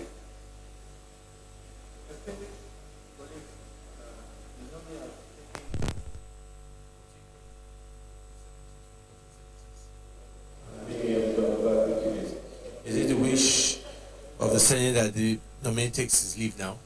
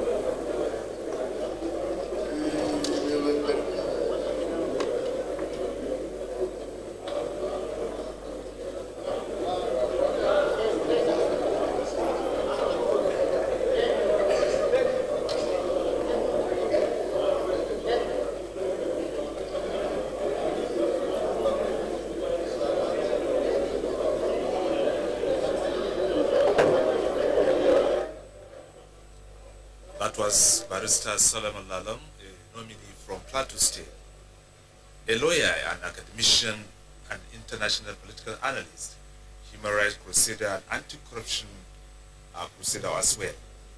He's also a community leader and corrections officer. He once served in the Nigerian prison service.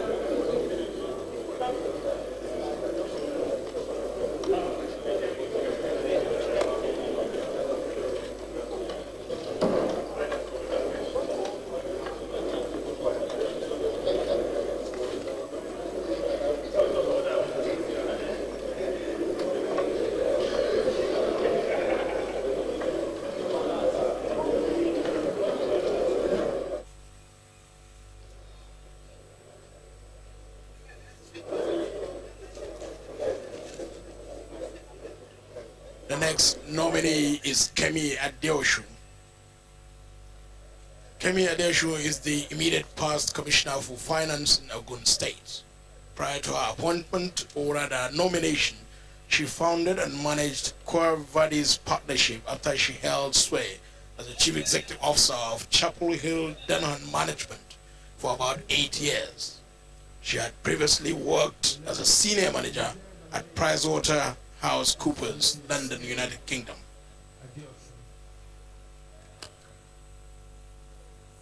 Order. Mr. Adeoshu, you're welcome. We've all received your CV, but we just want you to give us a brief introduction of yourself. You don't need to talk at length about what's already in your CV, but if there are areas you want to highlight, or if there are parts that have been missed out, you can talk about that. After you've spoken, then we'll get you to answer a few questions. Your Excellency, the President of the Senate, Your Excellency, the Deputy President of the Senate, distinguished principal officers of the Senate, distinguished senators. My name is Kemi Adeosun, and I'm the ministerial nominee from Ogun State. I'd like to just briefly say how honored I am to be here in this hallowed chamber today. Just last week, I was renominated to serve as the Commissioner for Finance in Ogun State. And for me, that was a great honor, having been the first woman to have occupied that position. To then find myself nominated by His Excellency the President as a ministerial candidate is an unbelievable honor and privilege. And for this, I'll be eternally grateful both to His Excellency the President and the nation. As I stated earlier, I'm from Ogun State, both by birth and also by marriage. I am a chartered accountant by profession. I have an undergraduate degree in economics and a postgraduate qualification in public finance. I have 26 years of experience in the private sector and in the public sector, both in the UK and also in Nigeria. And so I understand what it means to run a business. I understand what it means to meet salary and try and make a profit, but I also appreciate the critical role of the public sector. What I believe is that we need innovative, creative solutions and practical solutions to solve our challenges and to support our policies. And this is why I believe I can add value. I believe in this country completely.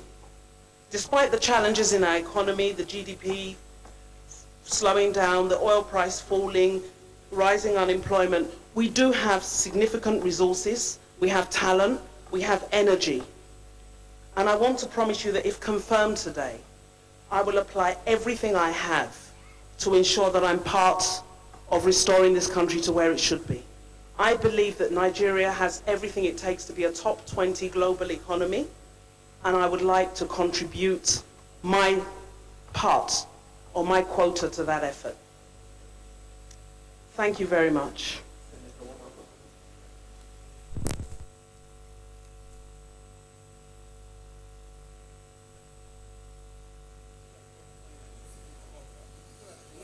Mr. President, sir, my colleagues, my names are Aliyu Maga Takarda Wamaku, the President Constituency of Sokoto States.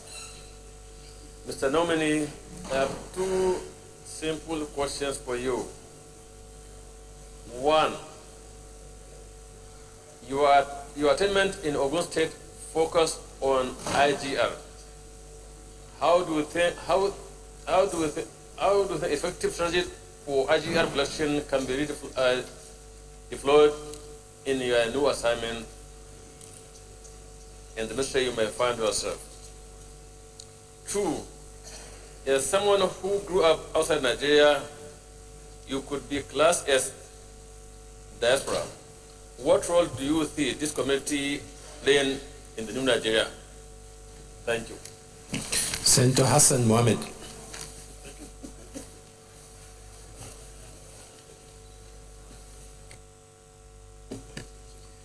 Thank you, Mr. President. My names are Mohammed Hassan. I represent Yobe South. My question to you, Madam, is on the economy. A few weeks ago, at the end of the meeting of the Monetary Policy Committee of the CBN governor came out to say that we were heading for an economic recession in 2016. Now, he said unless some proactive steps are taken, we will be there. So in your view, what do you suggest are those proactive steps?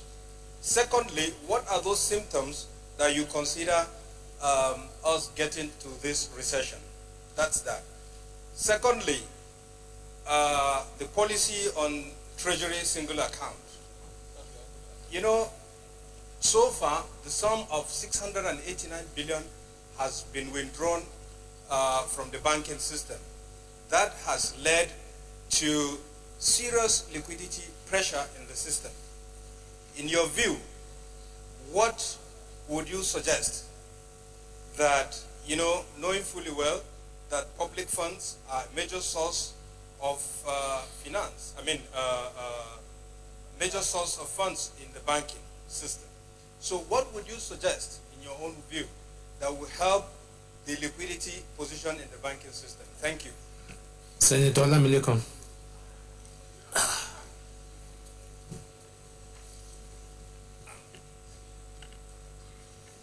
Thank you, Mr. Chairman. I remain sincerely yours, Adeola Solomon Olamilekon, representing Lagos West Senatorial District, the biggest senatorial district in Nigeria. Yeah, in terms of Order. Mr. Chairman, distinguished colleague, let me join other distinguished colleagues of this Hallowed Chamber in congratulating Mrs. Kemi Adeosun as one of the ministerial nominees. Yes, I haven't gone through your CV. I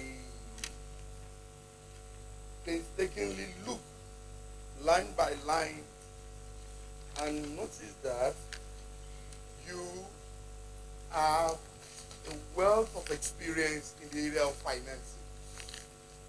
Let me start by saying one, if peradventure you are posted to the Ministry of Trade and Investment with your over 26 years of cognate experience in both private and public sectors, what will you be advising the Federal Executive Council in attracting foreign investment into this country?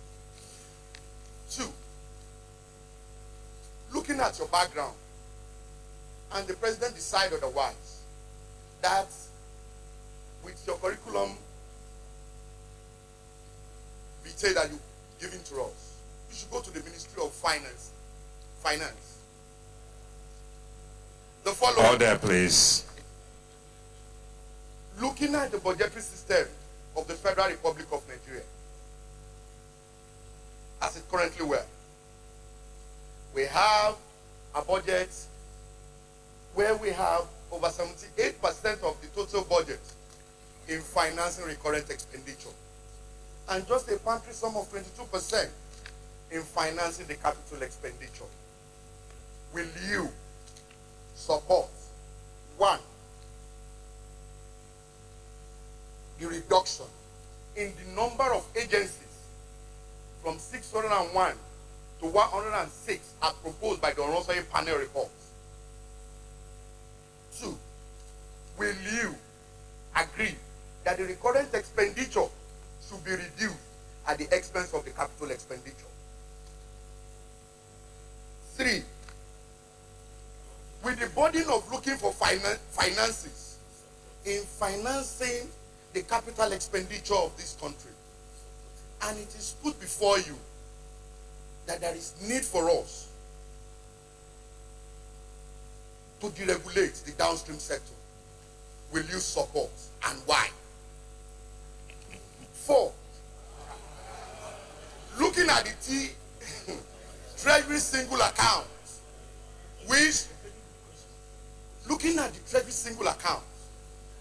which in what has contained in your CV, that is something that you have already started implementing as a state. And looking at the line of the budgetary expenditure of the federal government, which is divided into three. One, there are agencies of the government that are fully funded by the nation budget. Two, there are agencies of the government that are partly funded by the federal budget. And three, there are agencies that are self-financing. How will you implement the Treasury single account? Five, I put it before you, Mrs. Kemi Adeosun, going through your CV and your duty as the Honorable Minister of Commissioner for Finance in Ogun State, I noticed that while recommending for the state various sources of financing, what is ascribed to be the cheapest source of financing, that is approaching the capital market, you are silent on it. Your state have not taken advantage of this market.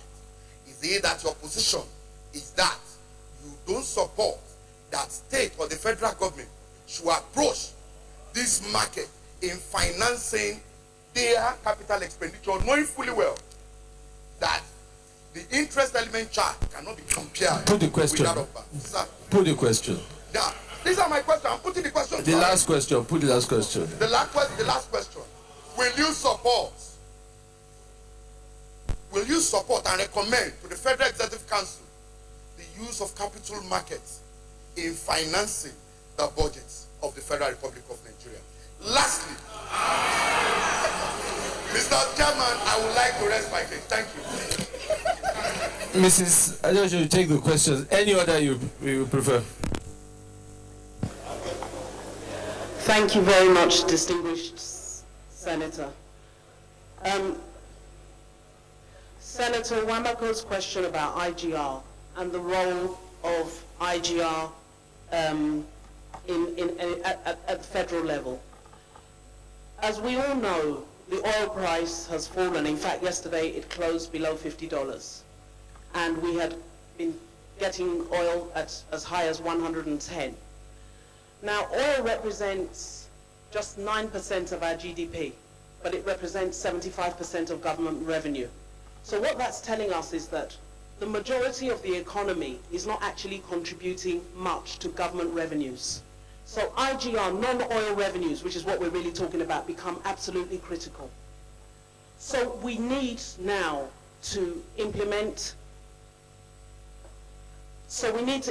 strategies to improve our IGR, to improve our collections. And that's something I was involved in, and we did in Ogun State, where we moved the IGR from 750 when we came in, and we went as high as 6 billion. It's come down a little bit now with the economy slowing down, but it can be done. It's about mapping all the processes, seeing where the money is leaking, and plugging those leakages.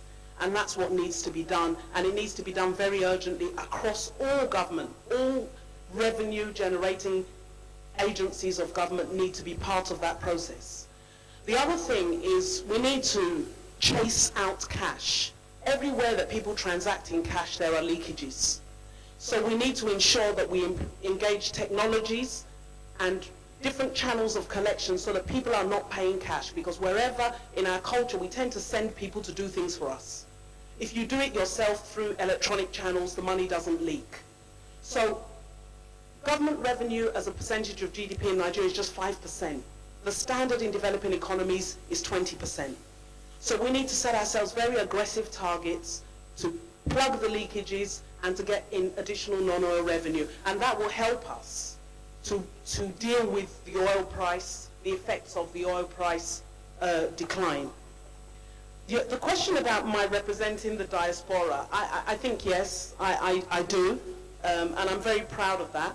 I think the diaspora have a huge role to play in any developing economy. If you look at Israel, their diaspora are a huge part of their economy. If you look at Ireland, which became the Celtic Tiger, the Irish in America supported them. We have Nigerians in virtually every country of the world, and they can support us through diaspora bonds, financing. They can also support us with skills, and I think that it's an asset we need to harness. And so I'm very happy to be referred to as diaspora. Senator Hassan's question, that the CBN governor said we are potentially heading for recession unless we take certain steps. We're not in recession, we're in slowdown. And actually the GDP is still positive. And it's, even though oil's contribution is negative, the GDP is still growing. So that tells us that the non-oil sector is growing. And if we can harness that, we can actually come out of the problems. And where is the growth? The growth is in agriculture, the growth is in services, the growth is in trade. So if we put policies in place to support that growth, we can avoid recession. And what are the policies that we need to look at? We need to consider most of the growth, and it must be inclusive growth, because we need to create jobs. That's a huge commitment that this administration has made, that it will be inclusive growth that creates jobs, that creates wealth. And the biggest creator must be the private sector. We cannot continue to grow the size of the public sector. It's got to be the private sector. So we need to look at what are the constraints, what are the things that are causing businesses not to grow. The biggest challenge, I believe, is our infrastructure. We need to invest heavily in infrastructure to generate business and to link areas of the nation that have advantage but can't turn it into money, can't monetize it. And that infrastructure is power. That infrastructure is rail. That infrastructure is road. For as long as it is cheaper to move a container of tomato paste from Amsterdam to Lagos than it is to move it from Kano to Lagos, we are not going to be competitive. We are not going to create jobs. And the constraints are around infrastructure. So we need to stimulate our economy by investing heavily in infrastructure, and that will get the growth, and that will hopefully help us to avoid recession. On the TSA, we actually introduced TSA in Ogun State in 2011. We had over 500 bank accounts, and we were borrowing. We would go to the banks for overdrafts. When we consolidated our accounts, firstly, we found over 2 billion naira. Some of it had been dormant for 10 years, 20 years.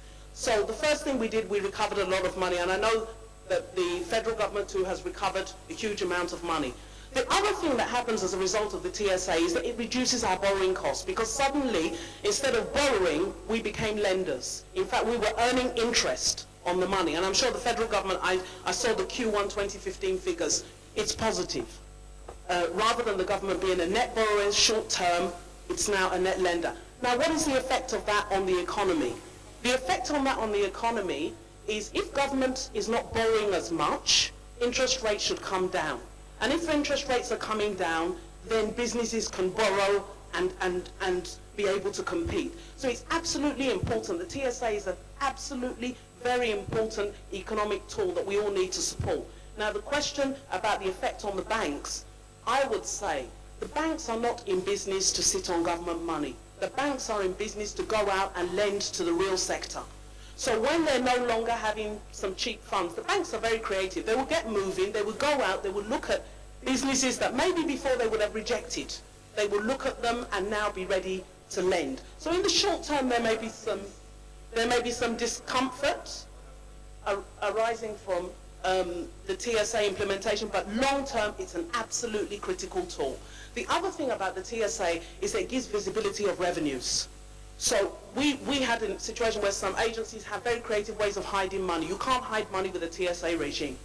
Everything is seen. And then the question then is, what you want to spend, do you have approval for it? Rather than somebody just sitting down somewhere, no one saw his revenues, just spending, as the money is coming in, they're spending more and more. It's actually bad accounting, it's bad economics. So I'm a great fan of the TSA. Senator Lamilekon's question, what would I do in trade and investment to attract foreign investment? Foreign direct investment, and there are two types of foreign investment. Foreign investment in bonds, in shares, is very short term. If things are not good, they move their money. The foreign investment that we need is foreign direct investment, where they come in and open factories and create jobs for our people here in Nigeria. And what do we need to do to encourage that? It's the same thing I said before, it's infrastructure. If we get our infrastructure right, there are opportunities. And companies are coming in, but we need to accelerate that so that we can create jobs. Nigeria is a huge, huge consumer market. And most people are importing, sending their containers across, and we are buying. And what we're trying to say to the world now is, we don't want to buy. We want you to come and make it here so that our children are employed and they get the benefit of what we're spending.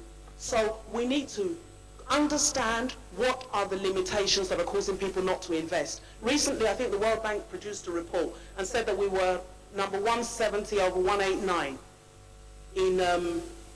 as the worst place to do business. Interestingly, when we got to Ogun State in 2011, Ogun was ranked 35 out of 36 as the worst state to do business.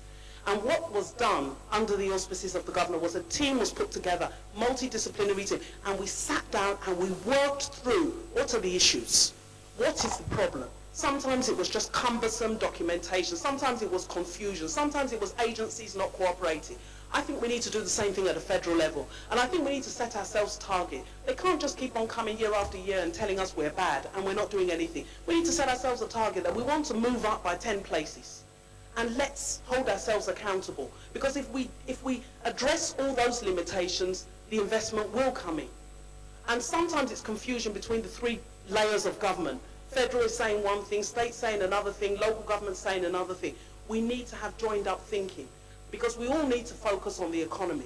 So I think there's never going to be a better time to push through some of those changes that are needed. In finance, I was asked about the budgetary system and whether I would support a reduction in recurrent or a reduction in the number of agencies. The truth is, we cannot continue to spend 78% of our money on recurrent. The easy way to look at it is recurrent is what we spend today. It's like breakfast, it's like dinner. Capital is what we're investing for tomorrow. So the balance has to be definitely skewed in favor of capital. Now, how do we do this? It's three things for me. One, we need to increase our revenues. The money actually has to be there in order for us to be able to spend it in the first place. Two, we have to introduce better cost efficiencies. How are we spending money? Is there value for money? Do we measure the effectiveness of what we spend? Or do we just give people a budget and let them get on with it? So we need to improve things like audits. We need to improve things like compliance that will ensure that the money that is spent judiciously. I think the third thing, and whether it's achieved by a reduction in the number of agencies or recurrent, is that we need to look for other sources of funding. We have to accept that government cannot fund everything. So we need to do partnerships. Public-private partnerships are going to be hugely important tools to deliver the infrastructure that we need. We need to recognize if we're waiting for government to do everything, we won't do anything. So we need to change our funding model for capital to achieve a better mix between recurrent and capital. I think I have.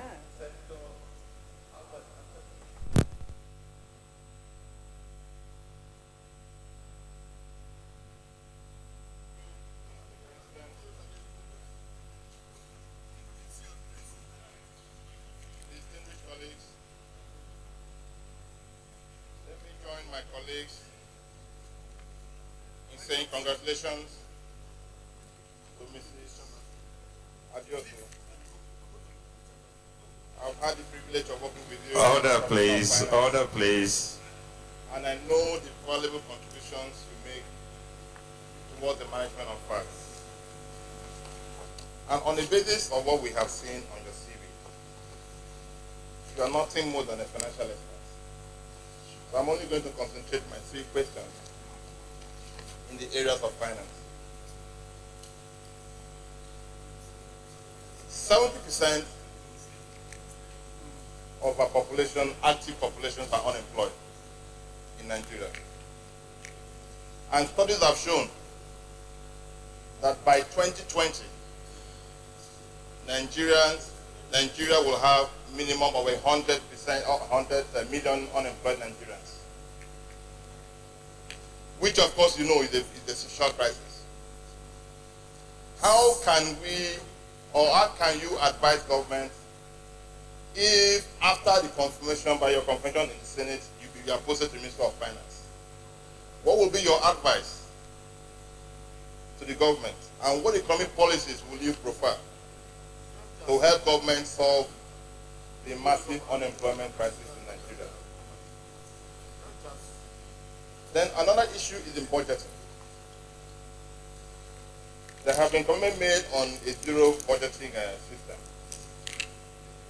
How do you think this can be attained? And how relevant is this for such a large and complex economy as Nigeria? Then on efficiency, you have said something about it. How will you advise this government through efficiency on cost reduction without necessarily compounding the unemployment crisis we have in Nigeria today? So I thank you, and once again I conclude. Thank you very much. Ibrahim Umar Krufi. Thank you very much, Mr. President. My distinguished colleagues, my name is Mali Ibrahim, representing the Center for Hospitality. Sir, my question goes straight to nominee. My first question is reckless waivers, tax evasion and avoidance, unnecessary concession and remittance of revenue by revenue generating agencies constitute a major impediment to expedient flow of funds into the account. What strategy do you adopt to check the officials malpractice in the title of these over there? Second, the deliberate failure of Federal Minister of Finance in provision of effective supervisory mechanism over subsidiary Order, please. Identified as a major setback responsible for some malpractice that constitute effective sabotage. Order. Distinguished Senator, I think you have to go a bit slowly. No, I can't hear you. I doubt if the nominee can hear you too. So, put the question slowly. Put the question slowly. Yeah. Reckless waivers, tax evasion and avoidance of payment, unnecessary concession and non-remittance of revenue by a revenue generating agency constitute a major impediment to expedient flow of funds into the federation account. What? Eh? No. Distinguished colleagues, please let us carry on. Order, please. The distinguished senator has the floor. Order, yes. Please. Sir, I will slow down as slow as possible. What I'm simply saying is reckless waivers, tax evasion and avoidance, unnecessary concessions, and non-remittance of revenues by revenue generating agencies constitute a major impediment to efficient flow of funds into the federation account. My question is, what strategy do you adopt to check these official malpractices and retardant the Nigerian from over there? That is one. My second question, sir, the deliberate failure of Federal Minister of Finance in provision of effective supervisory mechanism over subsidiary agencies has been identified as a major setback responsible for some malpractices that constitute economic sabotage. What strategy do you employ to reverse this and reset it? Lastly, that's my question. Senator John. Mr. President, my name is John Owen Eno, Cross River Central. Madam Nominee, my first question is, a few weeks ago, JP Morgan delisted some of the federal government's bonds. Are you satisfied with the case made by JP Morgan? Are you satisfied with the combination of monetary fiscal policies that the CBN is pursuing in this regard to be able to respond to this? That's number one.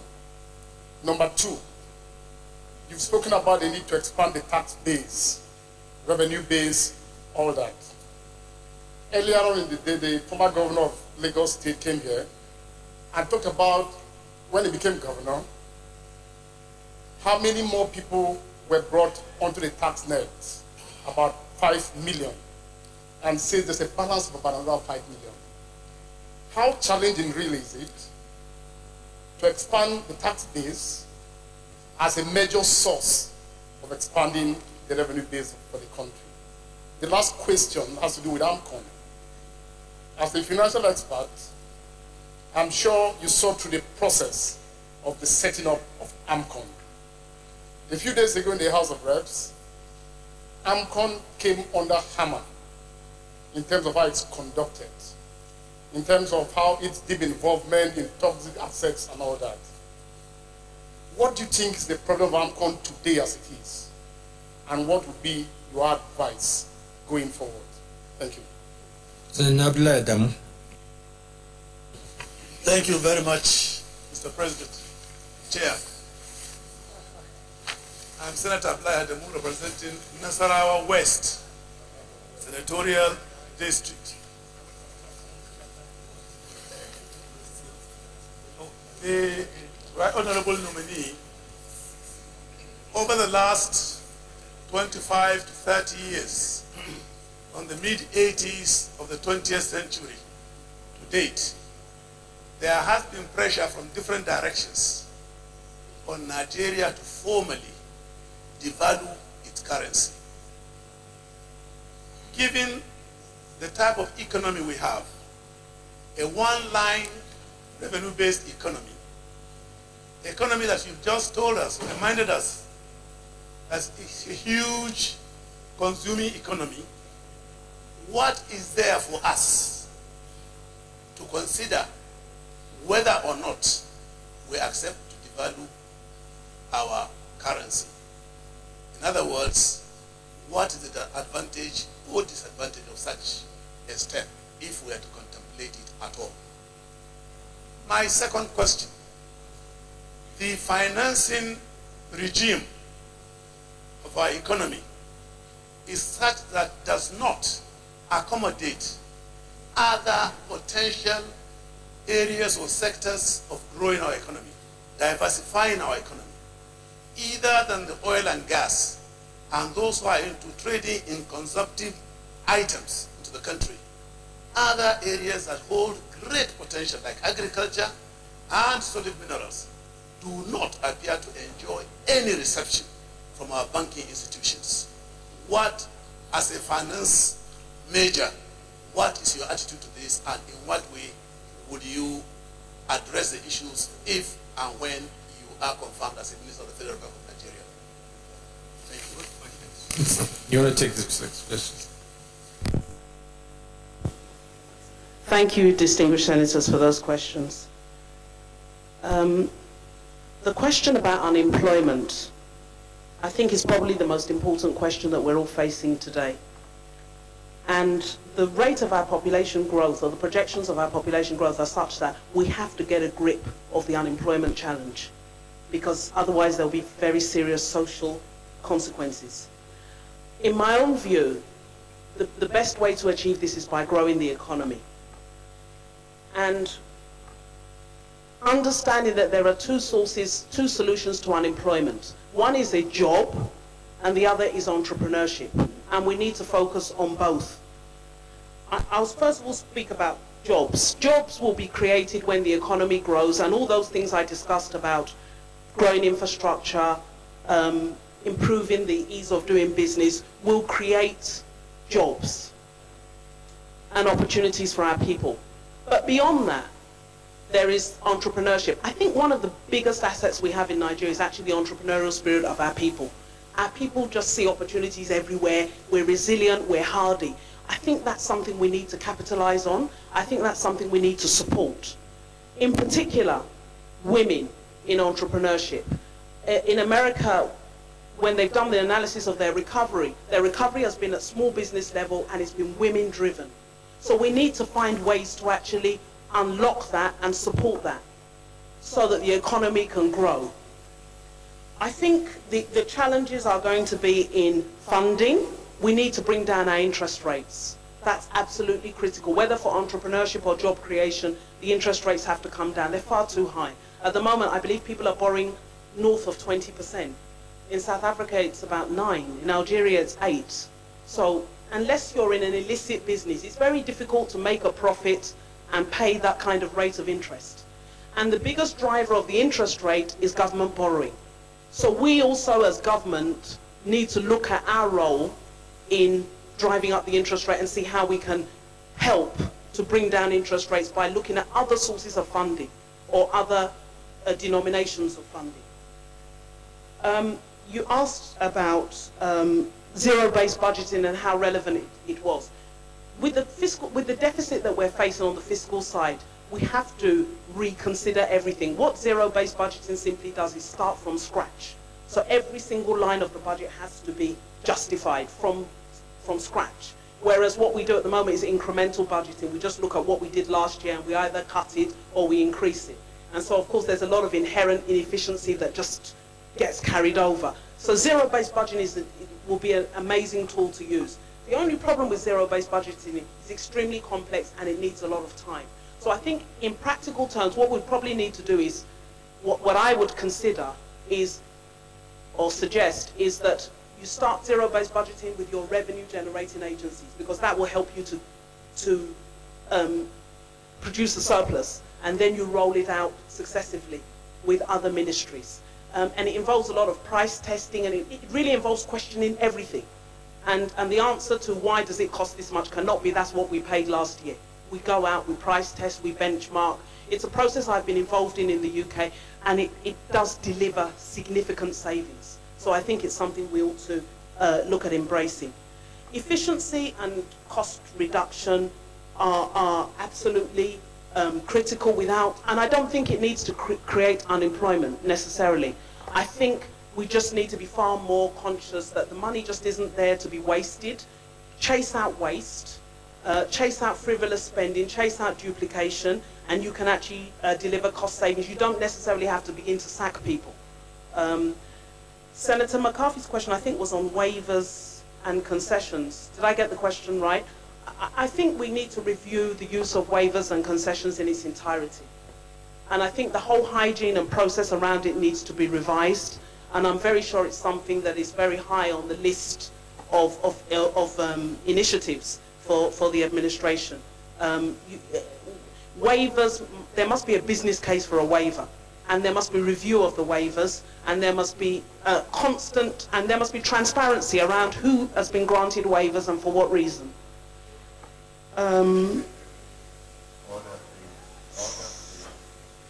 There were two questions on foreign exchange. I think, if you don't mind, I'll try and merge them together about the exchange rate.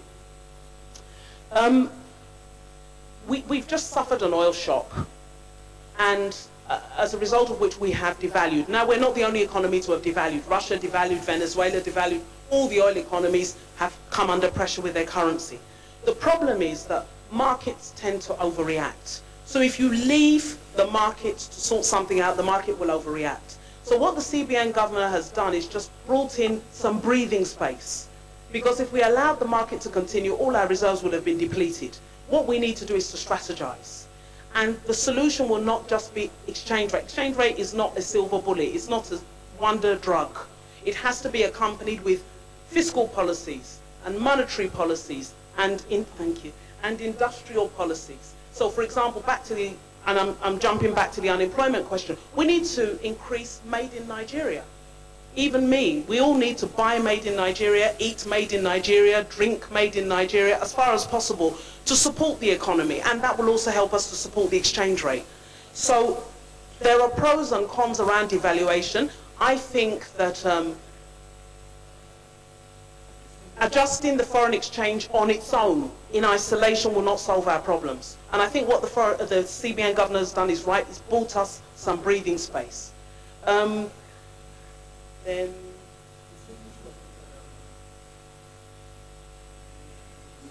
I'm done.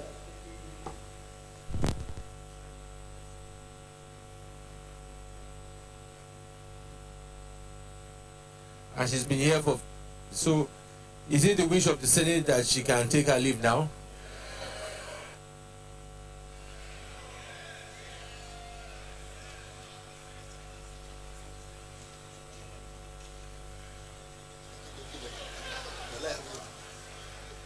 Kemi Adeoshu is the immediate past Commissioner for Finance in Ogun State.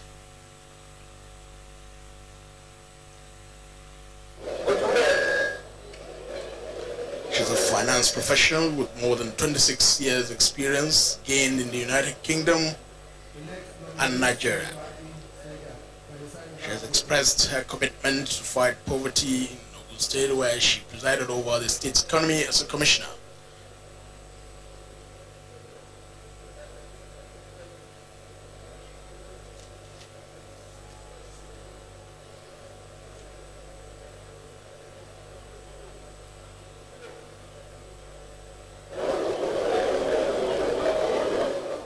Out of 10 ministerial nominees slated for consideration today, the Senate had so far considered and screened 7.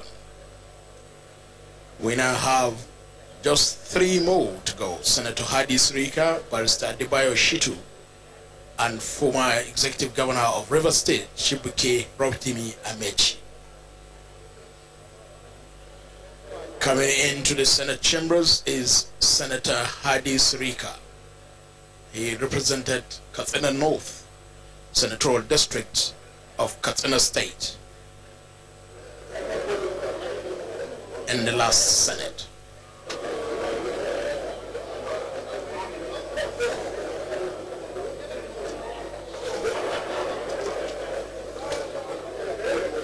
Hadi Sirika is a former pilot and aviation expert. He has had several years of experience in public and private sectors. He was a senator under the Congress for Progressive Change, which later metamorphosed into the APC. He was a member of the Senate Committee on Aviation in the 7th Senate and Vice Chairman, Millennium Development Goals Committee of the Senate. Distinguished colleagues, Senator Ngige, thank you for taking your seat. We have with us is Senator Hadi Sirika, who was a member of the 7th Senate. Distinguished Senator, I welcome you to a familiar terrain here. You're welcome back. With your CV, and we want you to just give us a brief introduction of yourself. There's something in the CV that you want to emphasize, or there's something we've left out, or maybe for the purpose of those new senators in the 8th Senate, I might not have know much about you, just to say a few things.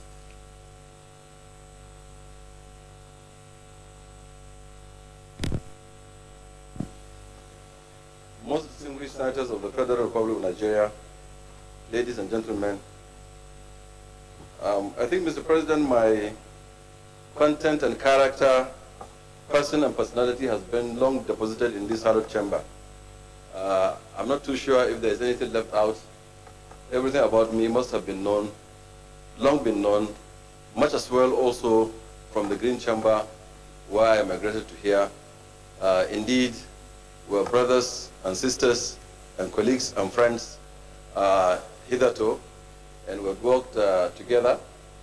So I think I have had enough deposited in this hallowed chamber, but I thank you for the opportunity. And regarding introduction of my person, as in name, of course, Hadi Abubakar Sirika. I come from Katsina State, and in Katsina State, Dusi local government, as is in my CV, and a little hamlet there in Dubawa, where I was born. Dubawa, by the way, came onto the map of the world courtesy of my late father, who was a forestry officer that decided to resign and build a small farmhouse, and where I was born.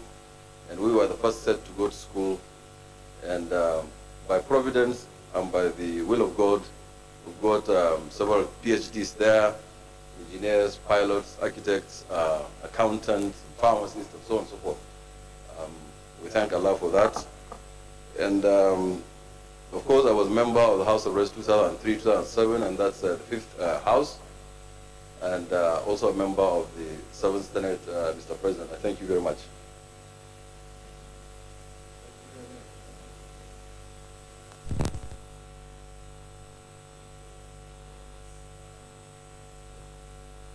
I've been a member of the House of Reps Senate, but also as a pilot, and we just want you, from your experience, tell us, really going forward, been a lot of debate on the issue of national carrier or no national carrier.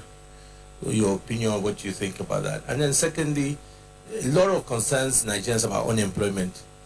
And there are a lot of young pilots that have qualified, Nigerians that at the moment don't have any jobs. In your own view, what do you think? How will you guide the country in going forward? This is more of to take a bit of your wisdom, really. Thank you very much, Mr. President.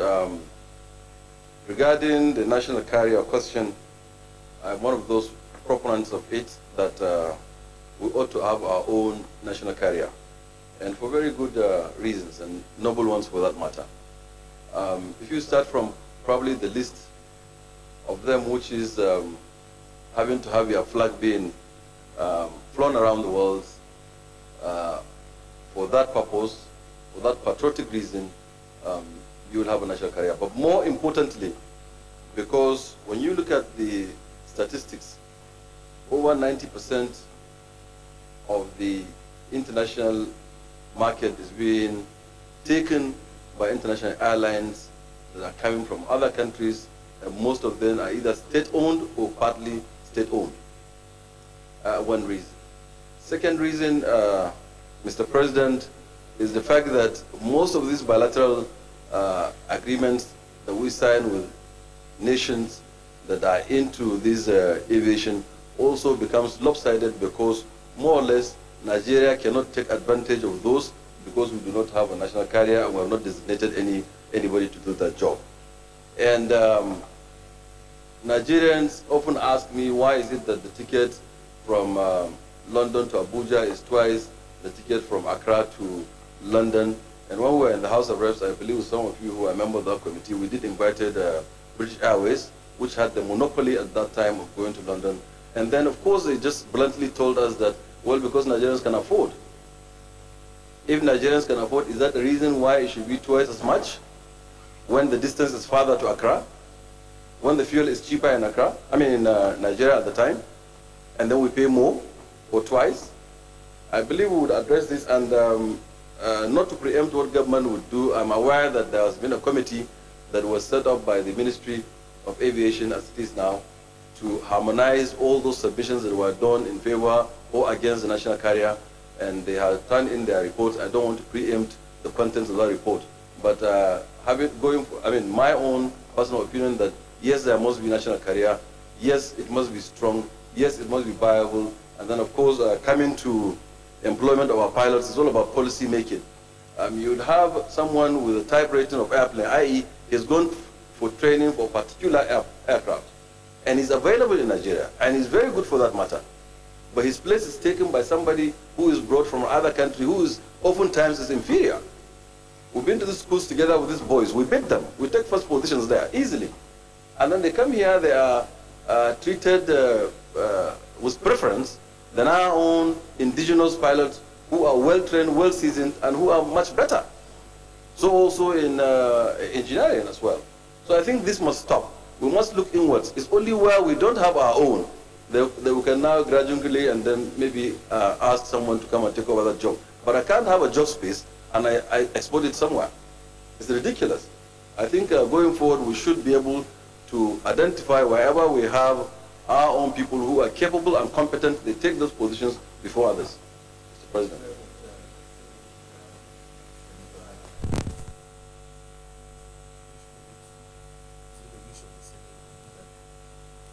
Leave now. Seriously.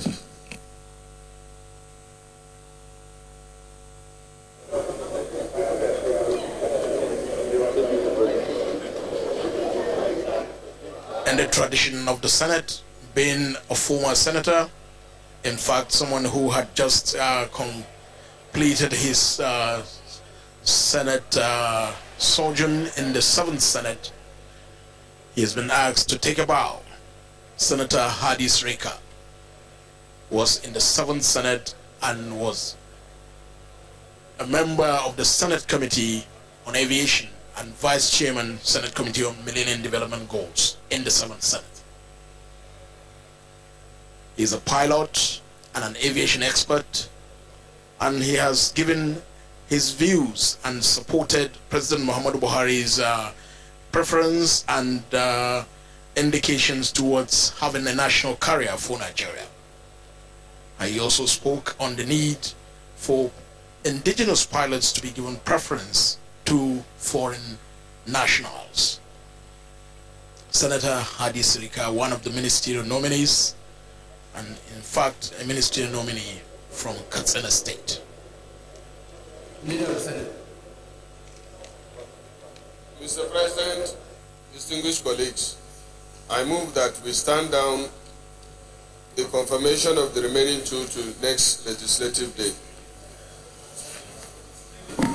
Mr. President, distinguished colleagues, I rise to second the motion that we stand down the screening of the remaining nominees till Thursday, the 15th of October. I so second. Those in favor that we stand down the review of the two, that's from you, say aye. Those against say nay. The ayes have it. Leader. Senate leader had proposed and the minority leader had supported a motion for the standing down of the two out of the 10 ministerial nominees slated for consideration today. They are Barrister Adebayo Shitu and former Executive Governor of Rivers State, Chibike Rotimi Amechi. They will likely be considered at tomorrow's sitting, Thursday, the 15th of October, 2015. It is the wish of the Senate now to go ahead and approve the confirmation of the nomination of the ministers.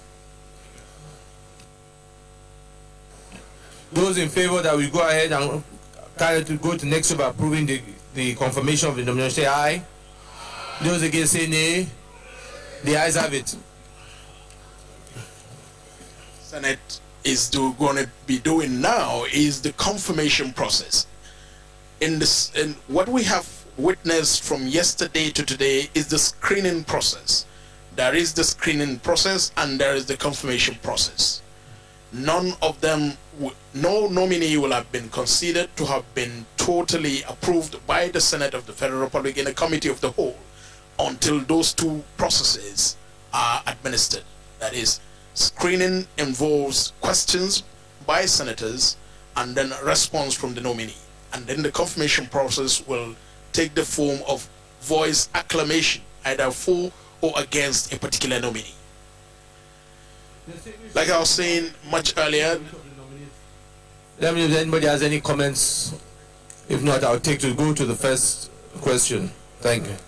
Will the Senate approve the nomination of Senator Udoma as a minister of the government of the Federal Republic of Nigeria? Those in favor say aye. Aye. Those against say nay. The ayes have it.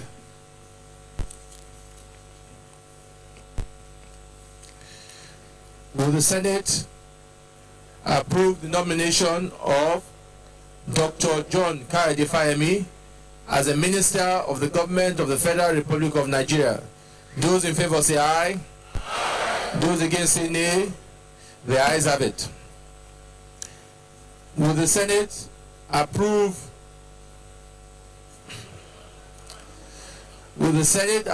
the nomination of Chief Audu Ogbe as a minister of the government of the Federal Republic of Nigeria? Those in favor say aye. Aye. Those against say nay. The ayes have it. Will the Senate approve the nomination of Dr. Christopher Ugbonawinu as a minister of the government of the Federal Republic of Nigeria? Those in favor say aye. Aye. Those against say nay. The ayes have it. Will the Senate approve the nomination of Dr. Osage Yenare as a minister of the government of the Federal Republic of Nigeria? Those in favor say aye. Aye. Those against say nay. The ayes have it. Will the Senate approve the nomination of Lieutenant General Abdurrahman Dambaza as a minister of the government of the Federal Republic of Nigeria? Those in favor say aye. Aye. Those against say nay. The ayes have it. Will the Senate approve the nomination of Alhaji Lai Mohammed as a minister of the government of the Federal Republic of Nigeria? Those in favor say aye. Aye. Those against say nay. The ayes have it. Will the Senate approve the nomination of Amina Ibrahim Mohammed as a minister of the government of the Federal Republic of Nigeria? Those in favor say aye. Aye. Those against say nay. The ayes have it. Will the Senate approve the nomination of Engineer Suleiman Hussein Adamu as a minister of the government of the Federal Republic of Nigeria? Those in favor say aye.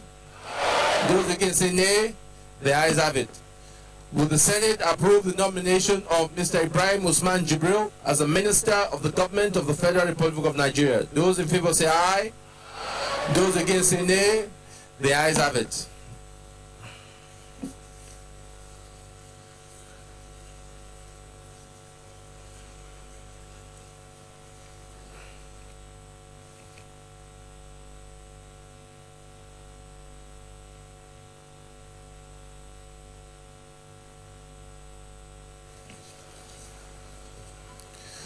Will the Senate Will the Senate approve the nomination of Babatunde Raji Fashola as a Minister of the Federal Government, as a Minister of the Government of the Federal Republic of Nigeria? Those in favor say aye.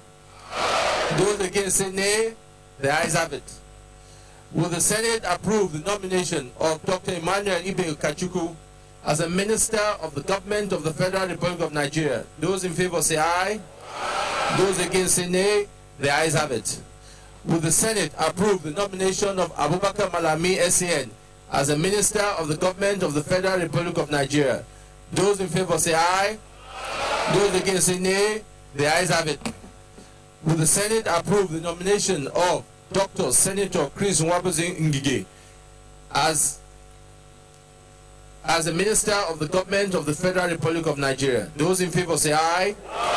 Those against say nay. The ayes have it. Will the Senate approve the nomination of Senator Aisha Alhassan as a Minister of the Government of the Federal Republic of Nigeria? Those in favor say aye. Those against say nay. The ayes have it. Will the Senate approve the nomination of Barrister Solomon Dalung as a Minister of the Government of the Federal Republic of Nigeria? Those in favor say aye. Those against say nay. The ayes have it. Will the Senate approve the nomination of Mrs. Kemi Adeosun as a Minister of the Government of the Federal Republic of Nigeria? Those in favor say aye. Those against say nay. The ayes have it. Will the Senate approve the nomination of Senator Hadi Sirika as a Minister of the Government of the Federal Republic of Nigeria? Those in favor say aye. Those against say nay. The ayes have it. Leader of the Senate. Mr. President, distinguished colleague, Mr. President, you may wish to report progress. Minority Leader. Mr. President, I rise to second the motion that the President report progress in plenary. Those in favor that will report progress say aye. Those against say nay. The ayes have report progress.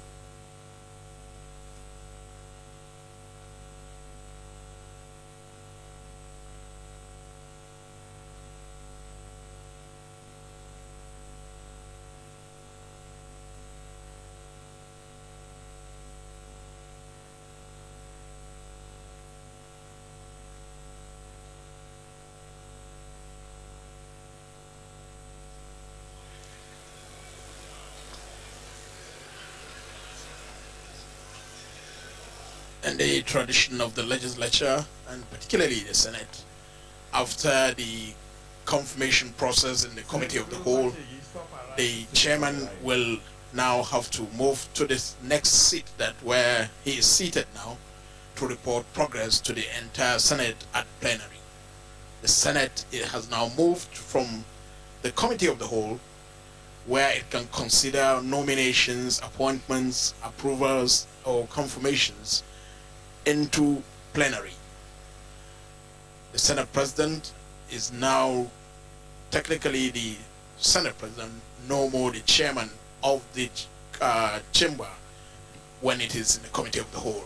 Distinguished colleagues, the Senate in the committee of the whole considered the request of Mr. President CNC for the confirmation of nominees for appointment as ministers of the government of the Federal Republic of Nigeria.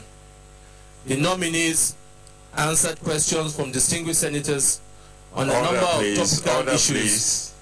Thereafter, the committee approved the nominations of Senator Udoma, Dr. John Kaide Fayemi, Chief Aljogbe, Dr. Christopher Guna Onu, Dr. Osage Henry, Dr. Lieutenant General Abdurrahman Dambazao, Alhaji Lai Mohammed, Amina Ibrahim Mohammed, Engineer Suleiman Hussein Adamu, Mr. Ibrahim Usman Jibrin, Mr. Babatunde Raji Fashola, Dr. Emmanuel Ibe Kachikwu, Abubakar Malami SAN, Dr. Senator Chris Ngige, Senator Aisha Alhassan, Barrister Solomon Dalung, Mrs. Kemi Adeosun, Senator Hadi Sirika, as ministers of the government of the Federal Republic of Nigeria.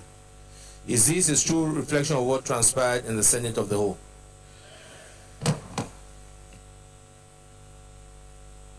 Confirmation.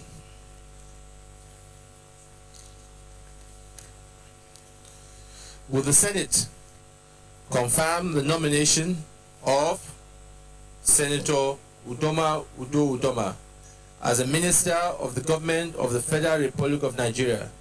Those in favor say aye. Those against say nay. The ayes have it. The nomination of Senator Udoma Udo Udoma is hereby confirmed as a Minister of the Government of the Federal Republic of Nigeria.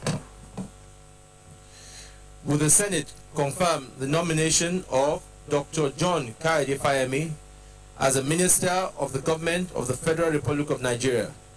Those in favor say aye. Those against say nay. The ayes have it. The nomination of Dr. John Kaide Fayemi is hereby confirmed as a Minister of the Government of the Federal Republic of Nigeria. Will the Senate confirm the nomination of Chief Audogbe as a Minister of the Government of the Federal Republic of Nigeria? Those in favor say aye. Those against say nay. The ayes have it. The nomination of Chief Audogbe is hereby confirmed as a Minister of the Government of the Federal Republic of Nigeria. Will the Senate confirm the nomination of Dr. Christopher Ngwenya Onu as a Minister of the Government of the Federal Republic of Nigeria? Those in favor say aye. Those against say nay. The ayes have it. The nomination of Dr. Christopher Ngwenya Onu is hereby confirmed as a Minister of the Government of the Federal Republic of Nigeria. Will the Senate confirm the nomination of Dr. Osage Henry as a Minister of the Government of the Federal Republic of Nigeria? Those in favor say aye. Those against say nay. The ayes have it.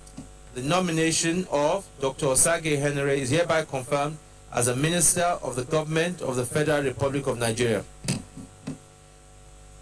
Will the Senate confirm the nomination of Lieutenant General Abdurrahman Dambazao as a Minister of the Government of the Federal Republic of Nigeria? Those in favor say aye. Those against say nay. The ayes have it. The nomination of Lieutenant General Abdurrahman Dambazao is hereby confirmed as a Minister of the Government of the Federal Republic of Nigeria. Will the Senate confirm the nomination of Alhaji Lai Mohammed as a Minister of the Government of the Federal Republic of Nigeria? Those in favor say aye. Those against say nay. The ayes have it. The nomination of Alhaji Lai Mohammed is hereby confirmed as a Minister of the Government of the Federal Republic of Nigeria. Will the Senate confirm? Order. Will the Senate confirm the nomination of Amina Ibrahim Mohammed as a Minister of the Government of the Federal Republic of Nigeria? Those in favor say aye. Those against say nay. The ayes have it. The nomination of Amina Ibrahim Mohammed is hereby confirmed as a Minister of the Government of the Federal Republic of Nigeria. Will the Senate confirm the nomination of Engineer Suleiman Hussein Adamu as a Minister of the Government of the Federal Republic of Nigeria? Those in favor say aye. Those against say nay. The ayes have it. The nomination of Engineer Suleiman Hussein Adamu is hereby confirmed as a Minister of the Government of the Federal Republic of Nigeria. Will the Senate confirm the nomination of Mr. Ibrahim Usman Jibril as a Minister of the Government of the Federal Republic of Nigeria? Those in favor say aye. Those against say nay. The ayes have it. The nomination of Mr. Ibrahim Usman Jibril is hereby confirmed as a Minister of the Government of the Federal Republic of Nigeria. Will the Senate confirm the nomination of Mr. Babatunde Raji Fashola as a Minister of the Government of the Federal Republic of Nigeria? Those in favor say aye. Those against say nay. The ayes have it. The nomination of Mr. Babatunde Raji Fashola is hereby confirmed as a Minister of the Government of the Federal Republic of Nigeria. Will the Senate confirm the nomination of Dr. Emmanuel Ibe Kachikwu as a minister of the government of the Federal Republic of Nigeria. Those in favor say aye. Those against say nay. The ayes have it. The nomination of Dr. Emmanuel Ibe Kachikwu is hereby confirmed as a minister of the government of the Federal Republic of Nigeria. Will the Senate confirm the nomination of Abubakar Malami SAN as a minister of the government of the Federal Republic of Nigeria? Those in favor say aye. Those against say nay. The ayes have it. The nomination of Abubakar Malami SAN is hereby confirmed as a minister of the government of the Federal Republic of Nigeria. Will the Senate confirm the nomination of Dr. Senator Chris Ngige as a minister of the government of the Federal Republic of Nigeria? Those in favor say aye. Those against say nay. The ayes have it. The nomination of Dr. Chris Ngige is hereby confirmed as a minister of the government of the Federal Republic of Nigeria. Will the Senate confirm the nomination of Senator Aisha Alhassan as a minister of the government of the Federal Republic of Nigeria? Those in favor say aye. Those against say nay. The ayes have it. The nomination of Senator Aisha Alhassan is hereby confirmed as a minister of the government of the Federal Republic of Nigeria. Will the Senate confirm the nomination of Barrister Solomon Dalung as a minister of the government of the Federal Republic of Nigeria? Those in favor say aye. Those against say nay. The ayes have it. The nomination of Barrister Solomon Dalung is hereby confirmed as a minister of the government of the Federal Republic of Nigeria. Will the Senate confirm the nomination of Mrs. Kemi Adeosun as a minister of the government of the Federal Republic of Nigeria? Those in favor say aye. Those against say nay. The ayes have it. The nomination of Mrs. Kemi Adeosun is hereby confirmed as a minister of the government of the Federal Republic of Nigeria. Will the Senate confirm the nomination of Senator Hadi Sirika as a minister of the government of the Federal Republic of Nigeria? Those in favor say aye. Those against say nay. The ayes have it. The nomination of Senator Hadi Sirika is hereby confirmed as a minister of the government of the Federal Republic of Nigeria.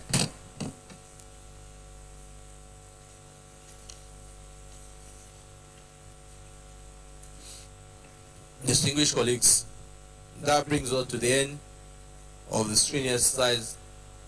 I want to thank and commend all the senators, not only for their good questions and contribution, and also the way we have carried out this exercise. And I'm sure that for the ministers as well, that they know that it is not going to be business as usual. The responsibilities and some of the commitments they've made in here, it's our responsibility to hold them to it, to ensure that the commitments they have made to be part of this change government and give their service and support to our president in moving Nigeria forward. Once again, I thank you, the senior senators of this 8th Senate. I think you have done a good job today and made us and the country, we're all proud of what has happened today. I thank you. On that note, we hereby adjourn till Thursday the 15th October 2015 at 10 a.m. prompt. The presiding officer there, Senate President Abubakar Bukola Saraki, closing Wednesday's plenary session and Senate at the Committee of the Whole, the session held specifically to confirm, approve, and screen the ministerial nominees of President Muhammadu Buhari. With the exception of 2 ministerial nominees, Barrister Adebayo Shitu and Chibike Rotimi Amechi, who were stepped down